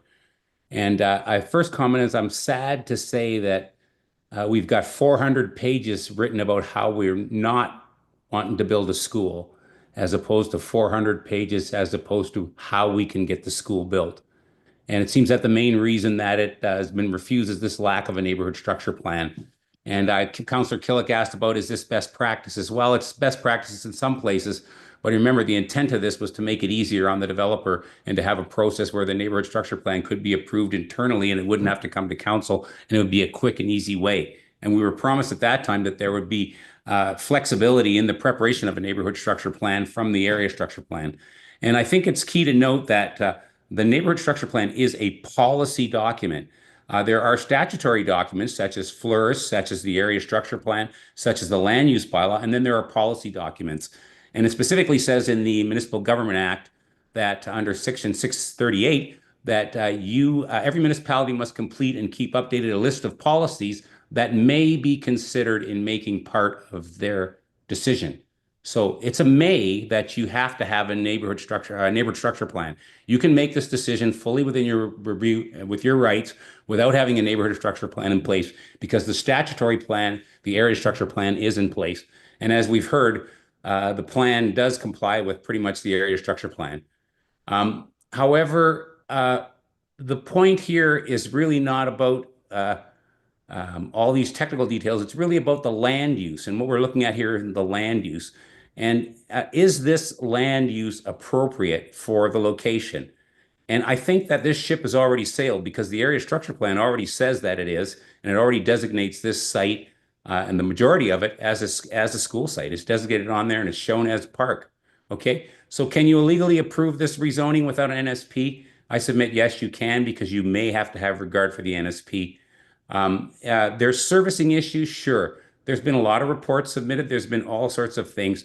I've got 40 years of land development experience, and everything can be serviced with some kind of an engineering solution. There are schools that are built virtually out in the middle of nowhere that are serviced with sanitary, water, power, and stormwater management. So we have submitted a lot of documents that supported that. There's a process in place. We are right at the beginning of the process. There's an ASP, an NSP, zoning, subdivision, development permit, building permit, occupancy permit, and then finally the school opens. You saw some examples about Drayton Valley and Camrose. Those are red herrings. Those are totally unrelated issues. One was an issue associated with insufficient geotechnical information or geotechnical recommendations that weren't followed. The Camrose issue was a fight between the developer and the city about access to the land. So I don't even know why that was dealt with. With respect to MR, I was the one who originally got the letter from Landrix and gave it to them because I was working for Landrix at the time. What I had done is we were going to give 10%. Landrix had a quarter section, 160 acres. They're bound to give 10% pursuant to the Municipal Government Act. 16 acres was in the school site. They were going to give another 4 acres dedicate free to the school board. Now you ask, why did we go to the public school board?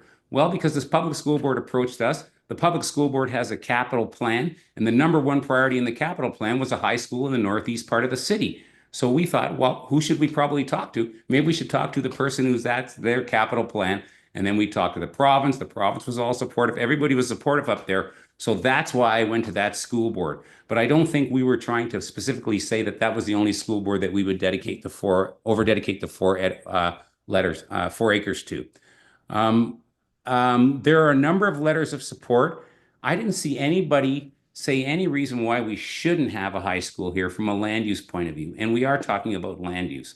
I heard, well, we can't service it, but we can service it. There's going to be ways to service this land for sure with all the municipal services. You've heard it. We've submitted a number of reports. Whether the city agrees with the methods that we're using to service it, that's another issue. But the city can, the issue can, the land can definitely be serviced. Why are we asking for the zoning now? Because you cannot rezone, you cannot have a subdivision approved unless it complies with the zoning. And right now, the zoning doesn't allow for a school. So we're asking you to change the zoning so that a school is a use so that we can have a subdivision. Mike's cut off. I'm done. I guess I'm up 5 minutes. You're good. Oh, you're good. Just a few seconds over, but okay. So, but you're at 5 minutes, Ray. So why don't I open it up for questions? Okay, sure. You can open up for questions. Maybe you'll ask me some questions. Yeah, maybe then we can finish. So, Councillor Hughes has a question. I miss you, Ray. So can you just expand again on Yeah, that I'll run timing? again, Because that's a big time. deal, and I just want to make sure that it was kind of rushed, and I'd like to get your perspective on the timing of it. And because you're not working for them now, it's just you're trying to get back history, No, right? I just think this is a great idea to have a school, and I don't see why anybody would be non-supportive of trying to get a high school in the city of St. Albert. Okay. So can you explain again about the timing of why this is coming now and not after the neighborhood structure plan? Okay, well, because basically the neighborhood structure plan was, like you say, is a policy document. It's a May document. The policy document was going to be prepared for 160 acres. As Stephen mentioned, that document has been going on for some time. It's been submitted. We've been going back and forth. The money and the window to get the school approved is limited. Okay, right? That's not going to be here forever. So I said, well, let's just get in the application for the school site. It's 16 acres out of 160. It's right on the border. Servicing is right to the property line. We can address all the technical issues and provide them to the city. And also we said, we're not saying we're going to submit the NSP. We continue to submit the NSP and work with the city to try to get the NSP approved. So that's why we submitted it. We thought we could get this approved under this council. Okay. Then we don't have to worry about an election starting at square zero again, trying to educate everybody else about the process. And like I said, there's a limited amount of time here for this program, and we wanted to make sure that we could move along. And like I say, there's many, many steps in the process, and this is just the first step, right? We can't even apply, like I said, we can't even apply for a subdivision unless the use is a permitted use or a permitted or discretionary use. And under the present zoning, school is not listed as a permitted or discretionary use. So we can't even try to move forward. So, like I said, it's rather disappointing that we get 400 pages of why we can't, why we shouldn't, why we can't. And what we would like is 400 pages of help of how we can make this happen and how we can get a school built up there. Like I said, it's the #1 capital priority for the Protestant School Board, and it's been for a few years now to build a school up in the Northeast. The issue of the tri-party agreement, I was involved in that and working with that for some time. We went quite a long ways along with the city, and then right at the last minute, the city said, "Oh, you know what? If this temporary storage that you propose in this pipe fails, then these lift stations that you have upstream are not sufficient. So now you have to redesign and rebuild those lift stations." That was told to us at the last minute. Okay, so what that is, to build a lift station, there's about a year of just of engineering design in that, and then construction and building it. So nobody's trying to thwart anything, to try to stop, trying to find solutions to the Northeast. But we just don't think that you approving this zoning today is really putting you in any jeopardy, in any danger. Mike was concerned that you had to buy it. Well, the option, as Marta said, is you could rezone it back to another use. But the use has already been approved in the area structure plan. All that big chunk, 16 acres, most of it is a school site anyways, designated. Okay, thank you. That's all I had, Ray. Thank you.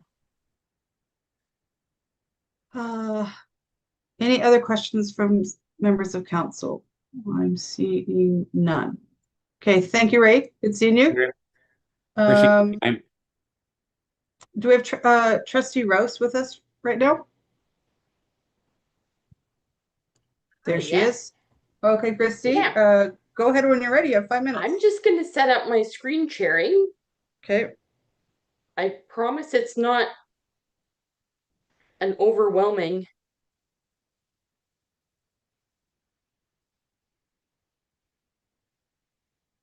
Oh, right.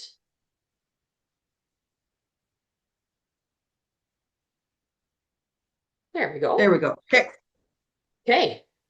Good afternoon, Mayor Herron and members of council.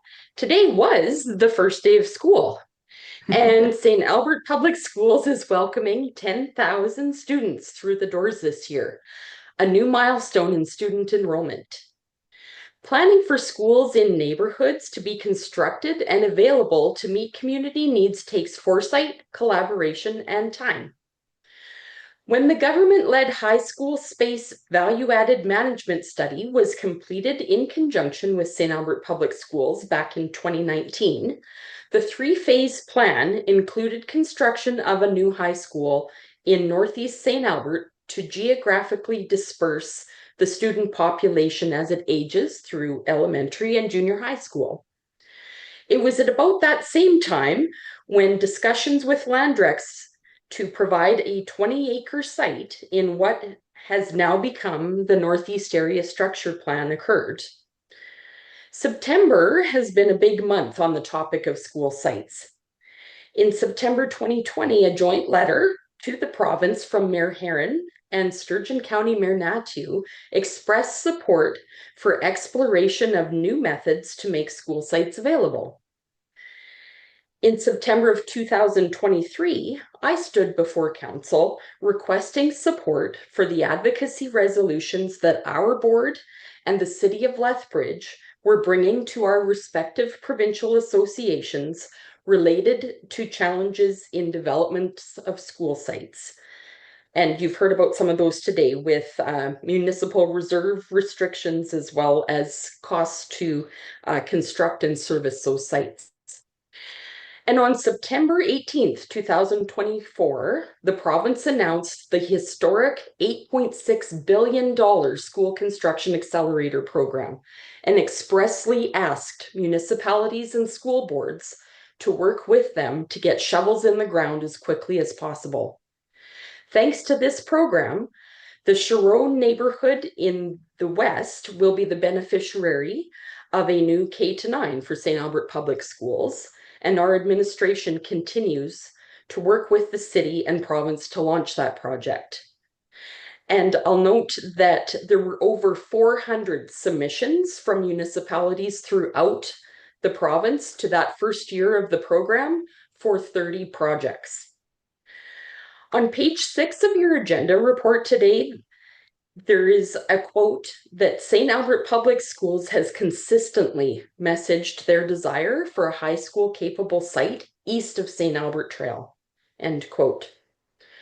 A board's responsibility in the Education Act is to collaborate with municipalities in order to effectively address the needs of all students and manage the use of public resources. Our board is best positioned to analyze, plan for, and communicate to you the existing and future needs of our students and families, hence that consistent message. We are grateful to Landrex for stepping up and remaining committed to respond to the need for a high school site in the Northeast. We understand that it may not be serviced immediately, but please do not close the door on this opportunity for our city. Our plea today on behalf of our shared constituents is to signal to the province that St. Albert wants this investment in an economically enabling educational infrastructure project by facilitating the creation of the high school site. There are just 2 years remaining now in the program, and therefore we urge you to find a way to get to yes. Thank you. Awesome. Councilor Jolly is the first one with her hand up. Go ahead, Natalie. Thank you. I just have a couple quick questions. So, trustee, as you know, I would love to see a school site on this site, as I suspect everyone in this room. And I was really pleased to see the letter from Minister Nally indicating his support for this particular site. So do you know if the province is considering financial support either to buy additional lands in excess of the required MR or for servicing to help make this possible, or changing the rules for MR so that we actually have enough lands for high school sites? Well, I would say, Councillor Jolly, you were the first to really provide me with the insight early on in the term when we were sitting before in the joint school boards and council annual meeting when we discussed this, and that was really the impetus for the advocacy that we did in conjunction with the city of Lethbridge around some of those challenges that came from that shift from MR being at 15% to 10%. And this is a very practical example of that, in that, you know, a high school site, 20 acres came from what would be our ideal. And I mean, we certainly see we've been able to work on the Belrose site as well as where Paul King was reconstructed to make it work, but really identified that 20 acres would be that ideal place. And so we've had, as recently as early August, indication from the province, from the Minister of Education, that, you know, they're really closely watching and appreciate our attempts to get this across the line for within the window of this program. But yeah, time is ticking. So I obviously can't speak for them on what they may or may not do, but we know that it is a priority for the government. Okay, thank you. And then I guess my other question is, one of the options that we're considering today is reducing the parcel size to 16 acres. So that was proposed by the developer a few weeks ago. What would the impact be to a potential future high school site, either for the public school board or the Catholic school board at this site, like reducing that by 4 acres? I think that, as I said, the 20 acres is absolutely the ideal. I'm a rural girl at heart, so I am a rural girl, and so of course quarter section is 10% is 16 acres. And so while the 20 was what is really ideal, we really are trying to come up with a solution to address what the city's concerns are around that over dedication piece. And so that is where Landrex has maintained their commitment to explore some solutions if it means that there would be obviously first priority would be working within that 16 acres. But if it means that ideal site, they would be willing to donate that extra 4 acres to the school board has been what the conversation has been. Okay, so what we're considering or what might be proposed today though is reducing that to 16 acres so that that 4 acres would be off the table in terms of the land use bylaw. So does the school board understand that? Yes. And I think Stephen would be best to answer that question around where we sort of landed on or where they landed rather on consolidating those parcels into the 16 acres. Okay, thank you. Mayor, that's all I have right now. Okay, thank you. Councilor Broadhead. Thanks, Madam Mayor. And thanks, Trustee Rouse, for coming today. I appreciate your passion for this. And I too want to see this school in the Northeast. You also received a letter of support from the Minister of Education, Nicolaides. I read it. I didn't understand the level of his support. How did you interpret that? Did you interpret it as a supportive document saying, or it sounded like it was, we'll put it in the queue. Maybe you're hearing something, and I know you already said you can't speak for them. I get it. I just give us some hope that if we work down this process, that things are looking good. I am also going to defer to our superintendent in terms of some of the conversations that she has had, but with the various ministries and department staff. However, we took it as a very good sign. It was very positive, and then it spoke to, we've been following what has been happening with your capital plan priorities, as well as it was obviously a response to the need that we have demonstrated already, that we would have already been awarded one school in the program, and there was specific reference to if you've got a site for what has now become your first capital priority, that's the sort of project we're looking for in this program. Yeah, fair enough. I appreciate it. I didn't mean to put you on the spot there. To me, this has always been a question of servicing in the Northeast. And if service was in abundance there, I'm not sure we'd be even having this meeting. But in any case, thanks for coming. Hopeful of finding a way. Thanks. Christy, I hate when I get asked questions that is better put to my city manager. So, but thankfully Crimson's next, so we can ask her. But do you know, so the $8.6 billion for the accelerator program was for, I think, 30 new schools, something like that.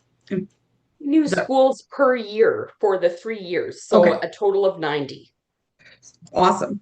Has that, again, Crimson, after your presentation, if Christy can answer it, I can ask you, has that changed? I only ask is my conversations with the province is when they said 8.6 for 30 schools per year, 90 total, they were assuming X amount of dollars per school, but costs have escalated for everything, and they're worried that they won't be able to fund the full 90. So it just maybe I'll ask Crimson that one in a second. Sure. And I'm going to ask you, Crimson, I'll ask you too at the same time. but not now because I think Ken's got, or Wes, got another question for Christy? No? Okay.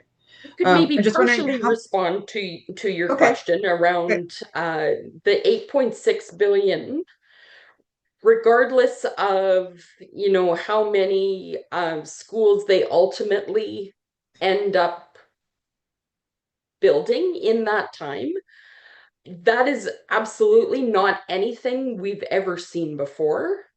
And there was a 25-year drought in between when Muriel Martin was built and when Lois E. Hole came. So that was, I don't know that we want to wait in our city to wait another 25 years before the opportunity comes again.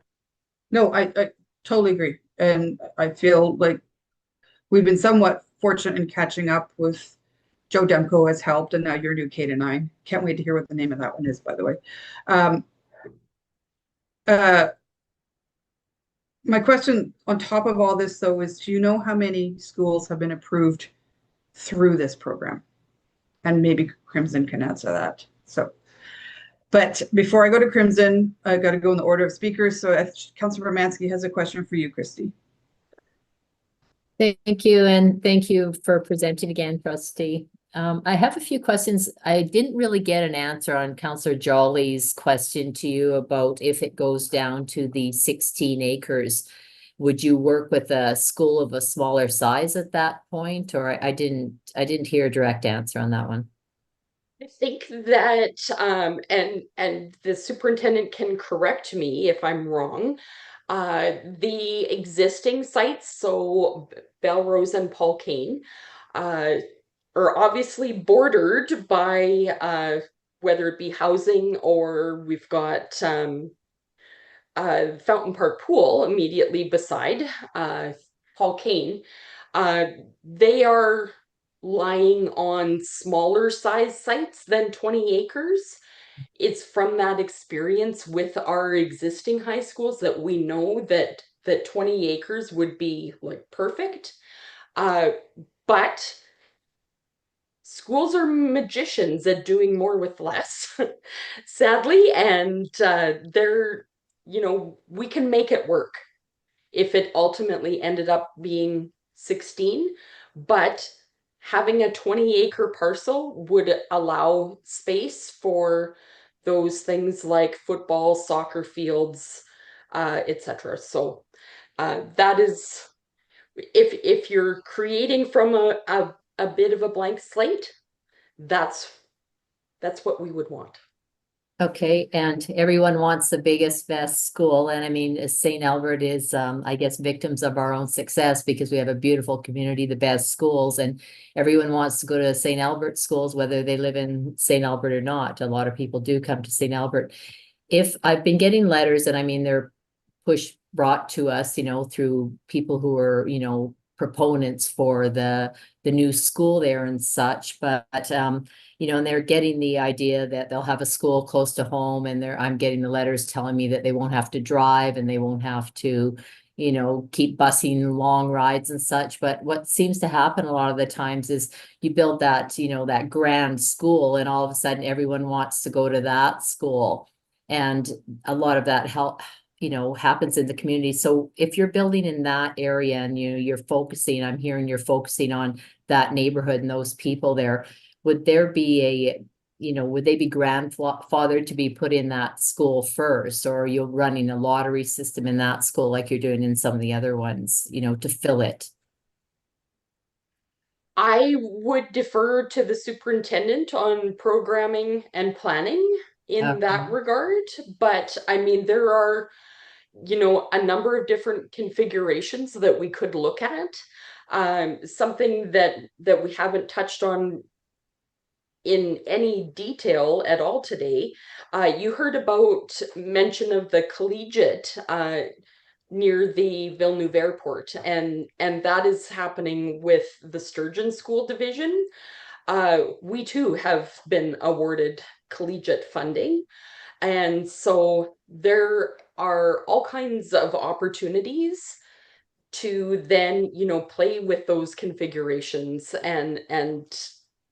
but our issue is that we need the space to be able to do it in. Okay, and it's also been mentioned in our discussions today that any school board can apply for that space as well. And do you feel that it's going to be dedicated prior to the public school board on need alone, or why are you sure that that's the direction it may go? That would be, a good question for Alberta Education and Infrastructure, in that they're the ones that take our capital plans that our board approves and is submitted each year. We present them to you as really, indication of where student enrollment growth and trends lie. But ultimately, it is a provincial funding decision that determines how they prioritize the need for the schools, and we are reaching 10,000 students this year. So that is they are responding to the growth that we already have in student enrollment. Okay, that's all my questions. Thank you. Thank you. Okay, guys, it is 5:35. I promised you dinner break at 5:30. I would keep going, but there's more than just the one speaker left. So sorry, Crimson, but thank you. Appreciate your understanding. It's 5:35. We'll cut it short by 25 minutes. I'll give you guys till 6 to eat. Is that okay? Okay. All right. So we'll come back here at 6 o'clock and two more public speakers, and then we can go back to administration for any questions. Okay, see you at 6.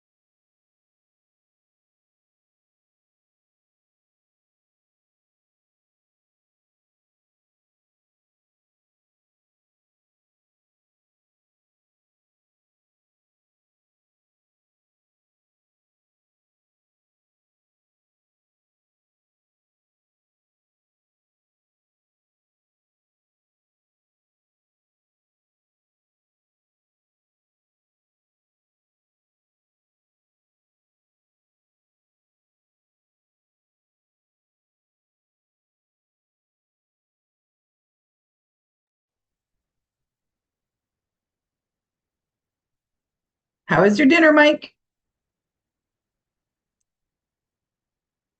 Well, I probably shouldn't admit, but it was just taco chips. I'm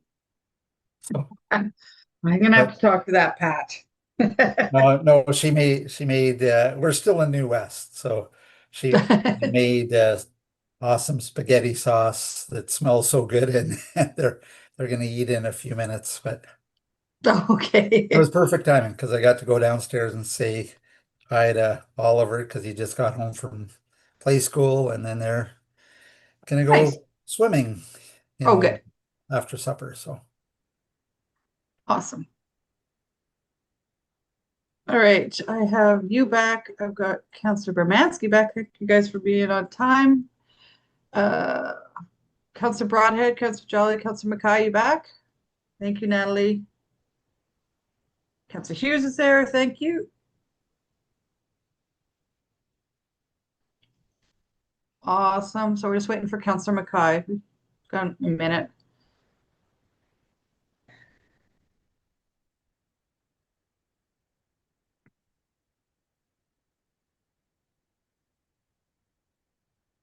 We could all cheer for him when he comes back.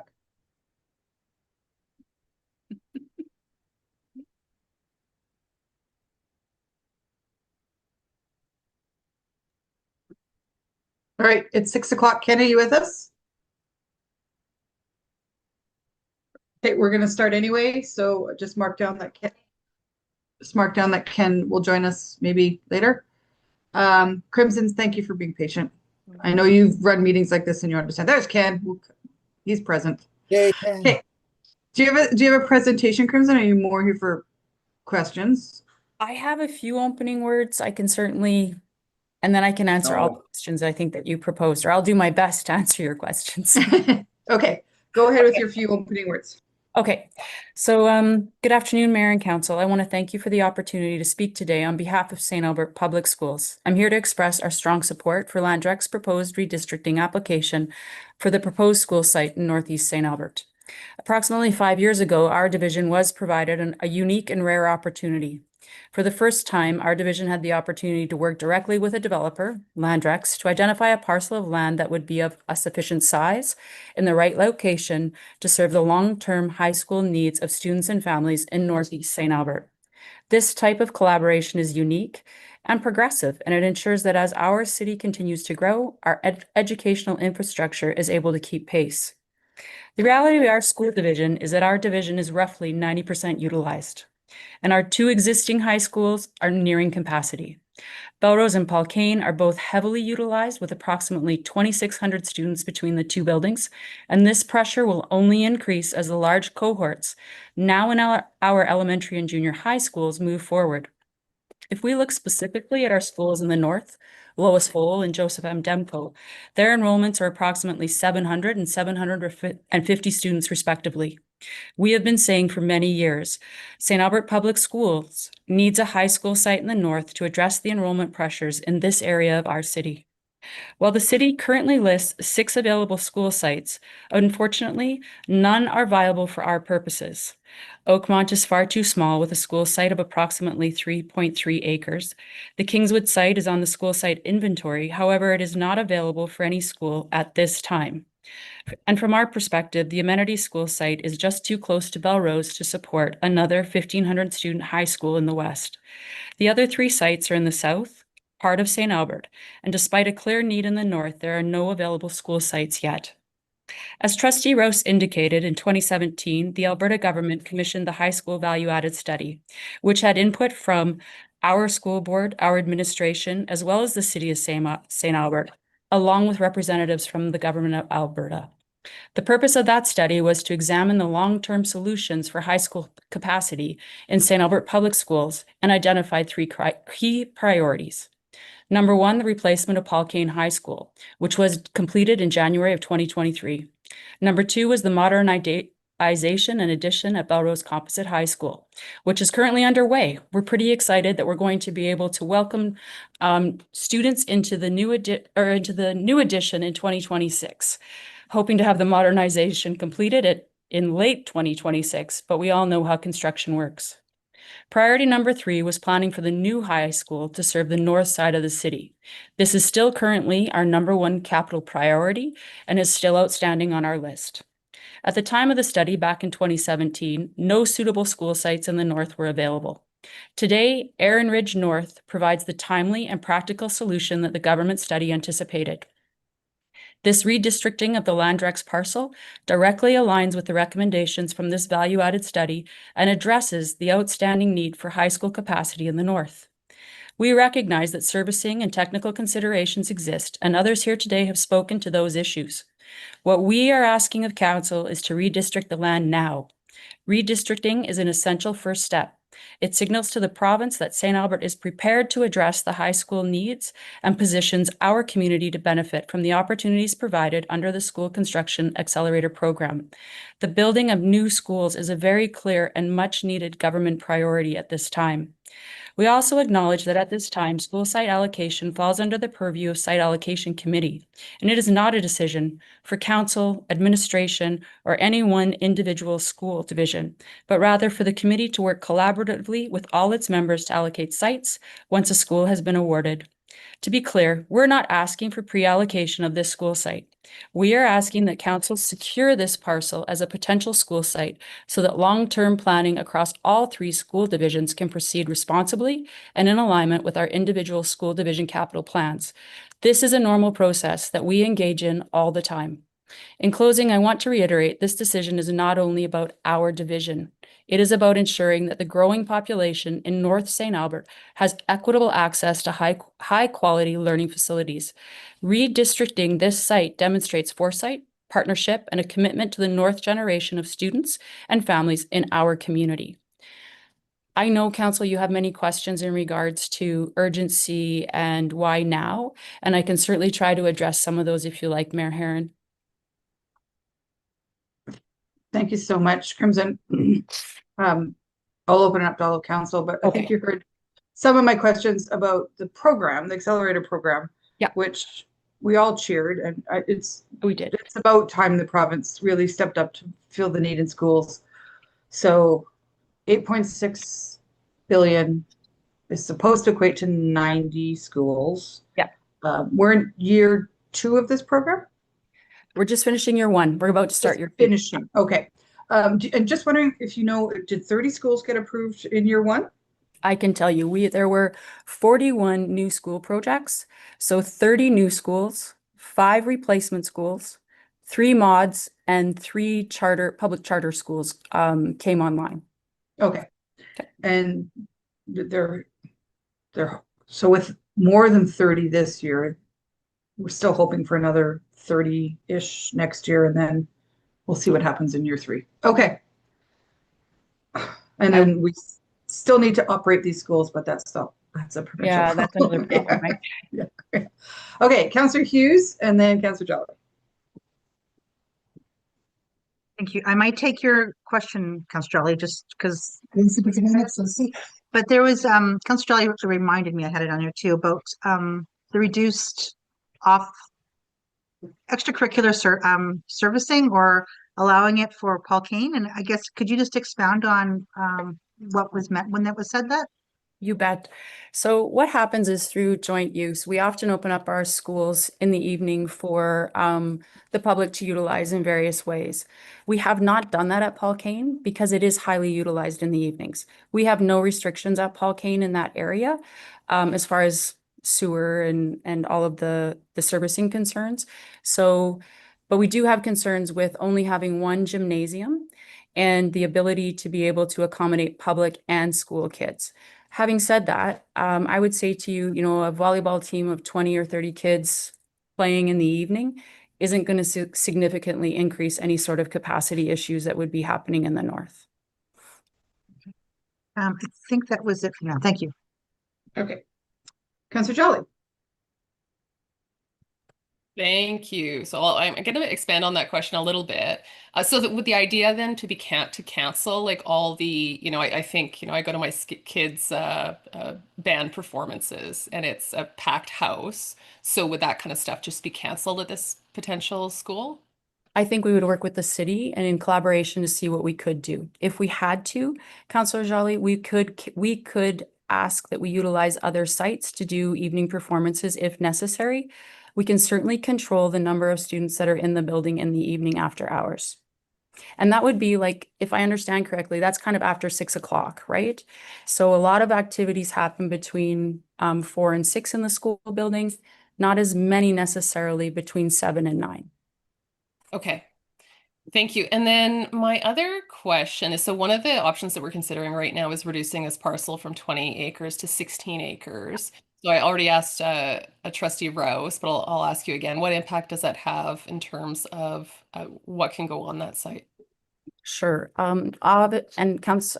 Trustee Rouse was correct in saying optimally, we would love to have the 20 acres.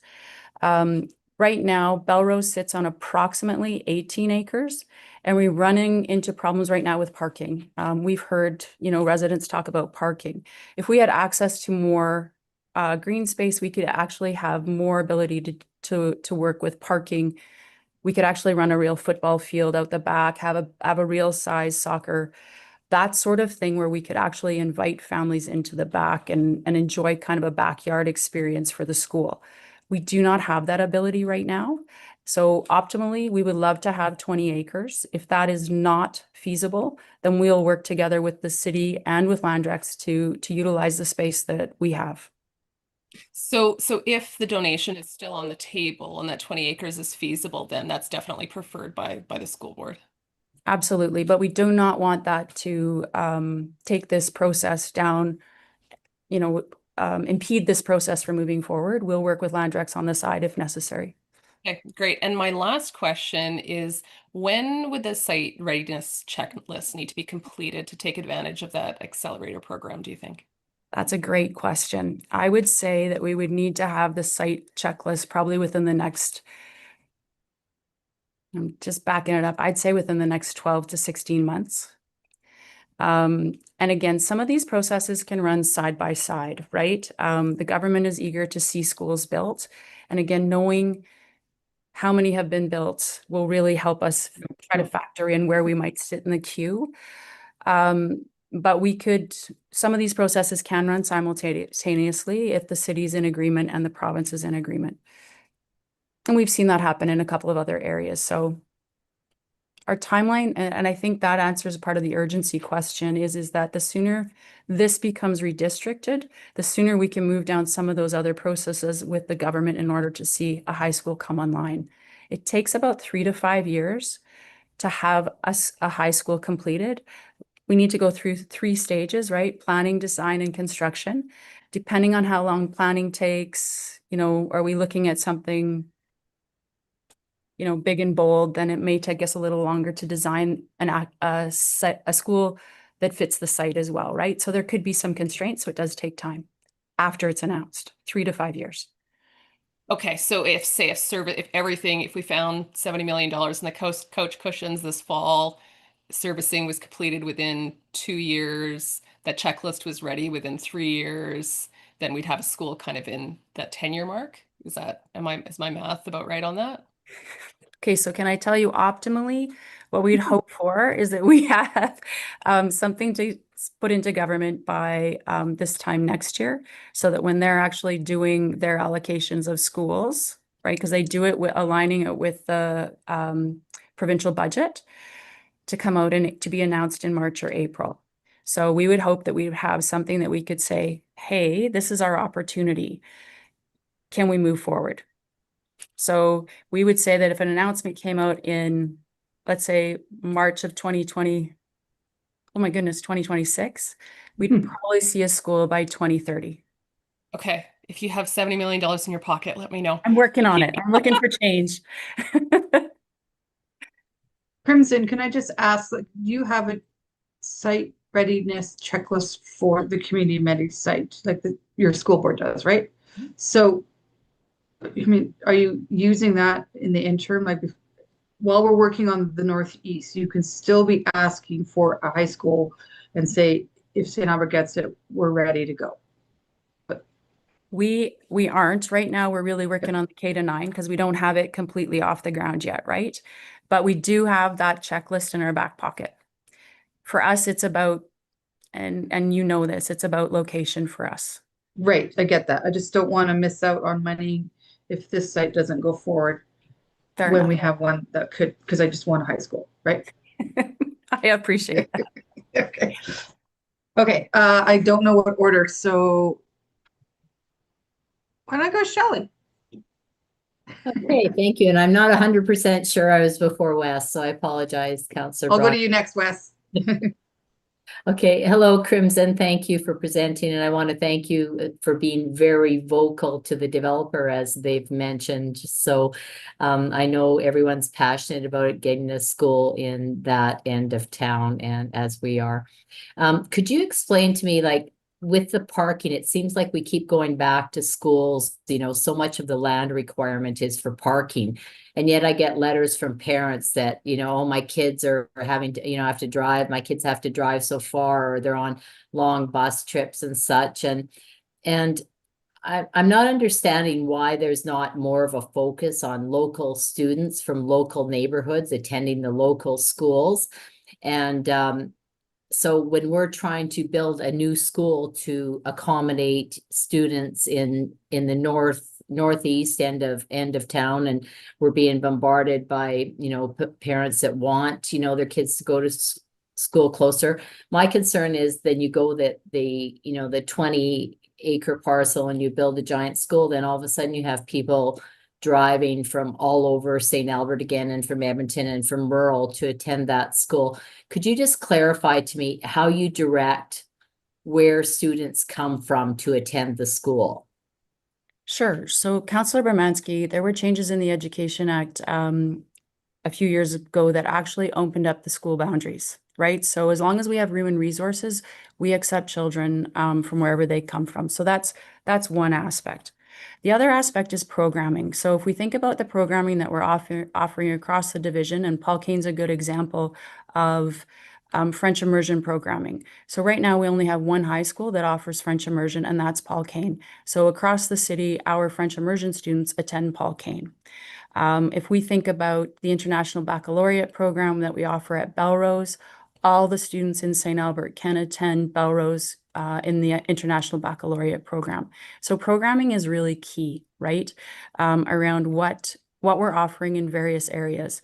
And we can't offer all programs in all schools. We just don't have the capacity. We're not big enough to be able to do that at this point. So depending on what the programming was in the north, there would most likely need to be some students that drive. I think the other thing that we have to really recognize about St. Albert is that high school students drive. They don't take buses. As much as we encourage them, and as much as I think we appreciate the city offering free busing, and I know some students do utilize that, I'm not exactly sure, but we know that we have a predominant number of students that drive. Okay, and yes, I believe St. Albert has the most cars per capita of any I'm city. pretty sure. Yeah. And we have busy students, right? We have busy students who go to after-school activities, and so there's lots happening on that front, but we do see a larger number of students driving. Okay, and so, I mean, ideally, you know, like we're still talking the 70 million for servicing, and you would really have to pull back on an even bigger school that didn't have, you know, capacity for sewage and such in the evening. The one thing that you mentioned is students can go to any school as long as there's room and resources. Could you clarify to me that St. Albert students get that room before students from any other municipality? 100%. 100%. Make sure that we take ours. If right now, usually on the Paul Kane website, we have a notification up that of how we accept students into the school, and number one priority is to our own students here in St. Albert. Okay, and then after that then we look at that date or whatever, then it would be opened up to other schools. Okay, you don't know how often I get that question from people, because we're trying to build all these schools for students, and we don't know where they're from, right? So I appreciate all your answers, and thank you. Thank you. Councillor Broadhead, you're up next. Yeah, thank you, Madam Mayor. And thank you, Ms. Sumners. So you said you'd try and answer the question about urgency and process. I'll give you an opportunity to just speak to that. But ultimately, I believe the ability to construct a school is a question of servicing. Right. But you still see this particular decision before council today as fundamental to moving the process forward in the eyes of the province? Maybe if you can tackle those two questions. So I do believe that we need a school in the north. We hear it from families all the time that they would like to have a school in the north end of the city. So for sure, the process is tight because of the school capital accelerator plan. We believe that that program, or we know that that program is only around for 3 years. We're moving into year 2. And then we don't know what will happen after that, right? So if we don't get in the queue to at least have a school built in the north, it could be years before we see another school built anywhere in the province, quite frankly, once the money runs dry. 8.6 billion is a significant investment by the province in trying to catch up. I think they'll try to do their best to maintain that, but it's difficult. We also have a need. We know that our population is growing within our own school system, and I would believe that all the school systems in St. Albert are growing. So we need to have the space available for those students as they're coming through. We have larger cohorts in our elementary and junior high classes. And as those cohorts continue to move up, they grow. So we know we're going to be pushing some high school space constraints within the next, I would say, 5 years. I'm sorry. And was there another question I missed, Councillor Rush? Sorry.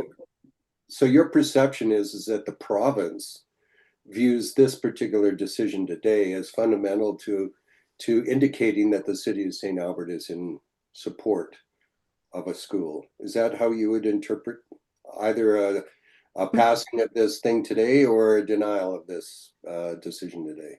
I think that the government of Alberta is aware of our needs for sure. And I do believe that they see us as needing to have space available in appropriate areas of the city to accommodate the needs across the city. So yes, I do think it is an important decision today. Okay, fair enough. Thank you. Thank you, Madam Mayor. Sure. Councillor McGuire. Thank you, Madam Mayor. Good evening. Thanks, Crimson, for coming. I look forward to being able to catch up so you can tell me all about your vacation.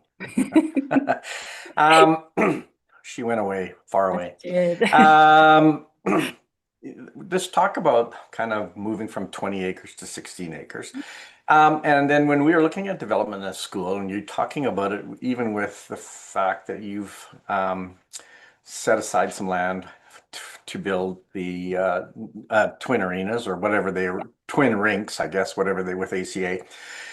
Is there an opportunity, like what point in a design, and I'm pretty sure it's as soon as we possibly can, but you know, when we talk about our growing city, we're also talking not only about students' needs and in new schools, but we're also talking about community amenities. How do we take advantage and merge that opportunity, maybe of a larger high school site, that we can then start to look at how do we piggyback? And let's solve the servicing problem separate, but let's look at this as an opportunity maybe to partner with the school boards around identifying a community amenities need as well, whether it's soccer. Where do we begin that? How soon do we do that? And would that also help in kind of convincing the province to kind of look our way? Councillor Mackay, I think that's an excellent observation. This government is all about partnerships and where we can bring amenities, I think, to communities that maybe don't cost them quite so much. I think that if that is something that the city is amiable, I think we sit down and start having conversations as soon as possible. We have often reached out to the city on various different projects around and how could we partner? What would make sense? And I know that it wasn't part of planning, or we started the conversations, I think, a little too late when we got Paul Kane announced. We weren't able to collaborate just given the time constraints. But I think it would be lovely if we could see some collaboration between the two entities around what makes sense for our community, our kids, right?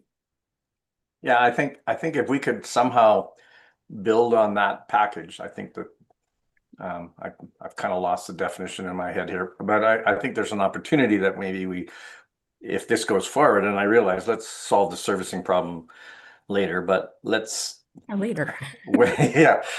yeah, let's give you a chance to check everybody's couches. But I just think that that's the word, value proposition that we could maybe start to sell if we looked at it and took advantage of an extra site. 100%. I think there's lots of opportunity. I think Trustee Rouse has her hand up. Maybe did you want to add to that question? Sorry, Councillor Kai, we're in a public hearing. Yeah. We are one resident. Oh, that's right. Yeah, right? I apologize. So, Yeah, sorry, good Christy. catch. Yeah. Sorry, Yeah. good catch. My Yeah. mistake, Madam Mayor. I don't want to make this public hearing invalid, right? No, perfect catch. I apologize. It's okay.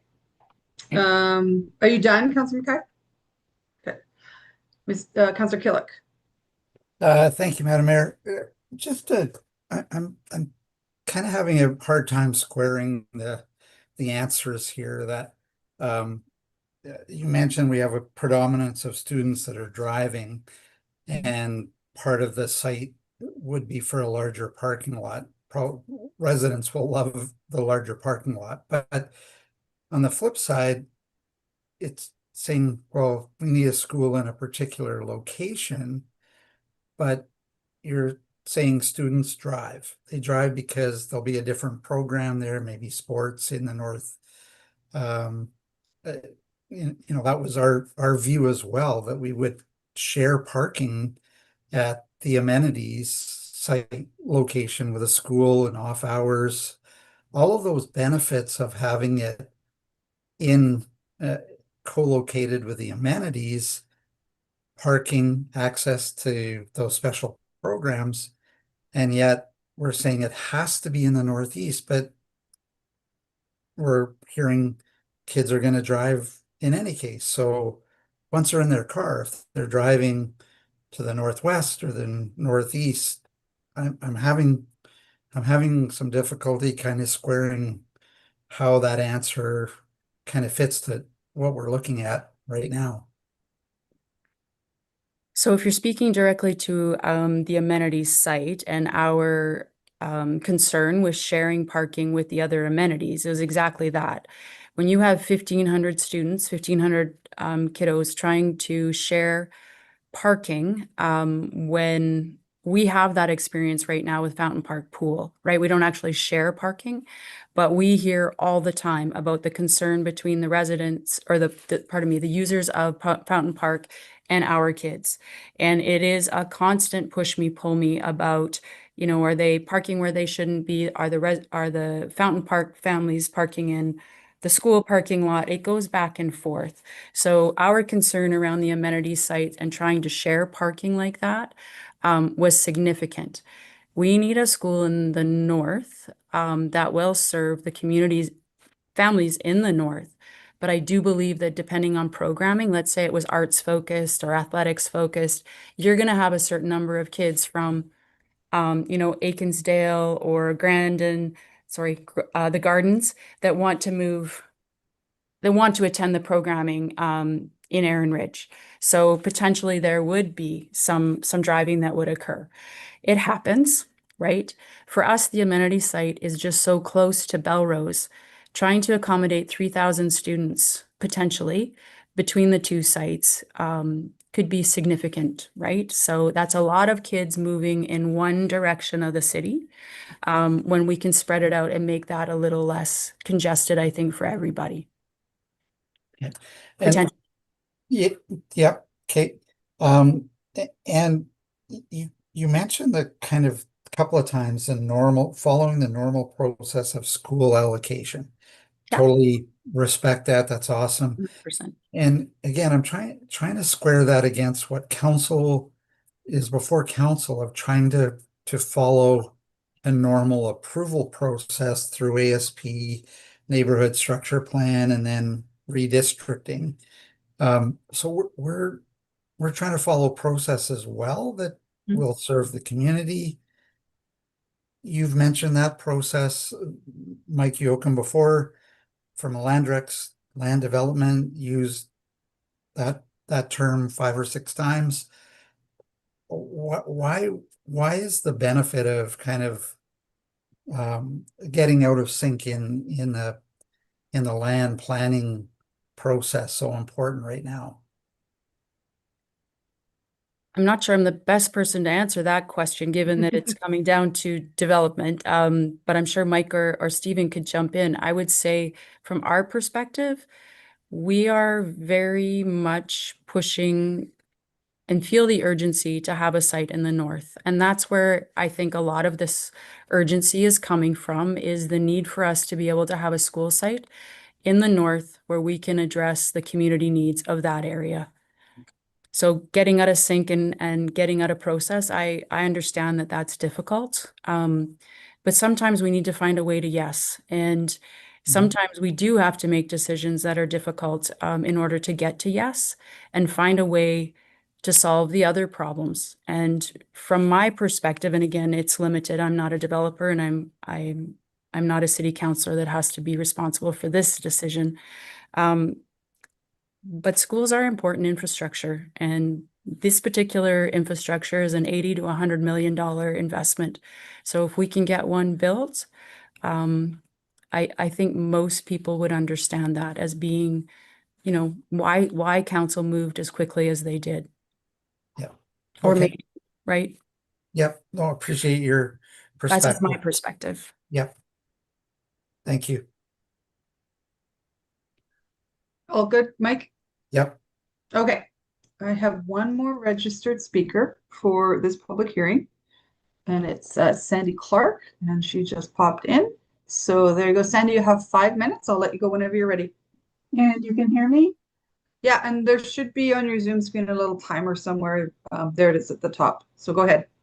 Good evening, and thank you for the opportunity to speak today. Several years ago, I sat in council chambers when Glenys Edwards, then chair of the St. Albert Public School Board, gave her annual report and named a high school in Northeast St. Albert as the top priority. Since then, the board has repeated that message year after year. Parents have asked, students have asked. To me, this is personal. My granddaughter began grade 2 at Lois Hole School when the need was already clear. Today, she is entering grade 10, 8 years later, not at a neighborhood school, but on a long bus ride across the city. 2 more grandchildren aren't far behind. I understand decisions like this are complex. I worry this decision has already been made, despite this being a public hearing, which requires that residents are heard and their views deliberated upon. This is not a someday priority. It is urgent. If council delays again, the message is clear. We're risking not meeting the needs of our students, the foundation of St. Albert's future. Year after year, this priority has been raised, yet the need remains. The time for action is not later, it is now. On social media, it was said a new school needs a $70 million pipe funded by taxpayers. Let's be clear. This reflects the city's responsibility to align infrastructure with the already approved growth, not a burden to place on this school. It is important to recognize the city's responsibility and why this need has arisen. Suggesting otherwise is misleading. We need practical solutions. If sewer is a problem, fix it. If we can build towering condos that reshape our skyline and our river valley with only one road access, surely we can build a school that temporarily operates with a single access road. It is time to work with the developer, your administration, the school board, and the province to find a solution. We cannot continue a pattern of inaction that risks failing our students. Even if this is approved today, a school is several years away, giving time for the necessary infrastructure to be in place. We're asking that you move this city forward and its students forward to success.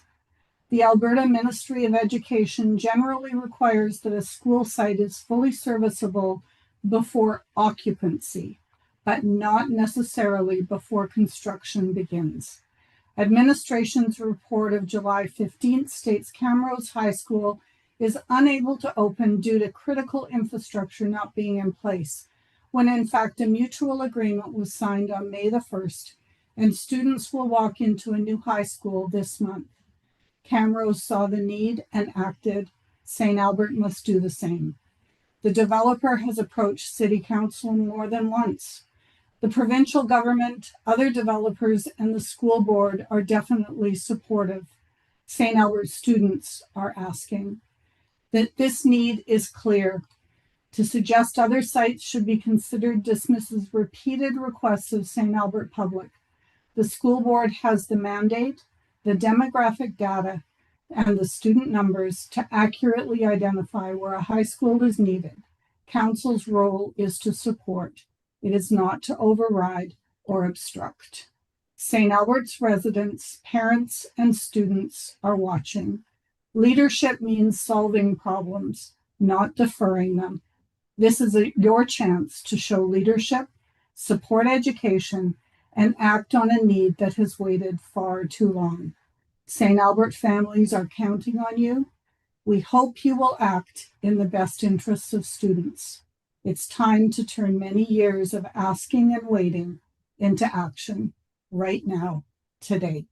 Our students deserve no less. Thank you. Thank you. Any questions for Sandy or Mrs. Clark? Sandy, I just want to point out that since 2017, when you did come and speak, we built new Paul Kane, we've modernized Belrose, and we've approved a brand new high school site in the Northeast. So I just want to make sure that this council is not getting blamed for not having opportunities for high school in St. Albert, a new public high school. And I hope the same message you just said goes to the province, because we need that funding, and when it comes, we're ready for it. So I just wanted to somehow protect this council, because we're not obstructive. We're working hard and trying to find creative ways to bring high schools into St. Albert. So, and I recognize that. The issue is that the amenities site is in the Northwest, and our school board has been pretty clear that the need is in the Northeast. Okay. Any questions for Mrs. Clark? Seeing none, I just want to check with Cheryl to make sure that no additional. I did get an email that Sue Keating was here to answer questions, but I actually don't see her online, and she did not want to present, so I didn't actually go to her. But Cheryl, is there any other members of the public that have registered since we last communicated? No, we have not anybody else. Perfect. Okay, so we've dealt with the side of the public on this hearing, but we're not done, because I want to allow council members to go back to administration, because a lot of information was given over the last couple of hours. You might have come up with new questions. So is there any questions, like Councillor Jolly, you had asked about the servicing and toilets flushing, etc. And I said you might want to ask that admin. Did you want to? Yeah, I've got a few questions of admin, and then if anyone does propose an amendment, I've got a whole stack of other questions. Yeah, okay. Let's start with let's not consider amendment questions until there's actually an amendment. Okay. Great. So go ahead. Yeah, my first question is, so Superintendent Sumner said that they need the site readiness checklist to be done kind of in 12 to 16 months, or ideally kind of ready to go by March. So I don't know, can you comment on what a realistic timeline is after a servicing plan is approved for the site ready to go, and that checklist to be completed, you know, if we find the 70 million in our couch cushions? Yeah, thanks very much. Sorry, we good? Can you guys hear me all right? Yep, that's better. Yeah, thanks very much, Councillor. Certainly ask planning and development, who does, I think, a lion's share. So Ms. Peters, you can perhaps take a first stab at that, and then I can expand after. I'm going to actually pass this along to Mr. Betteridge, just because he has a better understanding of the actual servicing timelines, and perhaps maybe to our folks in utilities. But this timeline would have to assume funding was granted. Mr. Betteridge, would you have a When you, more sorry, when you exact say timeline? funding, Christina, you're talking about the full build out of the $70+ million sewer line, right? That we would have, yes, the funding Thank you. for us to enable the investment in the servicing. Thank you for that clarification. Thank you for the opportunity to respond to that. It's a very complicated question around the servicing. That's why I wanted to jump in at the moment, but I got my opportunity now. So there's a few issues impacting servicing for this Northeast site. The one that everyone has been throwing around, the $74 million Northeast servicing project, that's the ultimate permanent solution that would enable not just development of the school site, but all of the ASB in that area plus some. So that is definitely a financial hurdle that we're trying to come over. Until that's resolved, the only other option we have for servicing at this moment is this interim option, which has been presented a couple months ago, regarding the pipe storage solution. So the consultant reports that we have received from InvizTech, they did look at what sanitary servicing could be potential for a school site. And I just wanted to address some of those comments, as I think they're a lot more nuanced than what was presented here. So although they did mention that the school site could be limited so that there's no off or on peak servicing, so that AM and PM peak when everyone's getting home and they're using the toilets, dishwashers, washing machines, those kind of things, the school can operate outside those hours. So that's what they were saying. However, there's a lot more nuance. So the sanitary flows actually come from a school. They're obviously done from the human aspect of it, but there's also the inflows and infiltrations that can come from wet weather events. So we can't control those. So those could actually happen during those peak hours as well, contributing to the pipe capacity issues that we're currently facing. As Regan has alluded to before during the city presentation, our pipe capacity right now is fully allocated. We are measuring it down to the decimal points right now for liters per second.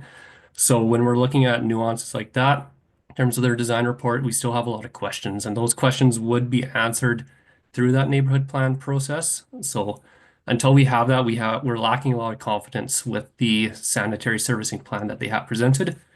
With the pipe storage option, another nuance comes forward. So the pipe storage would be basically attenuating the flows during those peak hours, and then it'd be expected to drain out during the remainder of the day.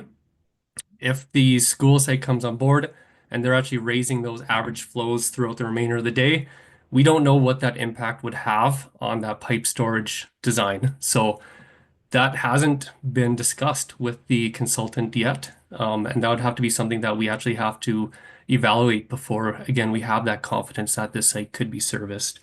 So to just go back to your question on when we could actually determine if it's serviceable and get that site servicing readiness checklist checked off, it would take some time. So if we go with the pipe storage option and we can somehow find the servicing capacity through that, we would need the tri-party agreement signed. We would have to get that infrastructure installed, and then we would have to crunch the numbers with their consultant to make sure that it could actually accommodate the school. One thing just to recall with that is that it's a tri-party agreement with Melcor as well. So they're investing into this infrastructure. They want some of that capacity as well. So it'd be extremely tough to find if that would work for the school. It might have to be fully allocated to school. We don't have those exact numbers yet. If we were able to find $74 million and build the NESP project, I believe that engineering has presented that in the past, that we could be comfortable moving forward with subdivision applications 6 months after we have procured the project, so move forward to construction. So that gives us adequate time to have everything constructed before any occupancy of buildings move forward. So very long-winded. So Yeah, lots of I was like, information. thank you. You used a lot of big words. So in terms of timelines, is 18 months kind of doable if all the stars align?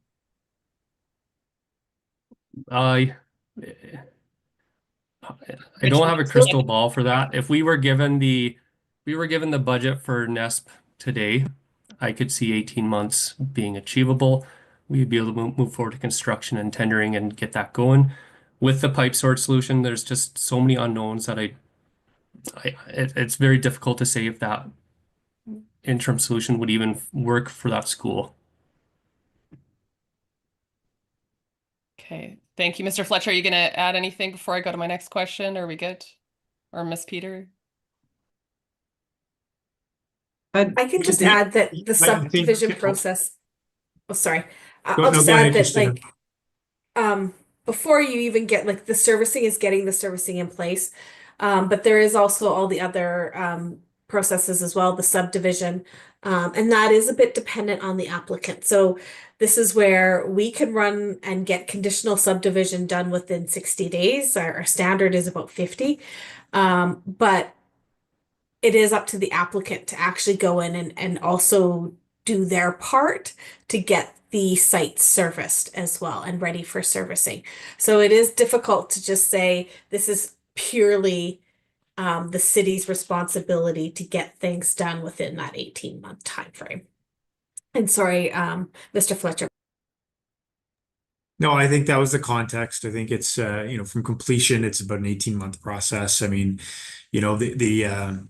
I'd certainly defer to the school board, but at the end of the day, the requirements demanded by the province for the accelerator fund, right? There would have to be an appetite on their part to work without detailed servicing to the line. It would essentially be a plan and a concept, right? And that might enable the time frame that was referred to by the public board, but the reality is, based on our current process, where you've got a service school site coming onto the list, that would not occur in the timeline that was articulated. Okay, so March 2026 is kind of out of the question. Unless things were approved sort of immediately and there was an appetite to take risk concurrently, yes, that's correct. Okay, thank you. So I've got a couple follow-up questions. So Mr. Betteridge, you kind of commented about it's not just the flushing of toilets, but it's other water that's going into the system. So a major storm then, if we were looking at that interim solution, is that one of the kind of points that your team would be analyzing to see, to make sure that Mayor Herron's house wasn't flooding, kind of when that is that, do I understand that correctly? Appreciate that. Yeah, with the interim solution, the addition of that inflow and infiltration from those wet weather events would contribute to the peak hour flow from the remainder of like the households and the residential. If the school, and we're assuming that the school can dictate that there's no flushing or anything like that off of peak hours. So that's a pretty big assumption on its own. But if we'd have to include that wet weather amount into the peak calculations, and then we would have to identify the drawdown impact that the impact of the school would have on the overall infrastructure itself. So there's kind of a two-part with that.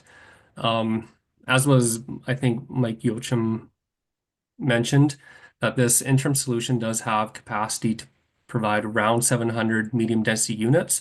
Equates to 7.7 liters per second of flow. So again, that inflow rate that would be concurrent with those peak hours would draw down from that 7.7 for sure. But then the impact of the school operating off peak and impacting that drawdown in the pipe would have to be evaluated separately. And we don't have any of that analysis yet.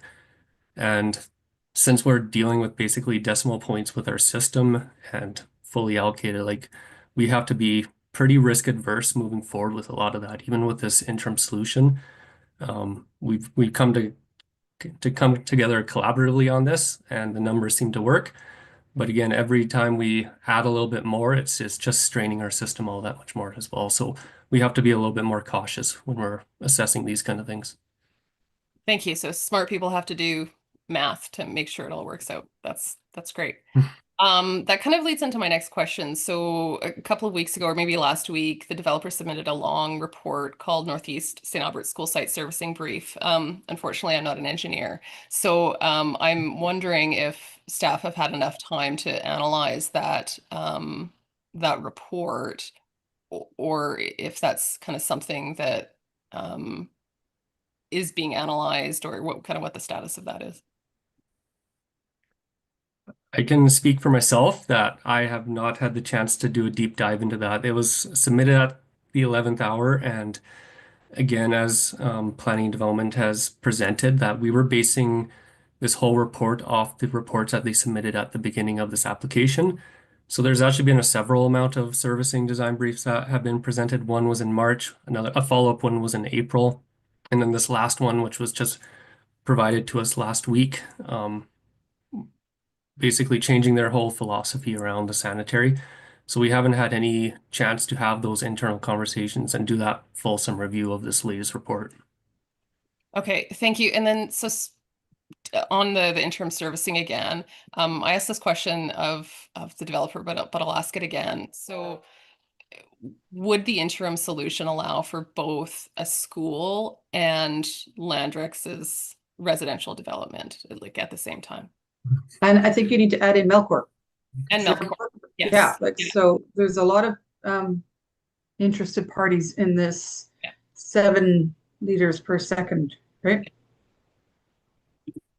I guess what I could say to that, and that's a really good question, is that depending on the stages that we allocate that gained capacity towards, it gets eaten up quite quickly. So last we looked, we were able to achieve about 3 stages between Landrex and Melcor before we were getting close. Internal estimates have basically said that the school might require the entire amount gained from the pipe storage. So the ability to do both, I would not be confident in that at all. But again, we need to know those exact numbers to for sure verify. Okay, thank you. So just to clarify, if that interim solution went ahead and say Melcor used up that entire capacity, then a school's site would not be allowed to proceed until the couch cushion project went ahead. Is that, understand that? Yeah, that's my current opinion of it. But again, depending on, reviewing the latest submission from the proponent on their servicing design brief and actually identifying how much capacity that school would require, it all ties into it. Okay. So there's just been too many numbers thrown around so far that we weren't able to lock down exactly what those numbers are, especially for a school site. And this honestly all comes back to circumventing the neighborhood plan. We're reviewing documents in isolation, and having that neighborhood plan would allow more of that back and forth and discussion with the proponent and really finalizing a servicing plan that would work for this area. So it's been quite challenging. Okay, thank you, Mayor. That's all I have. Okay. Ken, Wes, and Mike, who is up first? Wes I know was, then Sheena's Mike. last. Wes, Pardon? Mike, Wes, Mike, and then Ken, and then Sheena. Unless you Okay. wanted to go by age. Well, I sometimes go by my favorites, but I Okay. won't do that today, and I'll go straight to Wes. Thank you, Madam Mayor. I appreciate that. I'll be brief. I only got really a couple of questions. So the question before us is whether we actually do the redistricting, right? And there's a lot of reasons why the request before us today doesn't comply with our processes. The process is intended to be linear. You start here, you go there, and you end up with the redistricting and everything according to Hoyle. Everybody's happy. However, throw into the mix the requirement to be quick, because we have a school accelerator fund that runs out, and there's a request for something done out of phase. My question, what is the risk to the city of St. Albert? Well, hold on, let me ask that question later. Irrespective of the decision today on this particular redistricting, there is still the issue of the servicing that has to be answered at some point before this can go anywhere. Is that correct?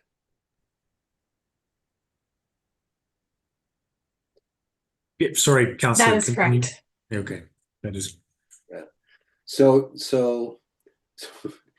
So even if we were to say, okay, we want to designate a school there, because of the political implications of that, it says to the province, yeah, we're interested in the school, we're really for this.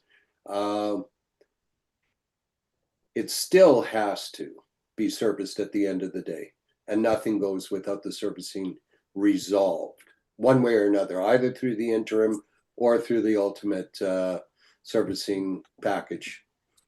And everybody throws around in 74.1 million. So I'm hoping somebody has the big couch, to your point, Councillor Natalie. So, but to the point is, there's a backstop here. The servicing is the question that needs to be answered. All the other studies need to come, but if there's no servicing, it's dead in the water, as I understand. Is that correct? I think that's safe to say, Councillor. Yes. Okay. All right. So now I'll get to my other question. What is the risk that we're assuming by designating the school site out of phase, irrespective of the fact that it goes against our policy? Yeah, thanks, Councillor. Certainly I can throw it over to planning and development. I'll just articulate one element again, is that you're making a decision that involves a fairly big footprint or implications for a fairly big footprint without knowing what those consequences are. So, I mean, there's been a lot of talk about consolidating the 10% MR into one parcel. That's it. That's all the MR for that area. The normal process would allow you to mitigate that through a collaborative work, right? To figure out what gives and what stays, what goes, and how do you achieve sort of a happy balance between the need for trails and parks and school sites and everything else that has to come out of that allocation. That is not known. That's everything in one lump, and we don't know what the ancillary pieces look like because the process hasn't gone through and we haven't had those discussions. That's one example of risk that we assume, because I couldn't tell you what that means for the rest of it at this particular stage. I'll turn it over to Ms. Peter, who can perhaps expand on any other risks that we might be assuming. So I think there's a risk just regarding governance and how these files are handled, besides just not following the standard process.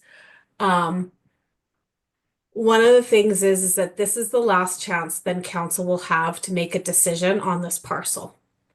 At this stage, it will all be handled through either the subdivision approval authority, through servicing agreements. So the impact is, I guess, as an administration and as a council, at this stage, by approving the redistricting, council is happy for administration to move forward and enable whatever development does need to occur without coming back perhaps to council for that input. Because as a subdivision authority, I need to make sure it's developable, and whether that's developable to the city standards as they're currently approved and assumed by council, or if it's done in an alternative servicing arrangement. We'll have to figure that out. Because once you've enabled the redistricting, it means that we have to start. You've identified that these lands are ready for development, and so we will move forward and get that done. So it's kind of one of the last checks and balances for council to provide that input, on top of all of the other technical considerations that you heard today. And Christina, and if there's anyone else that wants to yes, oh, Christina, sorry, you're saying that it's the last opportunity for this council. It's not this body, like it's council in general. Like the land use bylaw amendment is the last time council will discuss this. So I just want to be clear, like, because we've got this stupid election coming forward and the public hearing. I use the term council as in a the body. whole. Thank you. I just want to make sure that was clear to everybody that, you know, once this is approved, if it's approved, it'll never come back to us again. The neighborhood structure plan will be approved by administration, and the subdivision is by the subdivision authority, which is administration. So it's a check and balance, and that's, I think, the risk you were talking about. Council needs to be able to be confident that there is no risks. Yeah, that's correct. And I'll just allow others on from administration to highlight any other risks that they might want to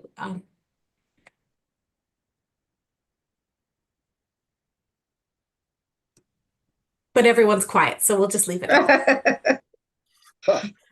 Because you did such a good job.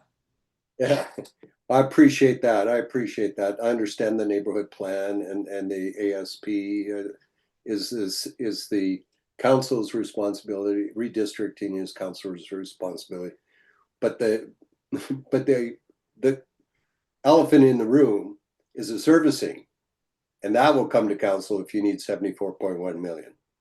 So one way or another. Well, I think also, Counselor, because currently we're looking at the 20-acre parcel, the other piece that could come back to council would be a request for funds to buy the overage based on 644. what appears, that's correct, what appears in the background.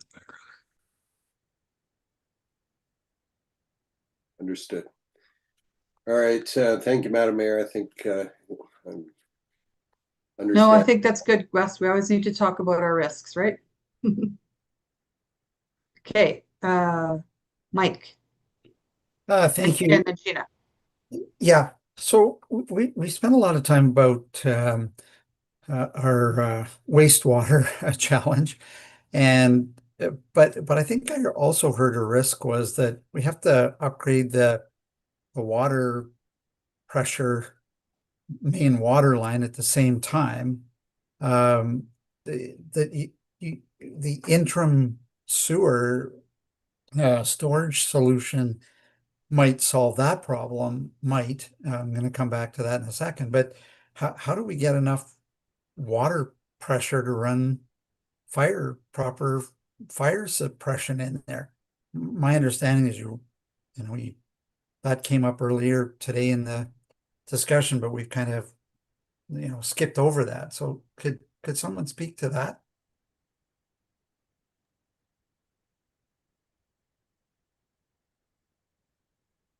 Oh, Regan, I think you're on mute.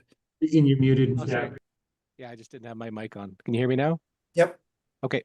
I'll take this one. Jordan spoke very well about the sanitary sewer, so I'll speak to the challenges we're seeing with fire flows in the area. Hey, we're on the outskirts of the city here, and our fire flows come from our water storage, which is our 3 reservoir locations. We've got the Sturgeon Reservoir, the Oakmont Reservoir, and the Lacombe Reservoir. We're quite a distance out from those reservoirs.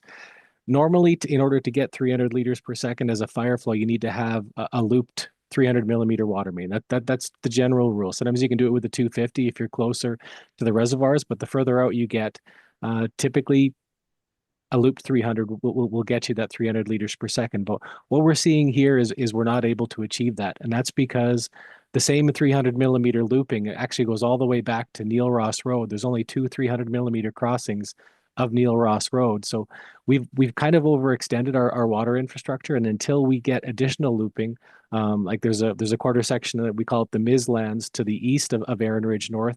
If those lands were to develop, or even a portion of those lands with another water main coming across Neil Ross Road, our modeling shows that would strengthen us to get to the 300 liters per second.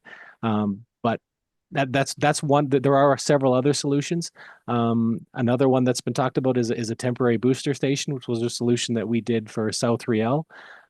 We would like to look at that as a last resort, because if we can put a permanent piece of pipe in, that's better than an interim piece of infrastructure that then we're going to have to look at operating at an additional cost and then decommissioning in a few years, or the school board would potentially. So we think some additional piping would be able to achieve the 300 liters per second fire flow.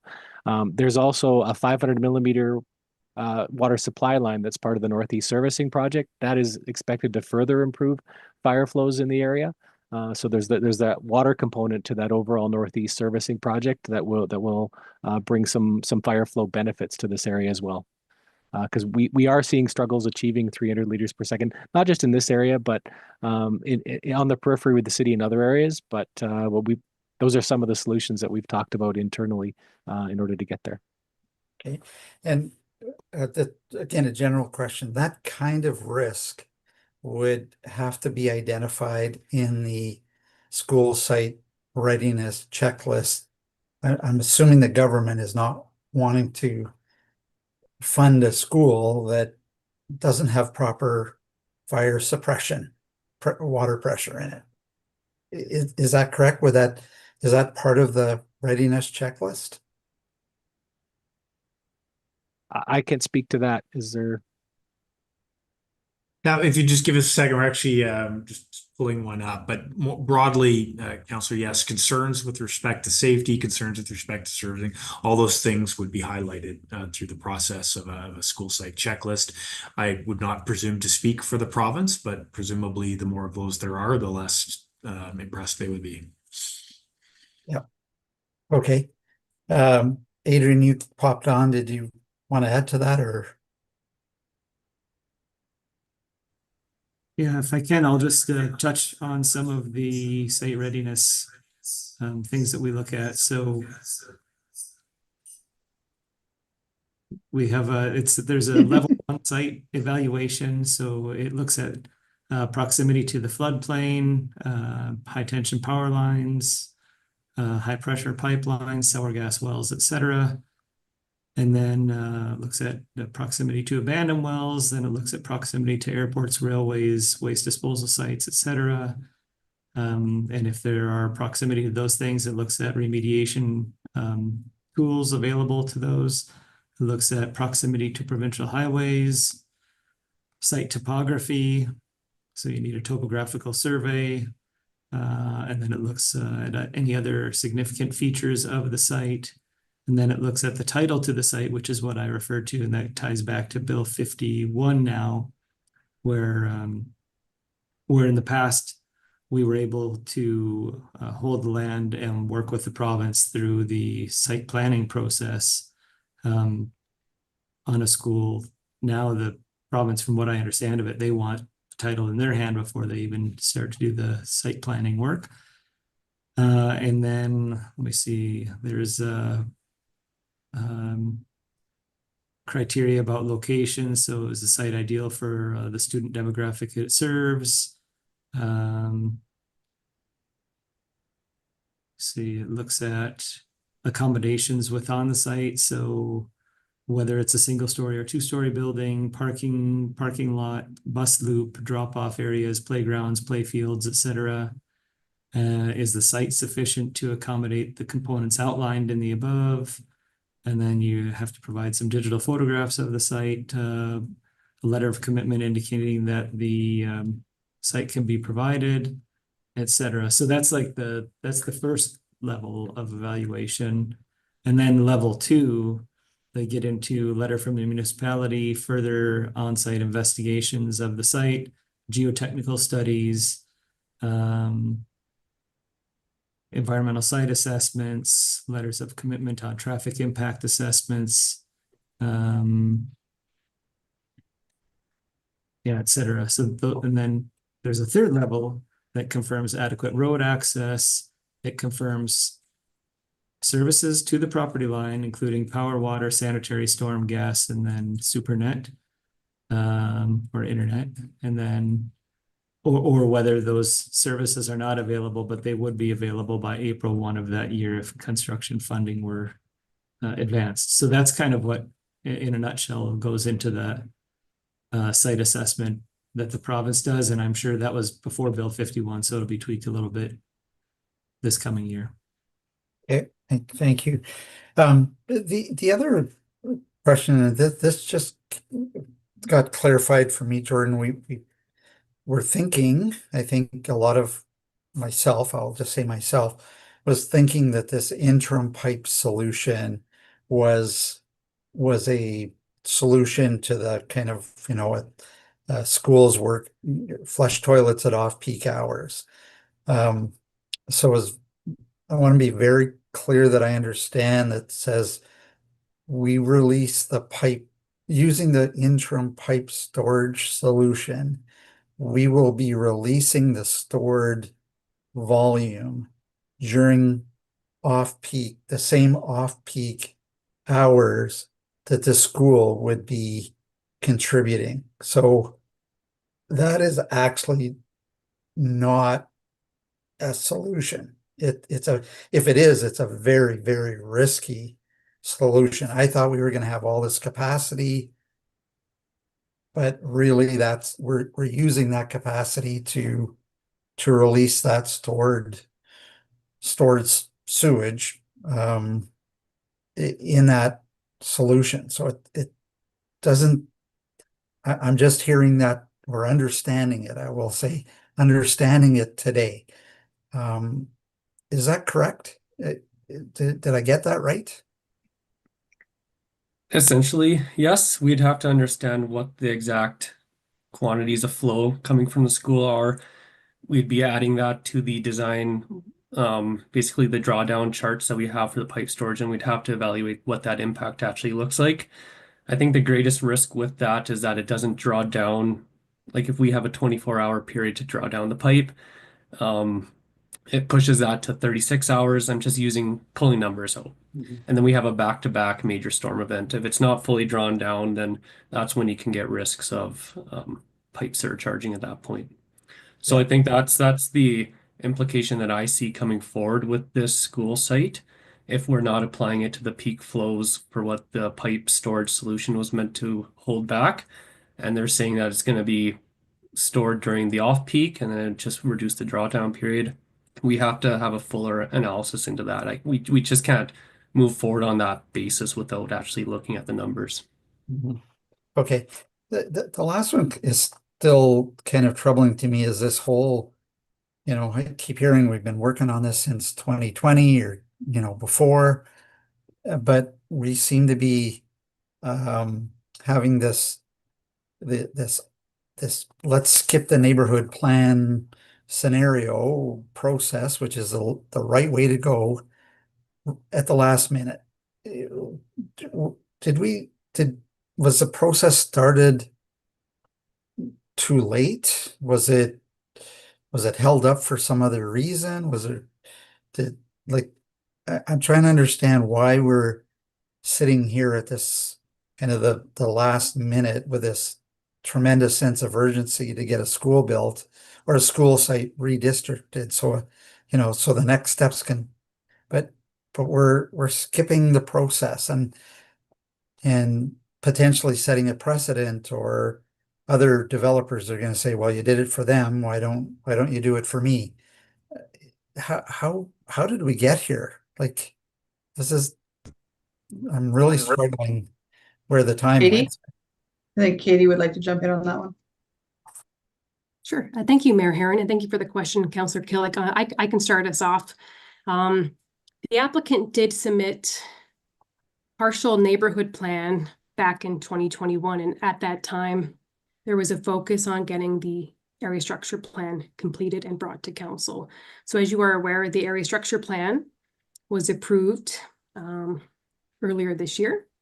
And to our surprise, there was an application to redistrict lands within that plan area that came to us early in the year.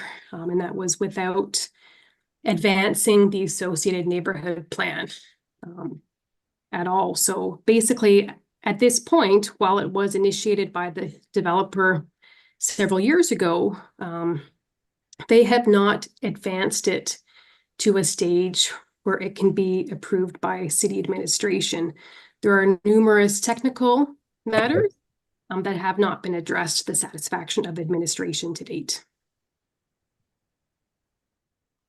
Christina, did you want to add? Yeah, and I'm just going to provide it also a little bit of context, because I think that, we have also known for quite some time about the servicing constraints to our existing systems within Aaron Ridge North and the impacts thereof on Jensen Lakes. And same with the development community. We've had conversations about this pre-annexation. There was a joint use planning agreement that we looked at with Sturgeon County back in 2014. Our statutory documents talk about some of the upgrades to the system that need to be implemented with some of these reliant on developer contributions and investments. So it has been an ongoing conversation that we've had pre and post annexation. And once these lands became part of St. Albert in effectively 2022, then we moved on to the area structure plan, got that move forward and then the neighborhood plan to happen. So it has felt like this has been going on and we've been discussing this for a very long time, but there's been a lot of discussions. And some of the needed elements just have not gotten fully addressed or funded. So I think that is part of the reason why this feels like the never-ending story a bit. Well, and I this don't know, piece and of I'm gonna land, just pass yeah, this off to Christina, others. this piece of land only came into our city boundaries in 21, correct? Technically 2022, Okay, January This is- 1st, 2022. that's correct. Yeah, that's when they put it. So, because this is annex land. Yeah. So a lot of the conversations beforehand were and so you're talking about things that could happen. There were challenges with us trying to service land outside of our boundaries, all of these things. And Landrex was willing to wait and get these decisions. So it's, we've had some challenges, but we've had some successes too. So I don't want to like disregard any of that as well. Adrian, did you have any other comments on that?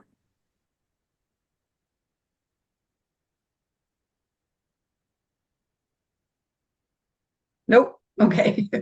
So I love that. Camera on, shake head, camera off. Perfect. So, last question is that, again, to the interim solution, even though I've heard today that it's quite risky. There was and Mr. Yoakum brought this up, that there was still an outstanding item around moving from the temporary solution to a permanent lift station. Temporary things scare me because they have a way of becoming permanent. And have we resolved and got clarity or confirmation on the permanent lift station solution as part of that tri-party agreement, or is because it sounds like just the easy bits have been resolved, but not the big requirement for a permanent lift station solution. Yeah, thanks, Councilor. I think Mr. Betteridge could probably take a first stab at that. Sure. Yeah, thank you for the question, Councilor Killick. Astute point with the lift station as well. It is going to be needed for any future development in this area that relies on that lift station. There's been conversation with Landrex about their current temporary lift station, as well as lack of a storm lift station. They're currently just using manual pumping for that. So as development has reached a point now where the city is looking for something more permanent, more reliable, that can service basically the existing residents out there relying on this infrastructure, plus future development that would be relying on that. So at this point, we've had conversations with the developer. There has been no commitments to date in terms of if they're willing or when they would be constructing that lift station. And could I perhaps add, and please, Mr. Betteridge, correct me if I'm wrong, but the need for permanent lift stations is not new. This has been something that has been part and parcel of the plan for a number of years. We're at the point now where we believe it's necessary as it relates to both the interim and potential long-term or not potential, but the long-term solution as well. And so, I know that you heard it was an 11th hour piece. And so, fairly late in the discussion specific to the interim solution, these were certainly codified, but the need for these is not new. And that's been needed for some time. And just for clarification, the Jensen Lakes has been running on a temporary lift station for almost since day one. I believe it's somewhere close to where this Demco school is, the intersection. It's well overdue to get a permanent solution in there. I think the requirement in the tri-party agreement is to build a lift station in both Jensen Lakes and Landrex. So both of those developers have to, and it's still in the agreement, right? That was not taken out, Mr. Fletcher? That's correct, Mayor. That's still part and parcel of the agreement, and it's certainly one of the points of discussion that's going forward. Yeah, okay. Okay. If I could just jump in on this specific point. The tri-party agreement does have reference to those lift stations, but we felt it was better to include those at the subdivision stage as a condition because each lift station is specific to that one developer, while the tri-party agreement is more of a three-way kind of agreement. So those lift stations would be basically be part of their next stage of subdivision is what we've been working towards.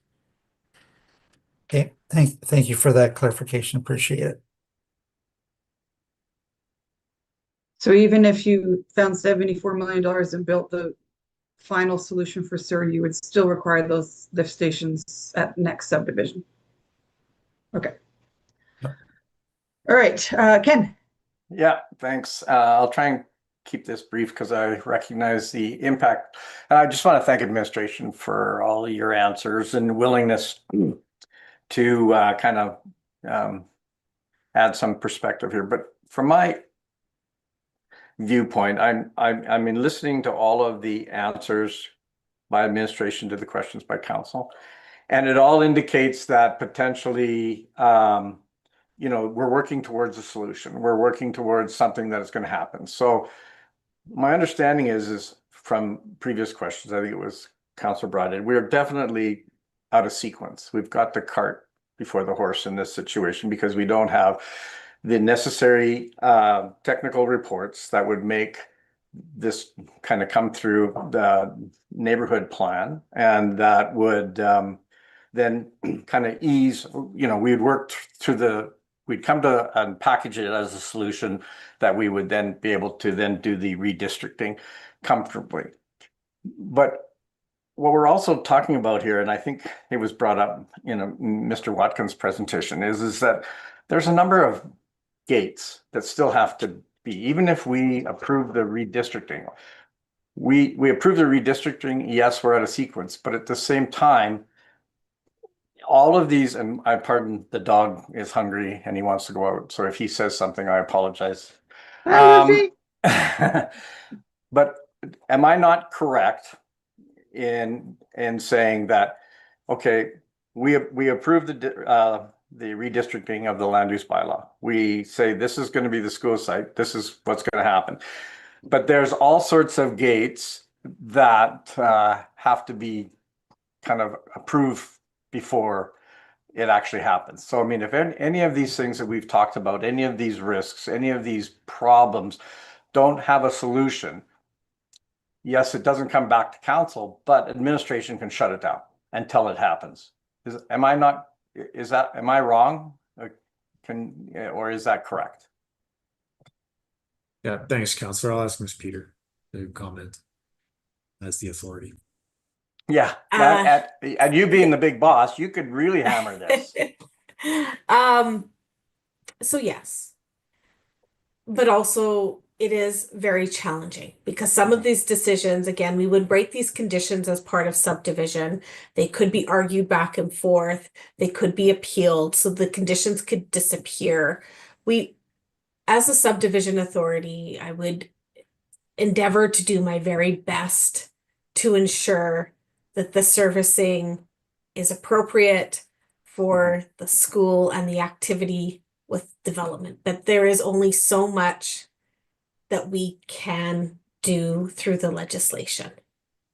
So what may end up happening is interim servicing may look very different to enable the level of by council approving this, you have stated that this land is ready to go, that this is a priority. And so we would take that and we would have to move forward trying to address that. It may require us to look at servicing in a way that we would normally not look at, that are outside of our servicing standards. That's not what we'd want to do. But again, we start losing, we have less and less ability to pull that back once the redistricting goes forward. Fair enough. And I'll actually pass this on to Marta, our legal counsel, because this isn't just about planning and development. It is about the greater risk to the organization. And Marta, do you have anything else to add? Well, actually, I really don't. I think that the risks, we've talked about them. I can't really think of a new one to add. So I'll just stop there. Yeah, I'm thinking of a new risk. I mean, by not doing this tonight, do we not send a message that and now we have to restart all over again, or the new council has to restart over again, and we're sending maybe the wrong message, whether it's to the government, whether it's to the residents, whether it's to the school boards. So I'm just trying to think on both sides here, because we've talked a lot about why we can't do it, and I agree. It scares me.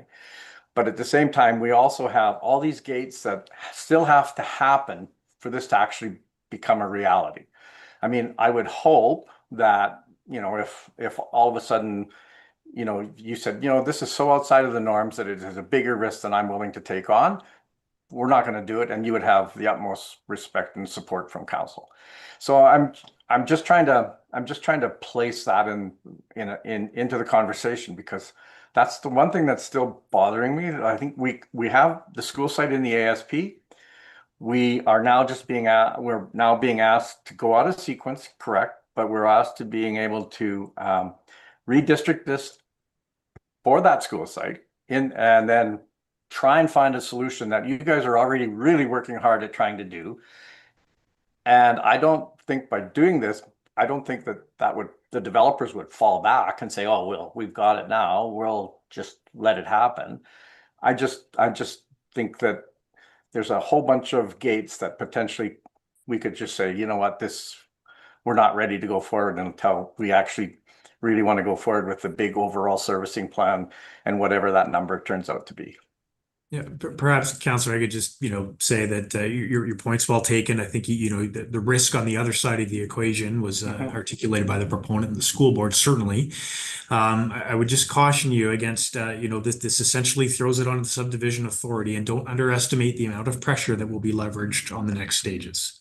And so probably to include lobbying council if in fact decisions don't go that way. So I would I'll just put that out there and say that's a very real possibility. Yeah, no. Hey, Councillor McKay, I don't know how much more you need to hear from administration on their recommendation and their legal advice. I'm not we've asking that. Yeah, no, you're misinterpreting my question then. What I'm trying to do is say I understand all of the risks. I understand all of that, and I understand we're out of sequence in the process. But what I want to make sure is clear and have it clear in my mind is that even if this went ahead as it is today, that there's still gates that could shut down because the risk is just too high until we actually get full and proper servicing in place. That's all I'm asking. I just want to make sure that that's on the table, because I mean, I realize and recognize the risks. I read this 4 times, and I understand that. I do understand the challenges, and I know from the previous questions, I think all of my counselors understand that. But I want to make sure that was potentially out there. Okay. It's not that I'm doubting any of the work. Please, I would never doubt the work administration has done, and you can just tell by their answers how the depth that they have done and the care and the passion that they have in trying to find a solution. And that was never in doubt. So I hope you don't think that I was doubting. Okay. I just wondered if you were looking for something different than what you've heard.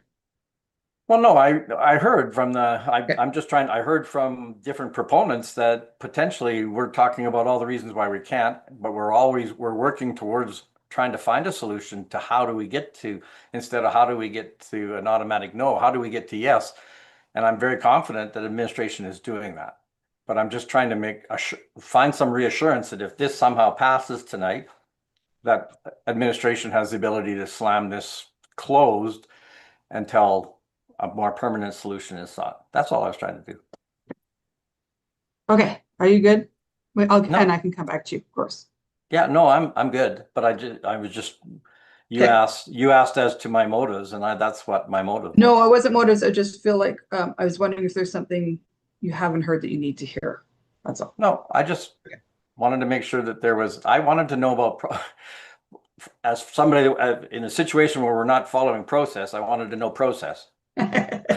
Unintended consequences. Well, that too. Yeah. I'm going to go to Sheena and then Natalie. And then anyone else who has more questions, of course. Okay. I have three questions. Just we're just going to like triage them here at this point, but I have three questions. So the first thing is that we're talking about when you first mentioned it, that the area structure plan that we approved in February only had 5% of their MR dedication, correct? For this land that we're discussing. So we would not be taking away any park space that from other areas to accommodate this. What we're doing is just the other 5% that they had not allocated, we're going to be putting into this park. But we're not actually changing the park space of the area structure plan that we passed. Is that correct? The team can jump, correct. Okay, the team can jump in, but 16 acres is 10% of all the MR for that area. So there could be some impacts. I can't. So no trails, parks, or any other MR in Landrex's own land, but there is in the other parts of the area structure plan, the bigger plan, with other landowners, there's an opportunity for parks and trails. Right. So there's an opportunity, but the neighborhood plan itself for those areas have not been planned. So again, we only dedicated through the ASP the 5%. What Landrex is proposing through this application without having the neighborhood plan is that they're willing to put all of the MR to the site and not provide any other park amenity for the community. So this is it for that initial neighborhood. Right. I kind of see that in Lacombe Park too. Like all of the park space goes to all the schools in the center of it. So it's not, we haven't seen this before. But so we aren't changing that area structure plan. We approved it at 5%, and now we'd be approving it at 10%, but we're not detracting from anything we've already approved, correct? That's correct. Okay. So that was the first question. The second thing I had was there seems to be some confusion about with the neighborhood structure plan that it appears that Landrex has been as clear as I can see someone being clear. Their intention was to ultimately have a site large enough to accommodate a high school. But I'm not hearing that the neighborhood structure plan is moving in that direction. But then we just had discussion a few hours ago saying that you would if it was clearly stated. So what are we doing on this neighborhood structure plan? Are we intending to move it forward with that? Because this entire discussion leads me to think that we're not.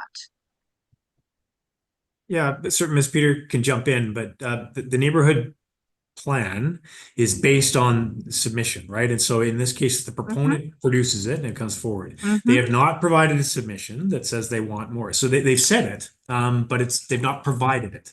And there's two very different things, Councillor. So we understand the intent. They have been clear. We know that they want a larger than normal, but until that's provided, it can't be analyzed. And the discussion to make it happen, how that practically manifests itself, would be had. So we absolutely understand what the desire is. And I think everyone's very supportive of the school ultimately in that area. But there's a way to do it, and that way probably I'm presuming pending this discussion today, right? It is maybe part and parcel of it, but it has not appeared in the neighborhood plan submission to date. So when Mike came and spoke, he's like, "We want a high school, but we're being told that we have to make it be a high school and potentially a K-9 at the same time for the size site," which, as I said, I don't see how that's possible to be two different sizes at the same time. So they can't say it's a high school. Right, but they wanted to have it designate large enough to be a Sure, high school absolutely, site. Councillor. Yes, you bet. Right, and so, but they're being told you need to make it available for different sizes. So I feel like that's an impossible. Very few people can be two different sizes at the same time. So I'm just struggling here. So is the intention to move forward to try to accommodate a size of a high school site? Is that how we got to today? Was that there's been discussion at the neighborhood structure plan to also accommodate a size sufficient for a high school? How we have gotten here today is based upon the fact that Landrex has applied for redistricting. They did not, after the area structure plan, as Ms. Mahoney had stated, they did not come in and update their neighborhood plan and provide that as and come talk to us about resubmitting it or including these additional things. So that's where we're at today.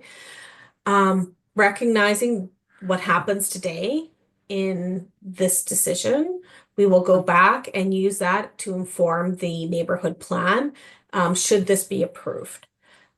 If not, we will work with Landrex and try to understand where the lack of alignment between the two parties is occurring. So if we say no At this today, stage, if we say no today, then you'll be going back to Landrex and saying, do not come forward with a neighborhood structure plan that's larger for a school site. No.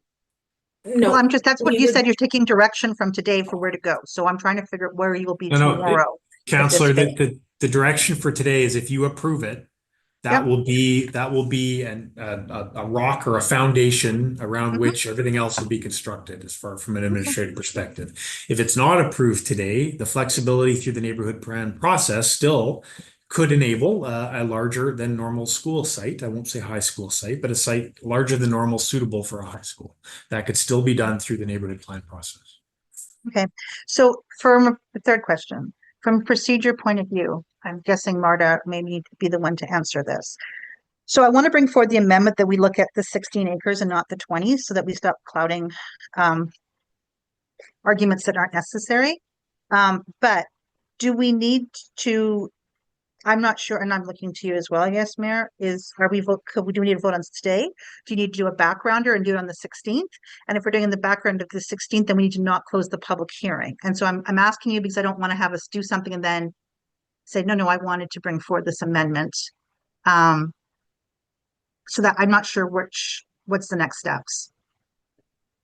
That's a very good question. And Mayor Yeah. Herron, if it's okay, I'd like to jump Go in. ahead. So that's a very astute point in terms of if the public hearing is closed, there can be no new information presented to council related to this issue. However, if we desire to amend the bylaw and get an administrative backgrounder from administration with some new information, that's obviously contrary to that. So the only way around that is to keep the public hearing open, which means we would adjourn it today. There would need to be a motion to adjourn the public hearing today. Keeping it open, we would adjourn it to a new date and time, which would be presumably September 16th at 2 p.m. And that would allow administration to prepare an administrative backgrounder with new information. And we would reopen the public hearing on September 16th. That is my preferred approach from a legal and procedural perspective. If there's a desire to have new information available to council on September 16th. The motion passed today to adjourn the public hearing could also refer administration to prepare an amendment for council's consideration on September 16th. It could be both of those done in one motion. So I would prefer that over closing the public hearing, having first reading, and then making the amendment, because if we do that, what we will be bound to is just to bring the straight amendment and really be unable to answer any questions about the implications of that amendment, because that would be new information that council will be hearing on September 16th. So I'm prepared to bring forward the amendment today and argue it today. But if any member of council wants to have a backgrounder, I will also respect that. So I'm not really sure where to go with the next step. I don't know how to mitigate this because I don't want to go into debate and have somebody say, I really wanted a backgrounder. But if no one else wants a backgrounder, I'm going to do it. I'm going to assume I have some discretion here, Marta, and not accept an amendment motion today and wait till, yeah. Just honestly, Sheena, if we close the public hearing and do an amendment, we might open ourselves up for some. I am whatever you want. I just want to make this clean. That's why I'm asking right now. So I'm going I to have go one more Marta's question. advice there. Okay, Let's go say ahead. that we do the amendment and we postpone to the 16th. Can the public come to speak on the amendment or not? Because the public hearing is still open. I just want to do this so that anybody who's watching doesn't come and ask you tomorrow when you have to answer 43 phone calls. Yes, so it will be a continuation of the current public hearing. It's not a new public hearing. So we would ask that anyone who came to speak today and not repeat what they said today. So we would allow public to come to speak to the new information that would be part of the agenda report. So at the beginning of the council meeting or reopening of the public hearing, we would supply the mayor with, a bit of a script to explain if you've already said that at the September 2nd portion of this public hearing. We're not going to hear it today. We're just going to hear new information. But yes, the public it's a continuation of the public hearing essentially. So it's still open to the public, and that's the purpose of it. Okay, so just so you know, Mayor, I am intending to bring that forward so that you guys can figure out what you want to do for next steps. That's it. Thank you. Okay, so we're not going to close the public hearing today. So at some point, Sheena, I'll get you to read in your considered amendment, but I won't obviously accept it or anything, and then make a motion to adjourn and not close the public Can I hearing. get legal to craft up something for me? So I think Yeah. they've got something already Sounds ready. like they're ready. Yep. Yes, we'll Okay, make sure, perfect. I'll just throw it in the chat, or Cheryl Okay. will throw it in the chat, and then you can have a read. It does also, it postpones the public hearing, sorry, that's not the right word, I have to be proper. It's just a little late, so my brain is a little fuzzy, Yeah. but I wrote this 5 hours ago, it's really good. The public hearing will be adjourned to September 16th at 2 p.m. and it refers administration to prepare an amendment for council's consideration related to the size of the parcel. Okay, thank you. And I see it's in the chat. Okay. You're good, Sheena? Okay. Get your lawyer hand. I'll go Natalie. Thank you. I've got some questions that I guess probably unrelated, but further to Councillor Killick's question about fire suppression, I think the Riel booster station as a temporary solution was mentioned by Adrian. I'm just curious to know how well that worked. Yeah, thank you very much, Councillor. I believe Mr. Lefebvre, Regan Lefebvre, is probably the best position to answer that. So that booster station was built on an interim basis in order to provide the fire flows that were needed for South Riel. Unfortunately, by the time South Riel built out, some of the other neighborhoods had built out, and by that time we had looping, strong enough looping in order that would provide 300 liters per second fire flows without the need for the booster station. So it was redundant within the first year or two of operation. So and we did field testing to confirm, and we have since the city has divested itself of that booster station, and the plan is for the local developer to demolish it and absorb it into their larger property that's adjoining or adjacent to it. So. Okay, thank you. My next question is, so the Land Direct said they'd be open to donating 4 acres to the city, to facilitate the process so that we could still go ahead with a 20-acre site, which I think would be ideal for everyone. So I'm curious about what kind of legal magic would have to happen to have an agreement in place that would allow us to do that, and go ahead with a 20-acre site without putting the city at risk of having to buy that land. Yeah, thanks, Councillor. Certainly, I think I can ask Marta to speak, but I think there's a model here, right? And the model is the community amenities site, which was effectively a donation. I think so. The team could talk through what that looks like, but there's certainly a way to work through it. The question, I think, in this particular instance becomes what I understood to be the caveat that would be on such a donation, which would be for a high school site specifically, right? And so how that manifests itself, I think, would require the devil's in the details, right, in terms of the collaboration and discussion on that end. So perhaps I'll start, Marta, from your perspective, and then Mr. Slatt or Ms. Peter can jump in.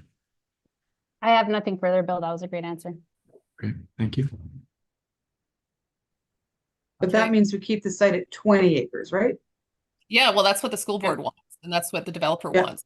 I'm trying to figure out how do we make that happen, since servicing's not going to happen for a while anyway, so we've got time. So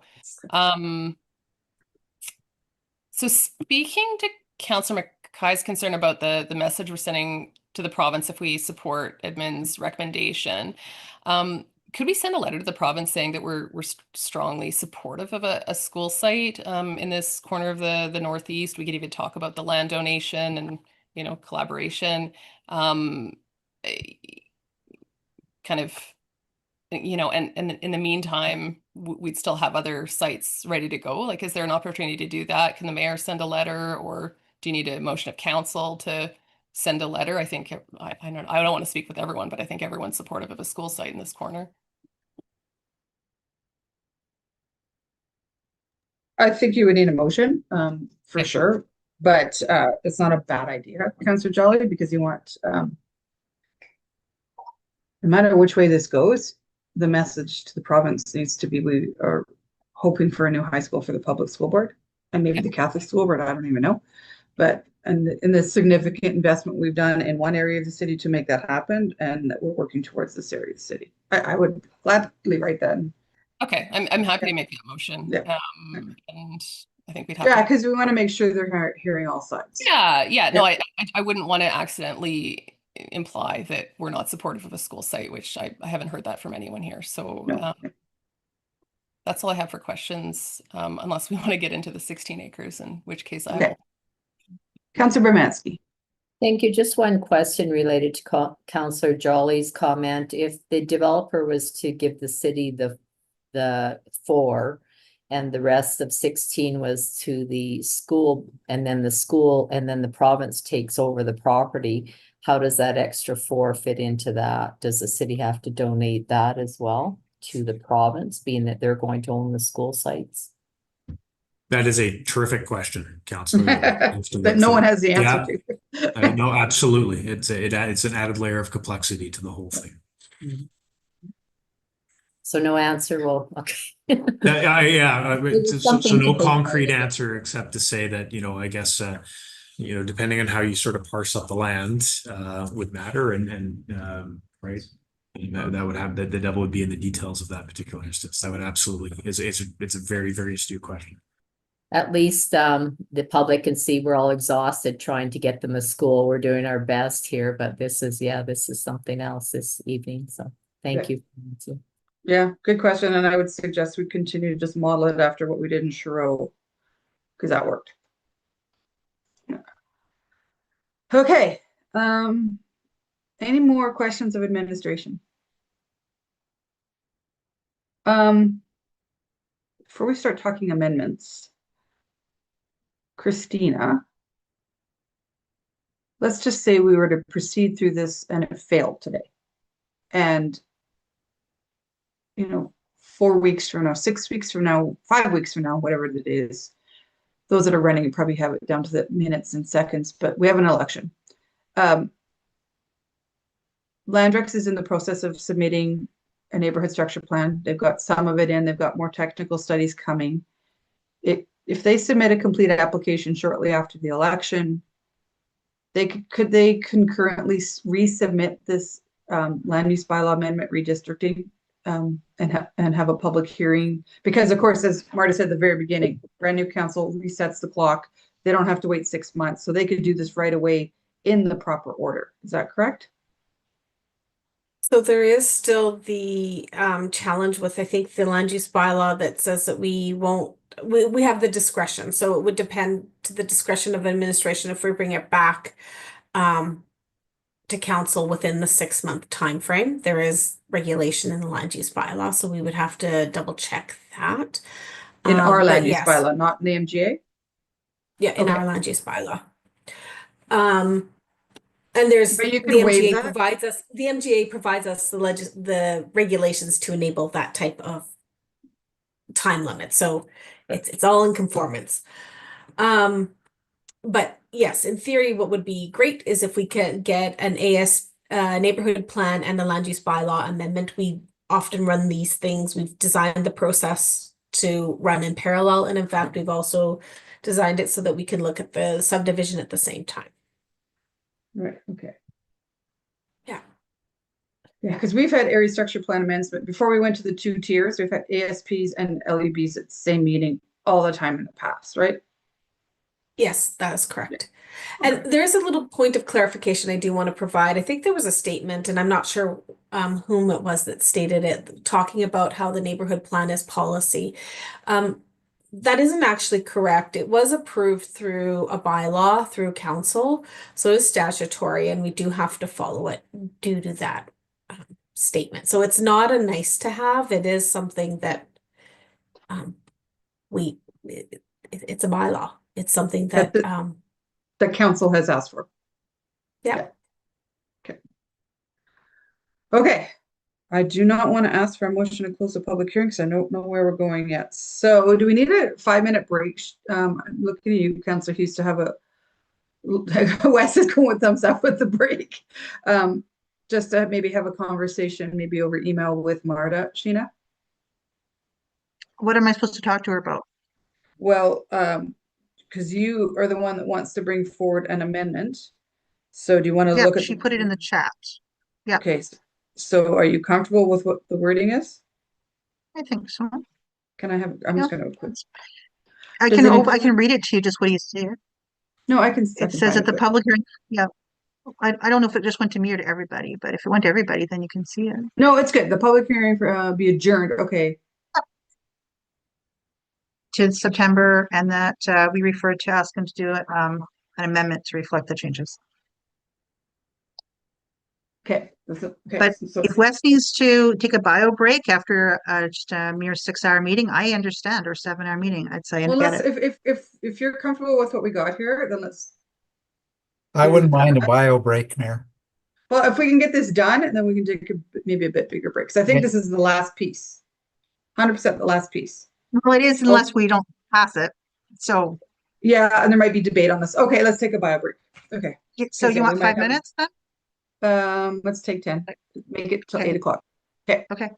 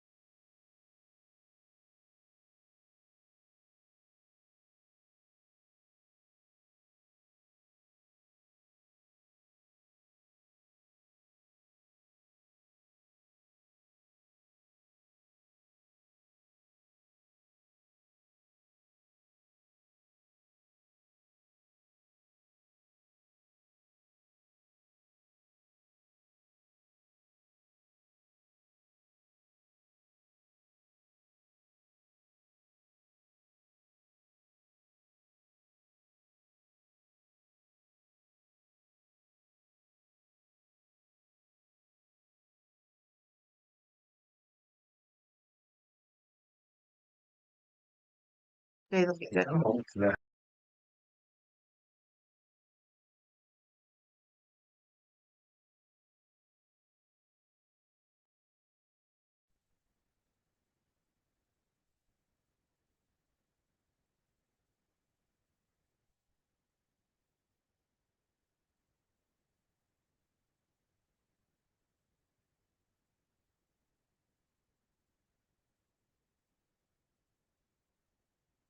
I think we're all back. 1, 2, 3, 4, 5, 6, 7. Okay, hope everybody took full advantage of your 10 minutes of your night. Before we entertain Councillor Hughes's motion, Mr. Fletcher and I just had a quick communication about the date. He pointed out that the September 16th, our last meeting of the year, is already very full. I'm 100% willing to call a special council meeting to finish this off on the 15th if Mr. Fletcher thinks his staff can be ready that day. Well, I think we'll be as ready on the 15th as we are on the 16th, Mayor, right? So Yeah, the okay. short answer is yes. Okay, so who somebody have a question there? Nope, I'm ready to go. If you want me, I can change the date. Okay, just And I think we would recommend a time as well. So whether you wanted to pull work at 09:30 or a 13, sorry, at 1 o'clock, either of those. yeah, let's just get it done. And then I would also need some subsequent paperwork to call that special council meeting, but we can do that after the fact, I would think. Okay. So Councillor Hughes, if you're okay, let's try to finish this off on the 15th and we'll We can just remove the time and you guys can figure out the right time. Like I don't need to be super prescriptive. Because I have it says to September 16th at 2 p.m. I could just say September 15th and then you figure out the time, or do you want me to come in with the time right now? Marta, do we need a time? We don't need a time. We are able to specify a time from a transparency perspective to the. Uh-oh, we lost Marta. We did. But I think we got the answer. Yeah, I heard we don't need a time, but for transparency, so we will make. Do we want to just say 1 p.m. then, the time that we would normally meet for a council? I would meeting, and recommend then 1 just do it o'clock then? or 9 o'clock. Like pick first thing in the morning or pick first thing in the afternoon, whatever works best for council. I'm going to pick 1 p.m. so that staff have time to get whatever they need to do, get ready in the morning and not have that extra burden of trying to get it done. They have the Councillor morning. Bermansky? I have a commitment at 3:30 p.m. that day, just so you. Yeah, okay. I'm fine with 9 a.m. Let's just get this done. Okay. I Okay, have a and then commitment at 9 a.m. that I have. sorry, what did you say, Councillor Jelly? I have a commitment at 9 a.m. I could be Are you- open at 1, but Are you good by 1? I could do 1.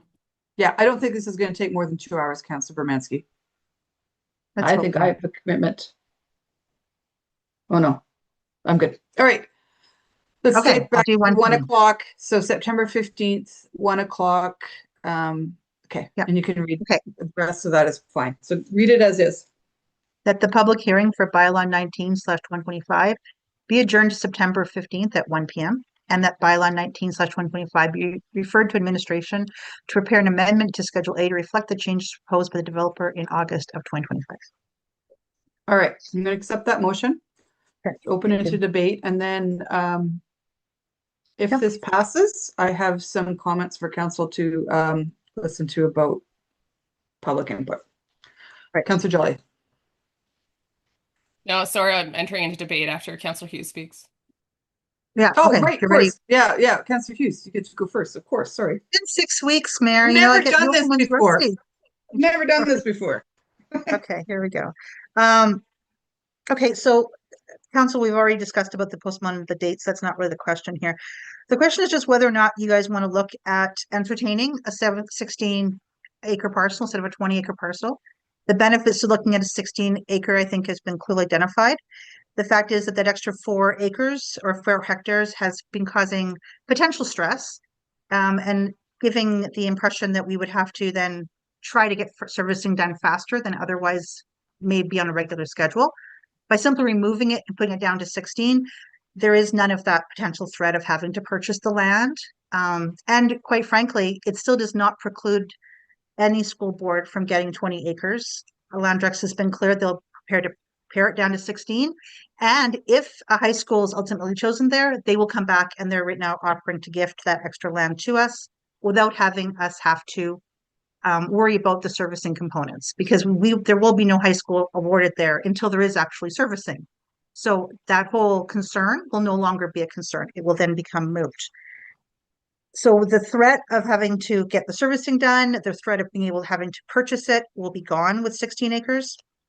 The reality is also that that area structure plan has been very detailed. And even with the additional acres, as we've heard and administration has confirmed, it's not actually going to take away anything that we have not already approved for green space. All of that will be remaining.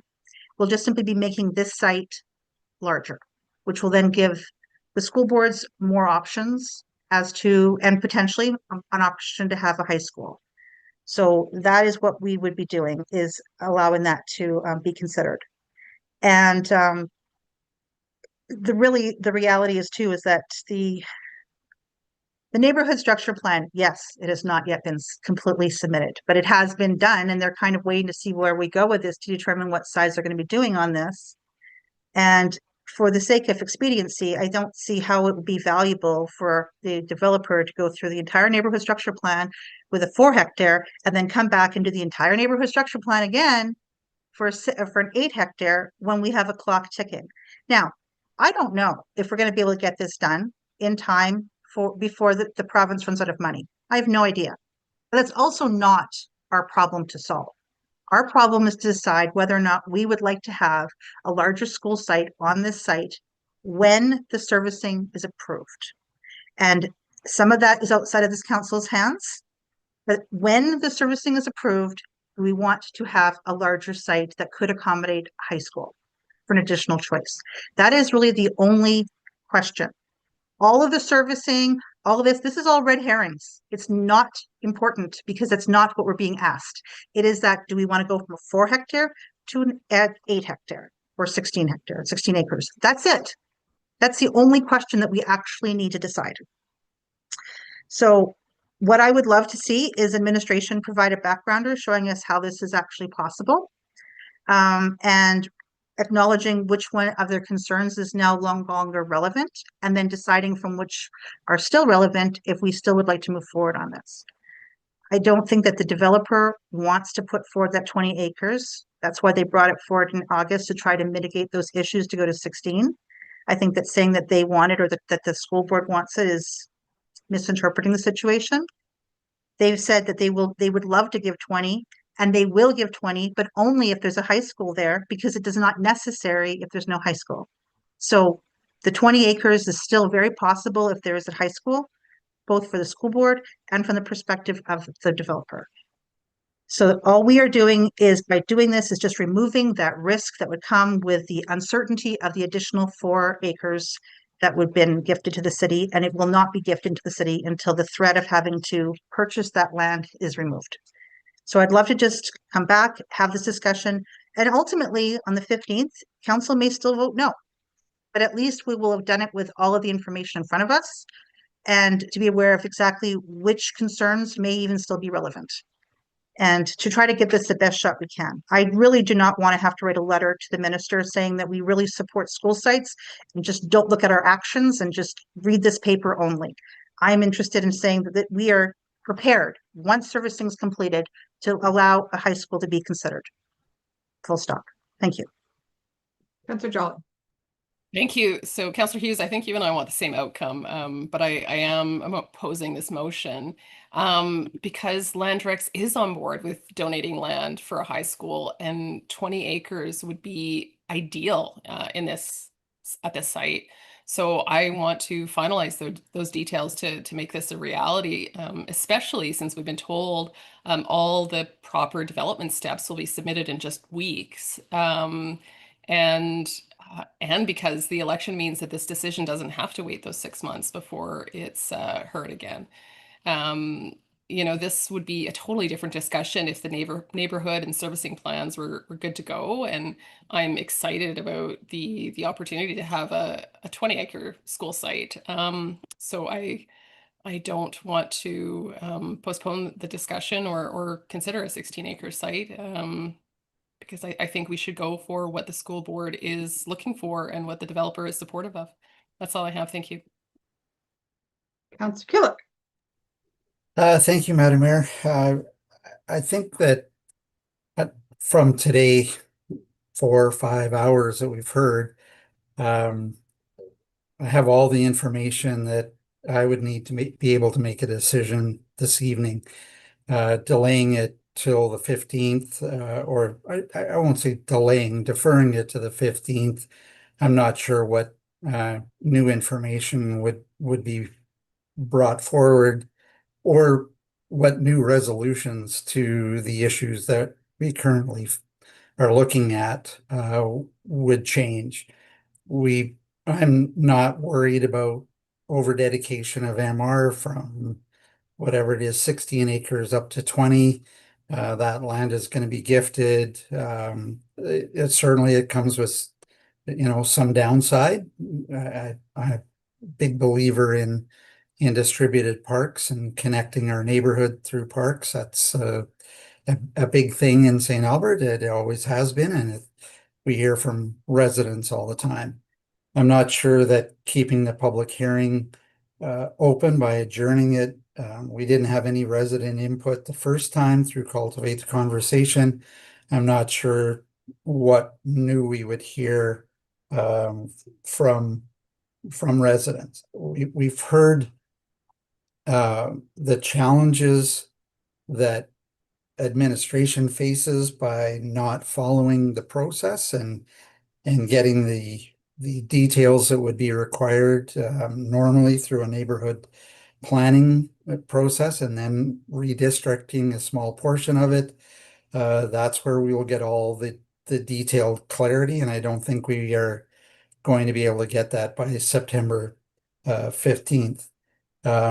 We know Landrex is already supportive of a 16-acre plan. They apparently have submitted one partially in August. So I don't think they will have anything more complete either by September 15th than they have now. There may be a few little points, but they're certainly not going to be able to address the big outstanding items.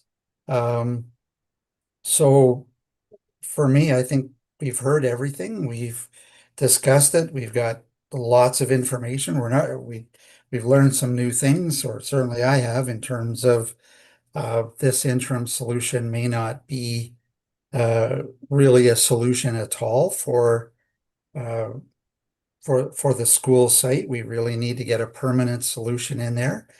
And I think the suggestion that council / through the mayor writing a very supportive letter, we can say that we have clearly are doing our due diligence, following the process to get all the answers that the province needs for that checklist, so that they know 100% if they fund a school site, we will be ready.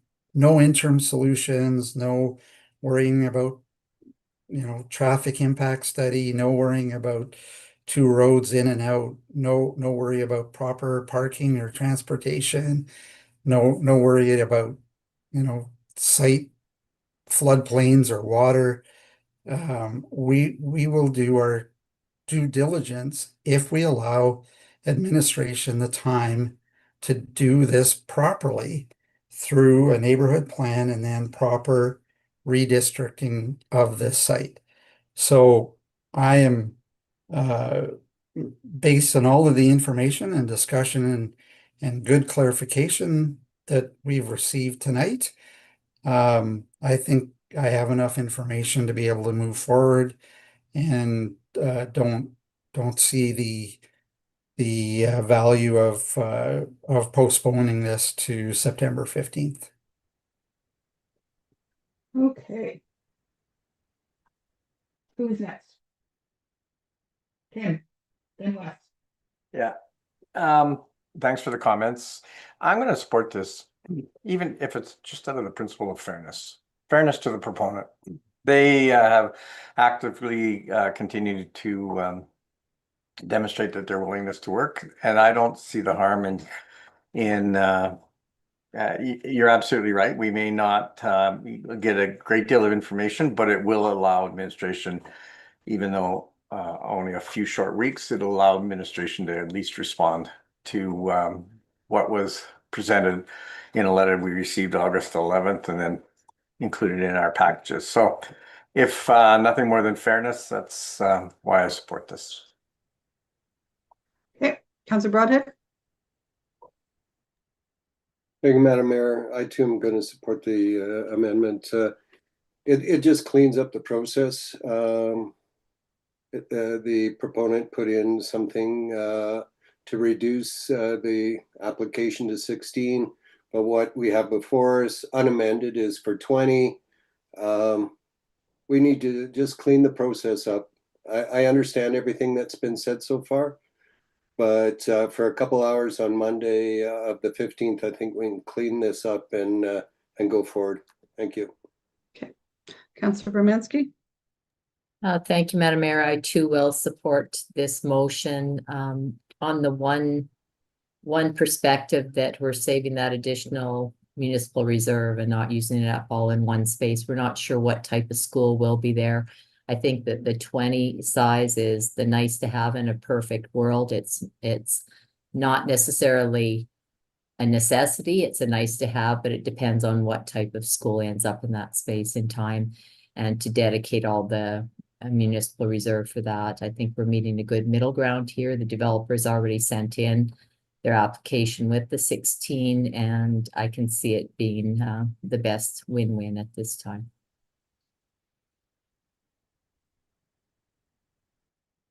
Okay, I can weigh in. I'm actually kind of all over the map on this one. I tend to defer to Marta's judgment because she is amazingly smart. And at the very beginning of this council meeting, she was strongly recommending against this. So that is weighing in my head, more along the lines of public input. And as you all know, if this passes, and I'll have some comments after if it does, you guys are all on a gag order. You have to lock yourselves in your house until the 15th, essentially, and we are in the middle of an election. It's going to be so hard for candidates to not be lobbied on this issue. And I struggle with that because influences through text messages and through side conversations can be strong, and that's not public, and that's not a public hearing. So I'm very worried about that. And I also, when I think of all the reasons that we had at the very beginning of the presentation, the size of this parcel was one small piece of it. There are so many other pieces of the non-support recommendation coming out of administration that I don't know if this one small change will change their recommendation coming forward or my thoughts on this. So, but at the same time, I do agree with the fairness to the proponent, which is what they want. So I am the last to speak before I go back to the mover, which is Councillor Hughes. So I'm going to throw it back to her to convince me. Because I really I'm kind of indifferent on this one. Not indifferent, undecided. Better word. Go ahead. Yeah. Let me just say this. This is the one thing that I heard from the developer that admin wanted was flexibility for the school site. They said, we want you to be able to provide a school site that will accommodate K-9 and can accommodate a high school. And the 16 acres with the promise of giving the extra 4 if there's a high school actually does that. So if it doesn't end up being a high school, it's a 16-acre site. And if it is a high school, it gets to be a 20-acre site. It actually accommodates both. It's amazingly that it actually does provide ability to be 2 different sizes at the same time. As far as the lobbying goes and people coming up to talk to us, I'm not going to be talking to a lot of developers in the next 2 weeks. I don't know how many other people planned out developers, but there wasn't one person who even came to cope with the conversation and provided additional input. Not one. So I'm not thinking that there's going to be masses of hordes of people coming to talk to us about this, try to lobby it. And if they do, we know how to handle it. We'll just say, thank you very much. We can't talk about it right now. Come to the public hearing on the 15th. Pretty simple, pretty straightforward.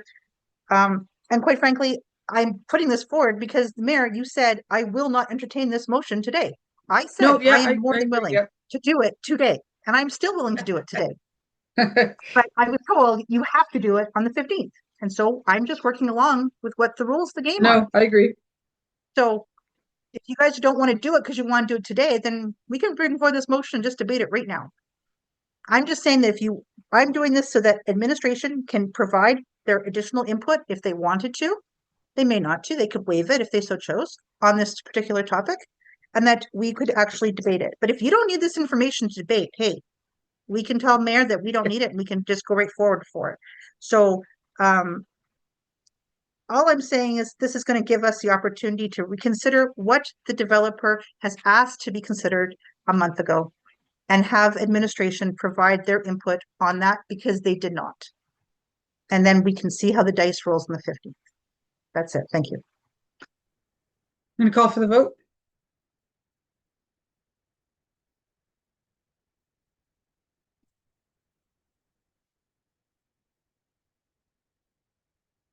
All right, so that passes with Councillor Killick and Jolie opposed. God, I had to make my vote because it's exactly what I said, Councillor Hughes. Okay, so I don't need to say this again, I guess, but I'm going to because I want to be very clear, not just to you councillors, because I know you get this, but to anyone who's watching or will watch in the next 2 weeks, because they might want to, and even the Gazette when they report. Between now and the 15th, no conversations over the fence, at the grocery till, over text or email with any members of the public about this bylaw, essentially. And let's try to keep our conversations completely in the public realm. I'm sure Marta will maybe even follow up on this, but if you get an email between now and then, let's make sure 100% it goes to the public hearing email address, and it can be added into the public record. And then when we get back on the 15th, I will only be letting members of the public speak if they haven't spoken before. And if they have spoken before, they will only be allowed to give new information. Have I covered everything, Mr. Fletcher? Okay. Yes, Mayor. Okay. I want to see. You know you're all going to get an email from Marta just clarifying that one. Okay. Public hearing's over for now, for today. It is 8:22. We have, I'm just gonna, 10.1, council remuneration and expenses reimbursement policy amendments was on consent. That was on page 224. Hold on. I'll read the exact motion. Okay, so that the amendments to our council remuneration and expense reimbursement policy be approved, and that they, with the exception of section 4, amendments to CCC 03 take effect November 1st, and section 4 is going to take effect October 21st, 2025. And that essentially allows for the new council to get reimbursed for participating in orientation. 10.2 was also on consent, and that was the mutual aid fire service agreement. The motion was that the mayor and chief administration officer be authorized to execute a mutual aid agreement on terms and conditions acceptable to the CAO with any municipalities deemed necessary by the CAO for the purpose of accessing firefighting assistance during an emergency. And 11.1 was on consent, which was master rates first reading. Council has an opportunity to make amendments, and we'll consider them on the 16th for second and third reading. And then the omnibus motion for procedures and council committee amending bylaw. You guys, we did 3 readings on consent, and that just makes changes that are consistent with new provincial policy. All right. 13.1, Councillor Killick, I'm going to get you to read your motion into the record. And then I'll open it up for questions before I accept it. Go ahead. And you're going to do the alternate, right? Yes, that's correct, Madam Mayor. I'm just waiting for it to come up on the chat so I can read it in. I don't have, It's on page 349 of our agenda. yeah. And Mayor, I have an amendment after he does that. I just emailed it to Ledge and to council. At least I hope it went to council. Notwithstanding council policy C-CC-05, administration undertakes the necessary actions to rename St. Anne Promenade to Veterans Way, with this work to be completed by November 11th, 2025. Okay, before I accept that, Councillor Hughes, can you just let us know what your proposal is for an amendment? Yeah, it'd be that following council policy CC 005 procedures, administration undertakes the necessary actions to rename St. Anne Promenade to reflect the contribution of our military personnel service.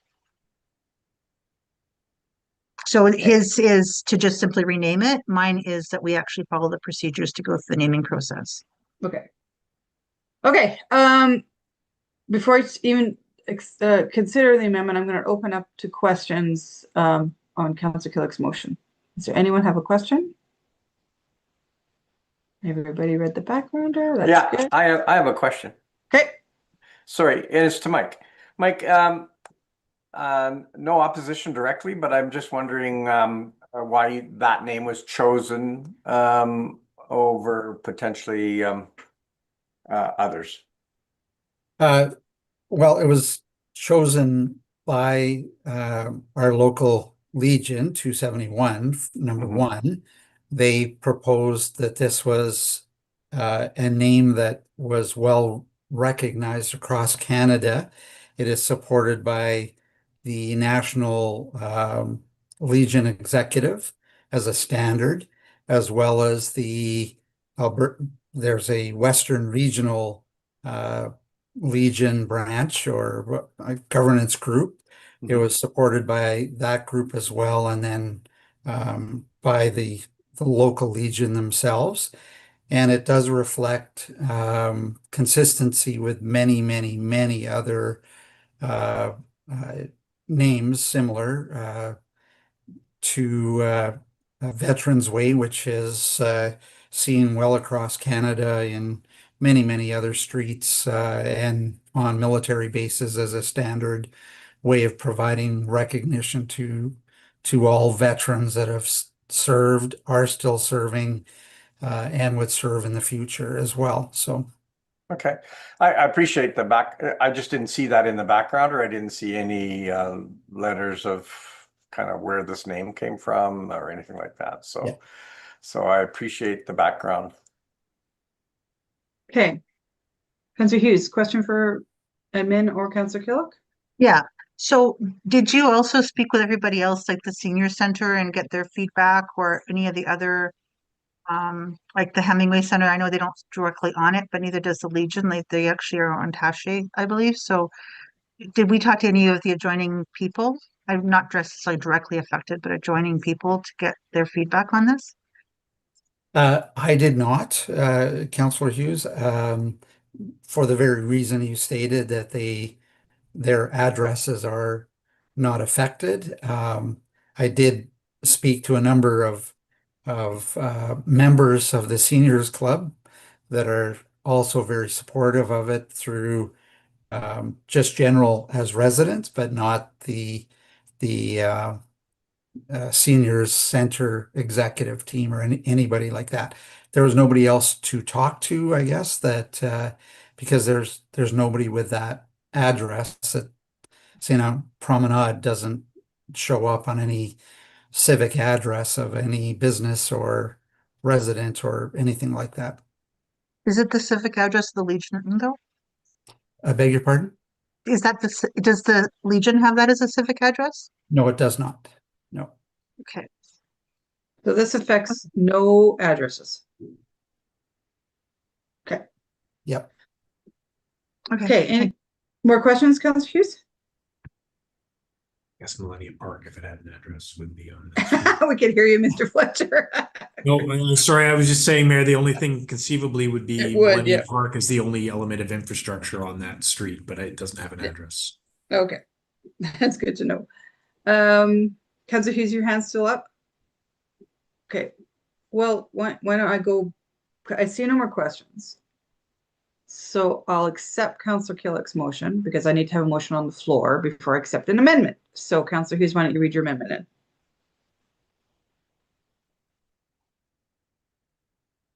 I got a split screen here all of a sudden here, so I can do two things at once. Yeah, it's okay. That policy, that the following, that the policy, that the motion is amended as follows to read that the following council policy, it's been a really long name, policy CCC05 procedures. Administration undertakes necessary actions to rename St. Anne Promenade to reflect the contribution of our military surface personnel service. Just to be sure, exactly what's being read into the record is that the main motion be amended to state the following. Council Policy CCC05 Procedures Administration undertakes the necessary actions to rename St. Anne Promenade to reflect the contributions of our military personnel. That's what you want. Yeah, that's it. Okay, before I Yes. accept that, is there any questions to the amending motion? Madam Mayor, is this a friendly? No.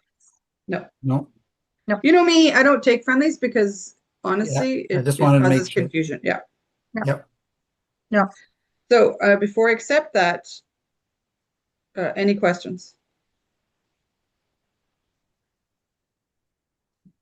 So I guess my question to you, Councillor Killick, is Councillor Hughes is essentially suggesting that we follow the policy and you're saying notwithstanding the policy. So why did you choose that route?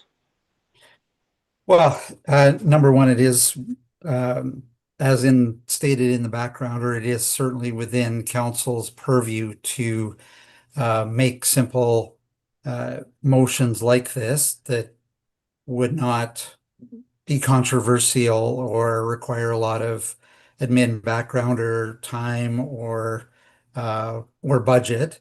And for those reasons, it just seemed that this would be a more direct, clear path forward. And on top of, a large part of following the renaming policy is that it gets input from affected individuals. Nobody is affected by this. There's no residents on these streets or businesses.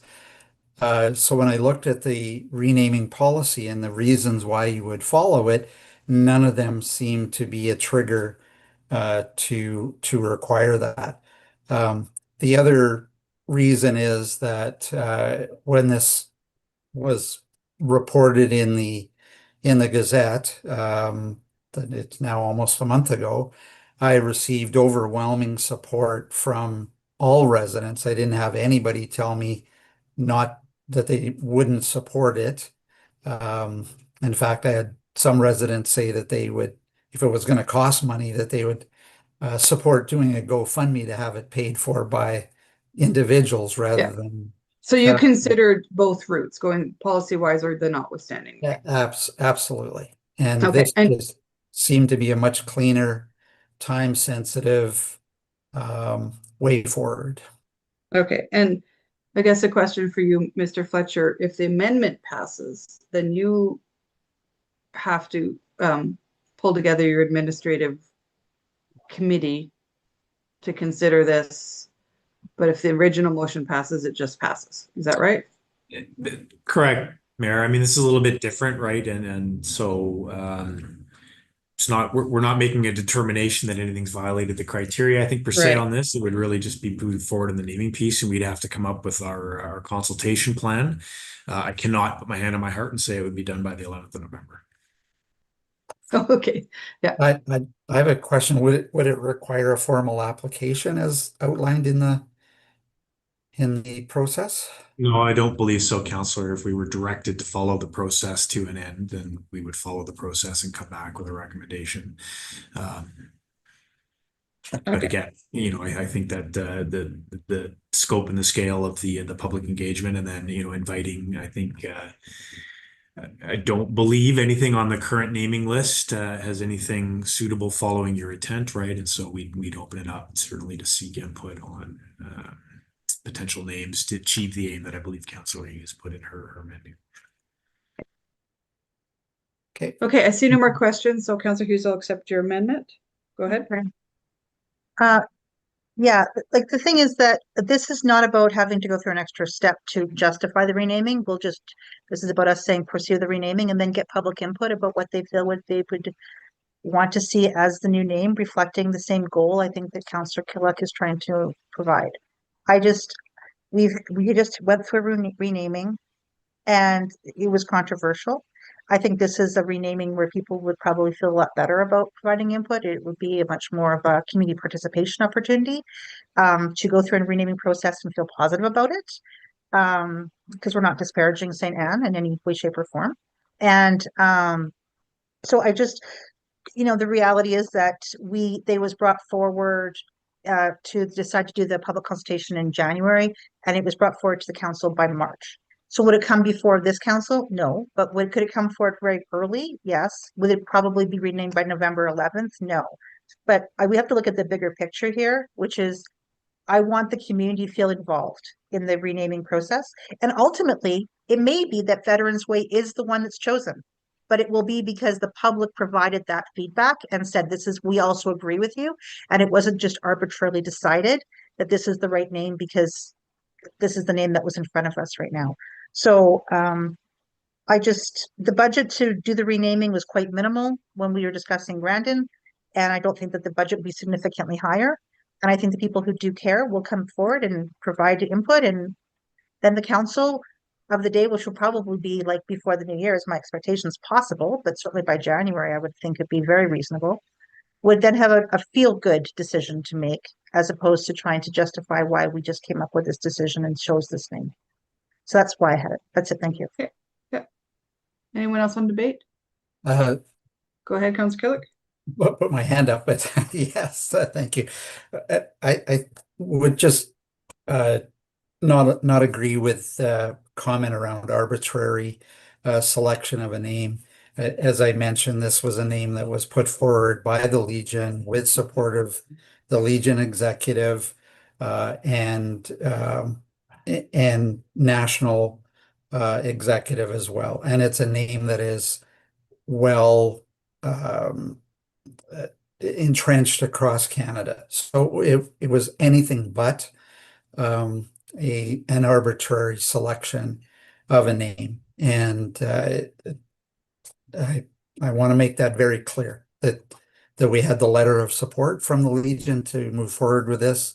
And I'd like to not chew up a whole bunch of administration's time and resources to end up probably where we potentially will end up. I think residents will feel good when it is renamed no matter what. And there would be a celebration of the renaming, not a celebration of the process itself. So that's why I chose to go this route. It will be a feel-good moment when we rename it, not when we rubber stamp the process. Anyone else on debate on the amendment only? Kind of have to agree with Councillor Killick that council has the authority, and you're asking your council colleagues to give you that authority, give the body the authority to do the notwithstanding, and it is part of the policy. You've had the request from the Legion. Sometimes you just know that this is going to be the end result anyway, and I don't want to tie up a lot of administrative time. And I think there's an opportunity to actually celebrate what has been asked by our veterans here in St. Albert. So let you close, Councillor Hughes. Just how you get there is just as important sometimes as just where you arrive. And I think that this is an opportunity for us to ask, and the Legion's welcome to come forward and give 500 votes on that and say that this is absolute they want. But all of St. Albert is unfortunately not just the Legion, and I want to make sure that all of St. Albert feels included in renaming processes, regardless of whether or not one group feels this is the right answer. I respect that they like this. I respect how you came up with that name, but I also think that they need to be able to say to every member of the public that if you wanted to have a say in this, that we are welcoming your input and go from there. So that's where I stand on it. That's it. Thank you. Sure. Call for the vote on the amendment.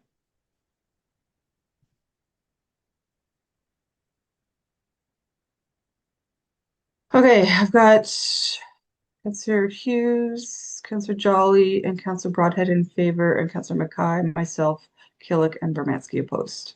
So the amendment fails, so we're back to the original motion. Councillor Killick, if I feel like we've exhausted questions, unless I hear otherwise. Not hearing anything, so I'll accept. Sorry, I your have a motion. question. I have a question Oh, just with, okay. I apologize. So November 11th is a doable date, Mr. Fletcher? Because of the actual name being chosen and the like. Yeah, Councillor, believe it is, right? Again, there are no addresses specifically to be changed, which is a large part of it. And so it's really just ensuring our GIS mapping is up to date and then putting the new signs in place. Okay. Thank you. Okay. No more questions, Councillor Killick, I accept your motion, go ahead.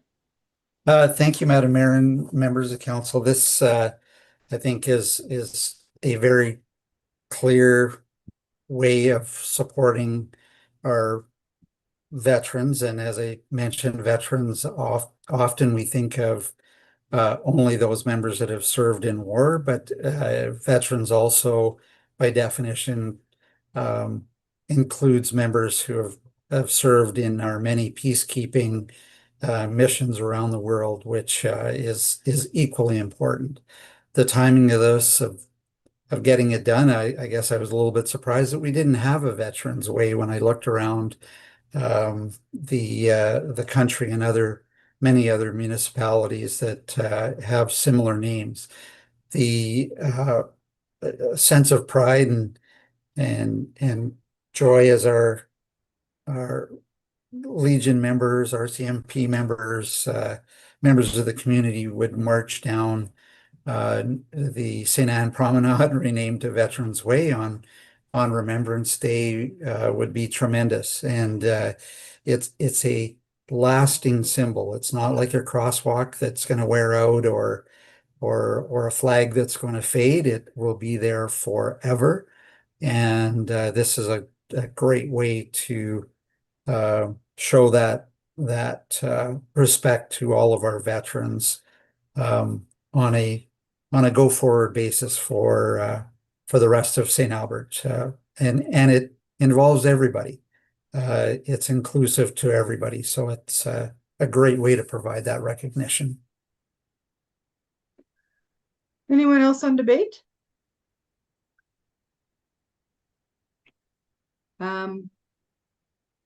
I'll just thank you, Councillor Kill, for bringing it forward, and not just for this, but for your involvement with Edmonton Salutes over the last 4 years. I know that it's been something you've been really passionate about, so thank you for that. Thank you. Call for the vote. Oh, anything to close? Nothing more, Okay. Mayor. Thank you. Call for the vote. That passes unanimously. Okay, 13.2 is a Councillor Jolly motion on Kingswood expropriation. She had indicated that she was going to bring forward the alternative, so I'll get you read what you want into the record, Councillor Jolly, and then we'll open it up for questions. I'm just reading exactly alternative one is administration recommended so that administration develops a project charter for council's consideration as part of the 2028 budget process to include an in-depth exploration of development scenarios, assessments of project alignment with the current MDP, identification of development constraints, evaluation of alternative site locations for school and municipal reserve allocations, and considerations of potential update to the existing Pineview 2 Kingswood ASP. All right, before I accept that, any questions? Councillor Hughes. Just went big on me, the whole screen. So I know the initial was to have and I'm actually asking you and Councillor Jolly, because you're doing it on admin's recommendation, that you're saying we don't have any staff ability to do this for the next 4 years? Because it's like 2028, which means we're doing it in 2029 and we're in 2025. So we're saying that we have no staffing capacity to do this for 4 years, confident. I think it said 2028, didn't it? Is that for Am I wrong? Councillor? My understanding would be the 2028 budget process would be finalized in late 2027, so in 2 years. So it'd be for 20, like we would do it in 2028, so we just have no staffing for 3 years? Well, this is 2025, and then it will be 2026, 2027, and then is it going to be debated? Is the intention to debate this in 2028 or 2027 for 2028? That's, I'm asking staff. 2027. Perhaps I can answer that question. Based upon where this motion came from and the priority projects that council has put in front of us at this time, this is where we would place it in priority. If council chooses to change the council priority projects, that would change how we distribute the resourcing allocated to support these projects.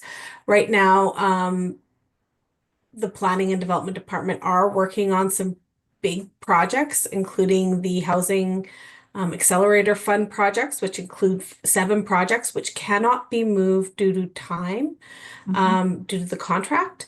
We're also looking at a municipal development plan update and review. We have 2 intermunicipal development plans that also have to be undertaken within the next 2 years. So I would suggest right now our staffing is allocated for the next 2 years, and then this one would come forward in 2028. Okay. The MDP is not a for sure that's happening next budget. It's just be brought forward consideration. But when we did the last expropriation for this same land, I just thought it was more legal and we contracted out legal as opposed It to was having external, to do yeah. like that's like I thought we just did external legal and we did not involve planning directly. So did we do it differently than I did it? Yeah, so with the recommendations within this document, we did look at just doing a straight expropriation, but we highlighted some of the concerns with going ahead with the straight expropriation.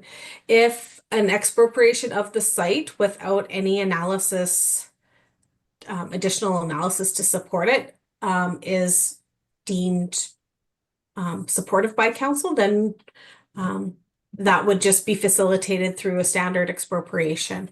The challenge is, as identified within this report, is that the land composition has changed. We've got a park now that does make it difficult to collect it for a school site based upon the way it's assembled. The other challenge is that this area structure plan is quite old. The amount of study that was done to facilitate this area structure plan back in the 90s is not to the standard that we would have now. And we have identified a few constraints with the site, specifically a gas line. So how appropriate that is for a school to be developed alongside that is a concern.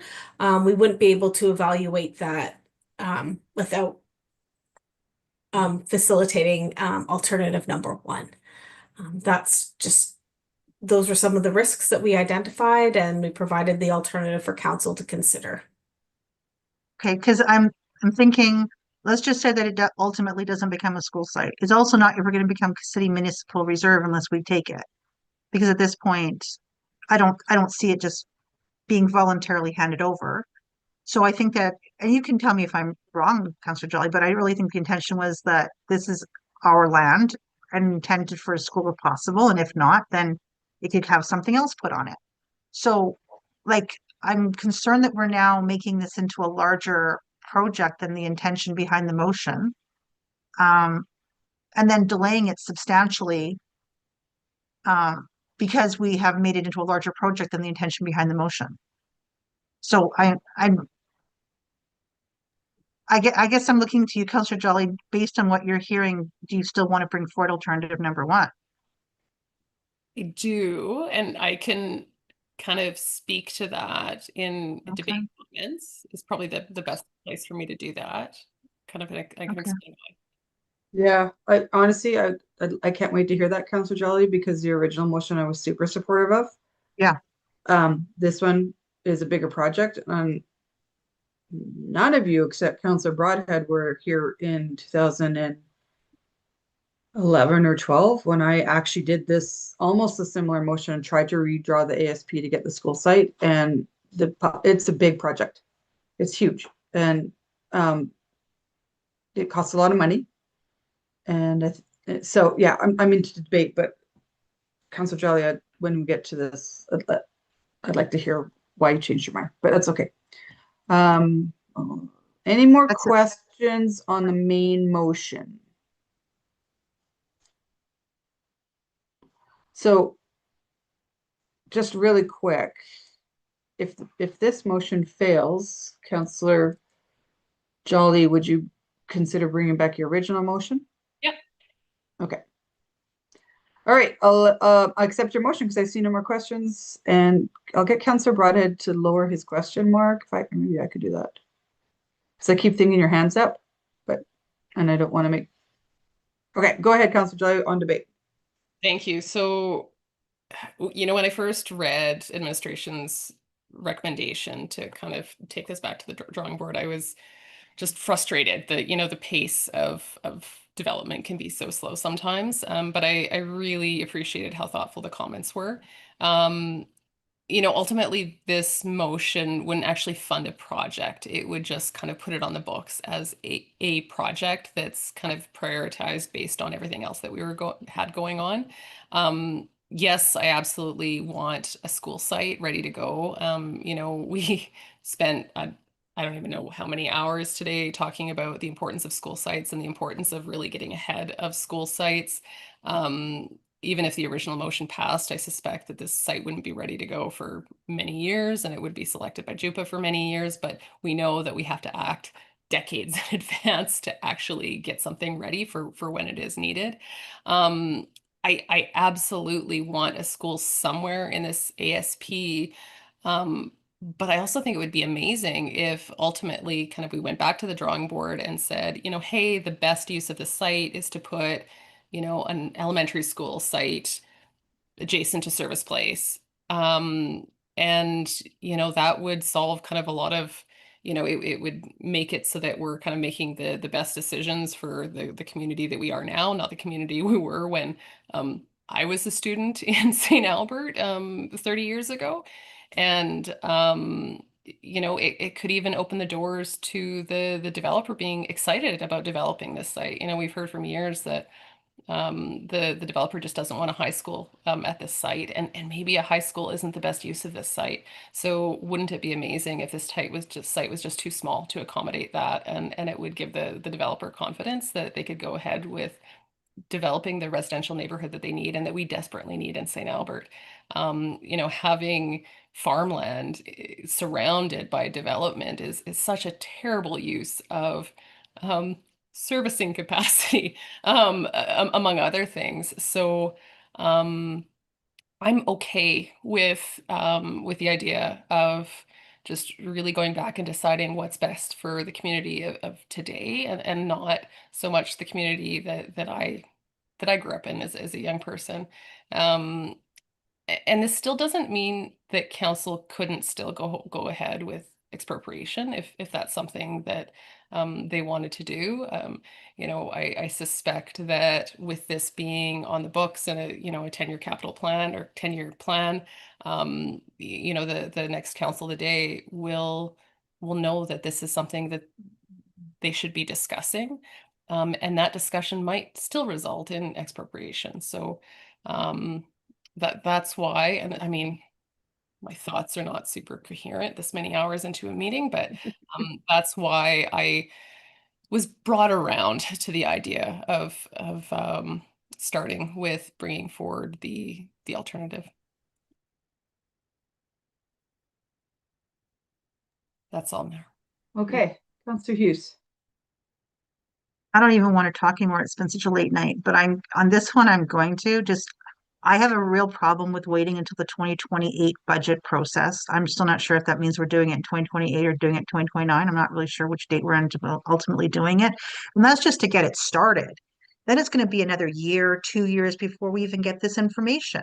And I would like to have that reclaimed to the city for some use, whether it's a school, elementary school, housing, something, and not just farmland, and not wait until 2029 or 2020 or 2030 just to get that information. I think that if we brought forward the first motion that you had, Councillor Jolly, and said, let's go into expropriation, that's going to force talks. It's no longer like we're going to have talks in 5 years. It's going to be like, we're going to have talks now and seeing what will it take to actually acquire that land sooner than later. And without having to go through it, there might be a way we can come to some kind of consensus, but we're not having those discussions at all right now, which is why it's just sitting there as vacant land. We can just have those discussions, start the expropriation process, and then move forward and not create a whole ton of work. After you get the land, then let's figure out what we want to do with it. Let's just get the land into our possession. Like, I don't want to sit here arguing about how we're going to divvy up and win the lottery. Let's just win the lottery, and then we'll figure out how we want to divvy it up between ourselves, right? There's no sense in going to a show home and then arguing the bathroom's not the right size when you're never going to buy the show home.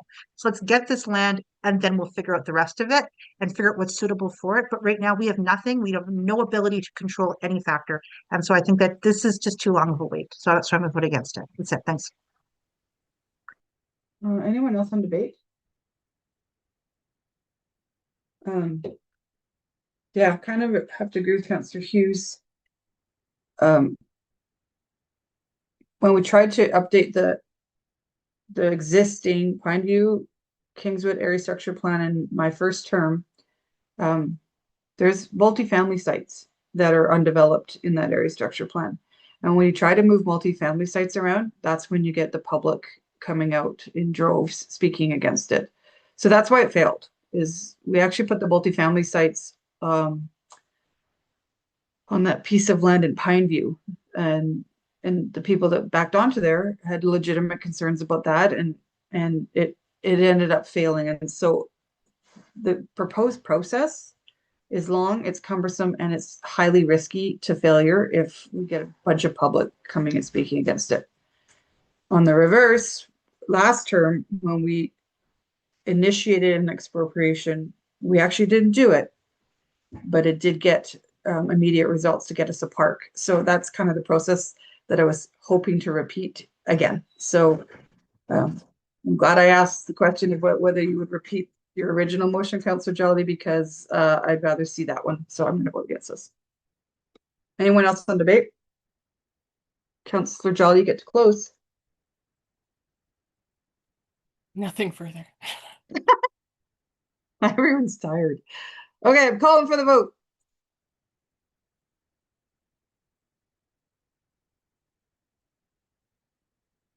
All right, that motion passes with Councillor Hughes and I on the opposite side of that one. Okay, so that will come to council in fall of 27 as a business case, and we'll see where that goes. I guess we're really smart too, Kathy. Remember you said Marta's smart? I guess we're smart too. It's nice to go out on our second to last meeting, Councillor Hughes, with you and I on the same side of something against the world. All good. Now we are on to Councillor Mackay's motion on review of policing services. So I'll just get you to read it in. You bet.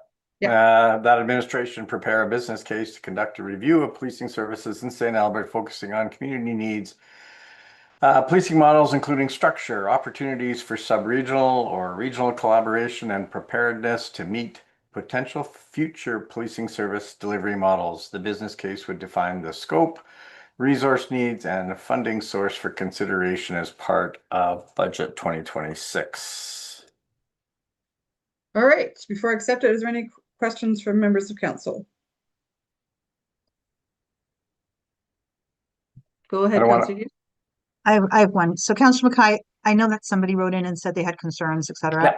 What is the intention? Like, I know that there's a lot of words here. Help me understand it, because it's like, what are we trying to achieve here? What we're trying to do is, I mean, there's a real good opportunity now that this review will actually show that the current model that we have and is the most efficient and effective model. And I apologize, I did respond back to the letter writer and I didn't CC all of council, and that was my error. I know the individual personally, so I contacted her and clarified. I mean, the idea around it is, and I was going to probably say it in a little bit in my opening comments, but really it's being prepared, being proactive rather than being reactive in case the province decides to go a couple of different directions, and then we're forced into a situation far too late to make a real kind of well-informed decision. So, with initially I was just going to say we should be doing this, but I think I take administration's feedback that there's a lot of other things here. We could potentially, and in the motion is what are the community needs? What are the safety issues that are important to our residents? And this could identify a mechanism to kind of identify that. And so not only would it identify what policing model we would follow, but also what are the needs of our residents? And maybe it's something completely out of the box that is being tried in other jurisdictions around multi-use or multi teams. It's late. Sorry, my mouth isn't working either, but it's around kind of, we know that crime and social disorder has many originators and many causes, and potentially there's a better way of dealing with it. And so hopefully if this gets approved and it gets, again, it's got to go, this just gets approved to make it, onto the list. It then has to potentially go through the whole administration's process, and then it comes back to next council at budget time for further discussion. So this just gets it on the table. That's all. Okay. I don't think you need to debate anymore. No more questions. Makes sense to me. Thank you, Ken. All right. Thanks.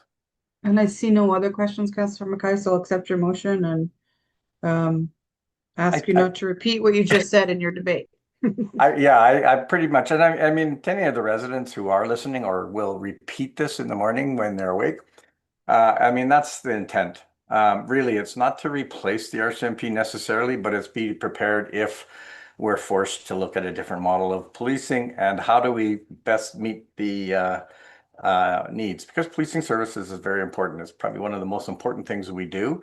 And St. Albert is a safe community, and that's in part to the residents, but it's also in part to our current ongoing partnership with the RCMP and many of our other nonprofit agencies and organizations that work really hard at making this a great community to live in. So all I'm trying to do is be prepared, be proactive, like I've said numerous times, and so that we have the right information at the right time should we have to make a decision. Awesome. Amen. And anyone else on debate? I'm going to support this, Councillor Mackay. Go ahead, Councillor Jolly. Thank you. I'm getting post this motion for really all the reasons that are in that email that we received. I really appreciate that you want to be proactive, but there are too many unknowns at this point. If we are directed by the province to do a particular thing, then it will make kind of any research moot. It just won't matter. We are kind of at, as we've discovered in this last term, especially, if the province changes the rules, they change the rules. So without knowing what those rules are going to be, and I suspect that we will know what those are going to be in the next couple of years, we'd be making an investment into something that we have no control over, very possibly. I'm very confident that the RCMP will give us plenty of notice if they make a decision to exit from municipal policing. And St. Albert will not be the only municipality across Canada who will be looking at alternatives should that happen. If that does happen, I have absolute confidence that there will be discussions about kind of supporting municipalities and in making decisions to go forward with. So that's all I have. Thank you. And I'm glad you have that confidence, Councillor Jolly, but I actually don't. That the federal government, it's 2032, and we are talking budget 26 already. I've seen many municipalities do this work and come up with recommendations that stay with RCMP. The timing of this is perfect because we're considering Alberta provincial police conversations, big question marks at the federal level. I don't want to be pigeonholed into what another order of government is telling us to do. I want us to have this conversation and find the best model for us. Councillor Mackay and I had a very interesting coffee with the new police chief from Grand Prairie. He had ideas that included regional service delivery or even St. Albert having their own. And I didn't think that was actually a great idea, but he kind of convinced me that maybe it's something we could consider. This is the work we need to do if you're going to be proactive. And yeah, I'm just tired of having our residents policed with us having very little confidence in the future.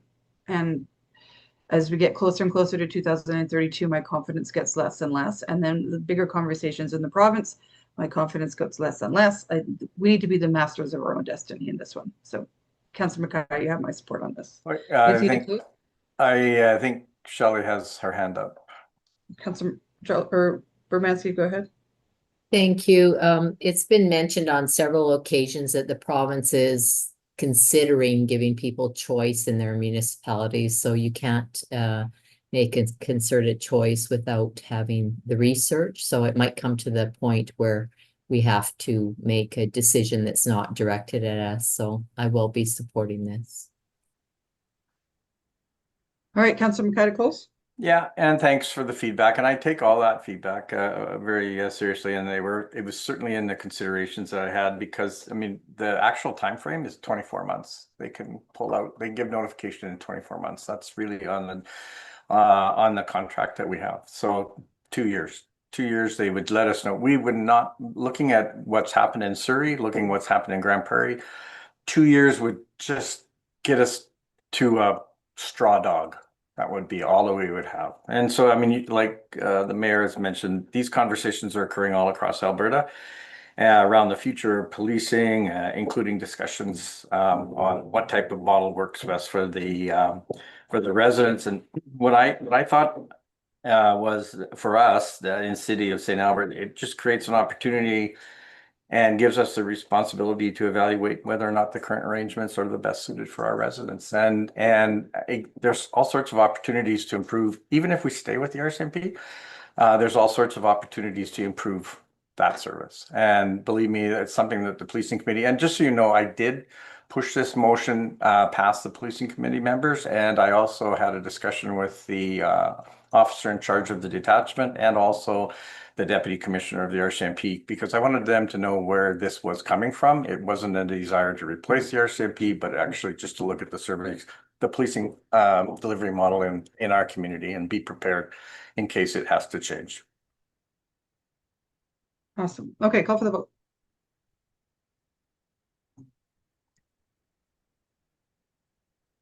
I've got 1, 2, 3, 4, 5 in favor with Councillor Jolly and Killick opposed.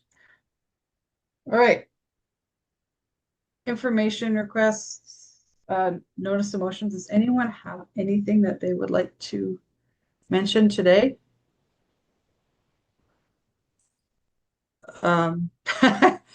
It's so late, but I actually had it in my notes to just mention the award that one of our administration, it was in the paper, but I just feel like Mark Pickford's award for the IAEM Canadian Merit Award. And when you guys all got the briefing, and I just wanted to publicly acknowledge Mark, like I've got the briefing here, development of rapid damage assessment tool, creation of the Know Your Zone, the province's only interactive evaluation shelter in place map that provides real-time public safety communications, initiation and implementation of the business continuity plan. And the list goes on, and it's late and I'm not going to read it all. But good Lord, we've been given awards for Everbridge 360, Mr. Fletcher, I hope I'm not embarrassing Mark, but I think it just deserves some public recognition by this council, and how proud we are to be well prepared for a disaster. The Emergency Management Committee just met last week, and we did we kind of glanced over it because I was waiting to a bigger public council meeting to recognize Mark. So I know he's probably not even here. He's probably asleep in bed, but Mr. Fletcher, tomorrow, let him know that myself and this councilor is very proud to have him working for the city of St. Albert and keeping us prepared. That was a big award. That was a big one. Thank you, Mayor and Council. I have no doubt you have suitably embarrassed him. He would be the first to tell you he's got a great team to work with, but leadership matters. It does, yeah. It's very important to note his leadership and Yeah. his innovation and his drive and passion in this case. Thank you. Okay. Yeah, great addition to our staff. All right, anyone else have a notice of motion or a announcement? Okay. I think we have a few things we really need to get done in camera. Is that right, Mr. Fletcher? Yes, there's a few things I would submit that a couple of them I would recommend putting off. I can explain why, but in light of kind of where things ended up today. There's a couple of items that I think you want to get done today, right? Yeah. Okay, so I need a motion to go in camera. So moved. Okay, Councillor Broadhead is making the motion that we go in camera, and the motion is there. All those in favor? That is unanimous. Okay, breakout rooms now apply. I think they're already set up. Yes. Sure. They're not going to. Are they already set up? It's fine. No, they're not. I'll be back in like 2 minutes. Create breakout room number 1. Is that me? Great. I got to do this. I'll do it right now. Oh, recreate. No. Oh, it's the longest one in a long time. Breakout room not started. Do I need to add a room? Bill, you're still on mute. Thank you. Yeah. Okay. I'm making. All right, Mayor, I just need to adjust the Mayor, I breakout room think and we'll get started. Ledge I is got doing it. that for I you, got Mayor. it. I got it. I made one. And now I can assign people.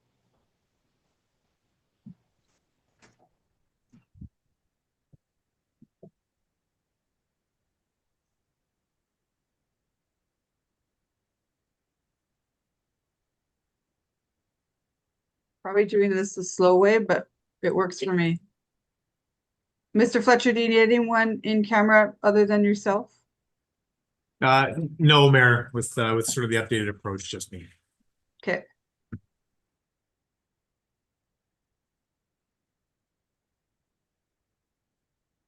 One, two, three, 6. Okay, I will now join it, and the rest of you, I wish a good night.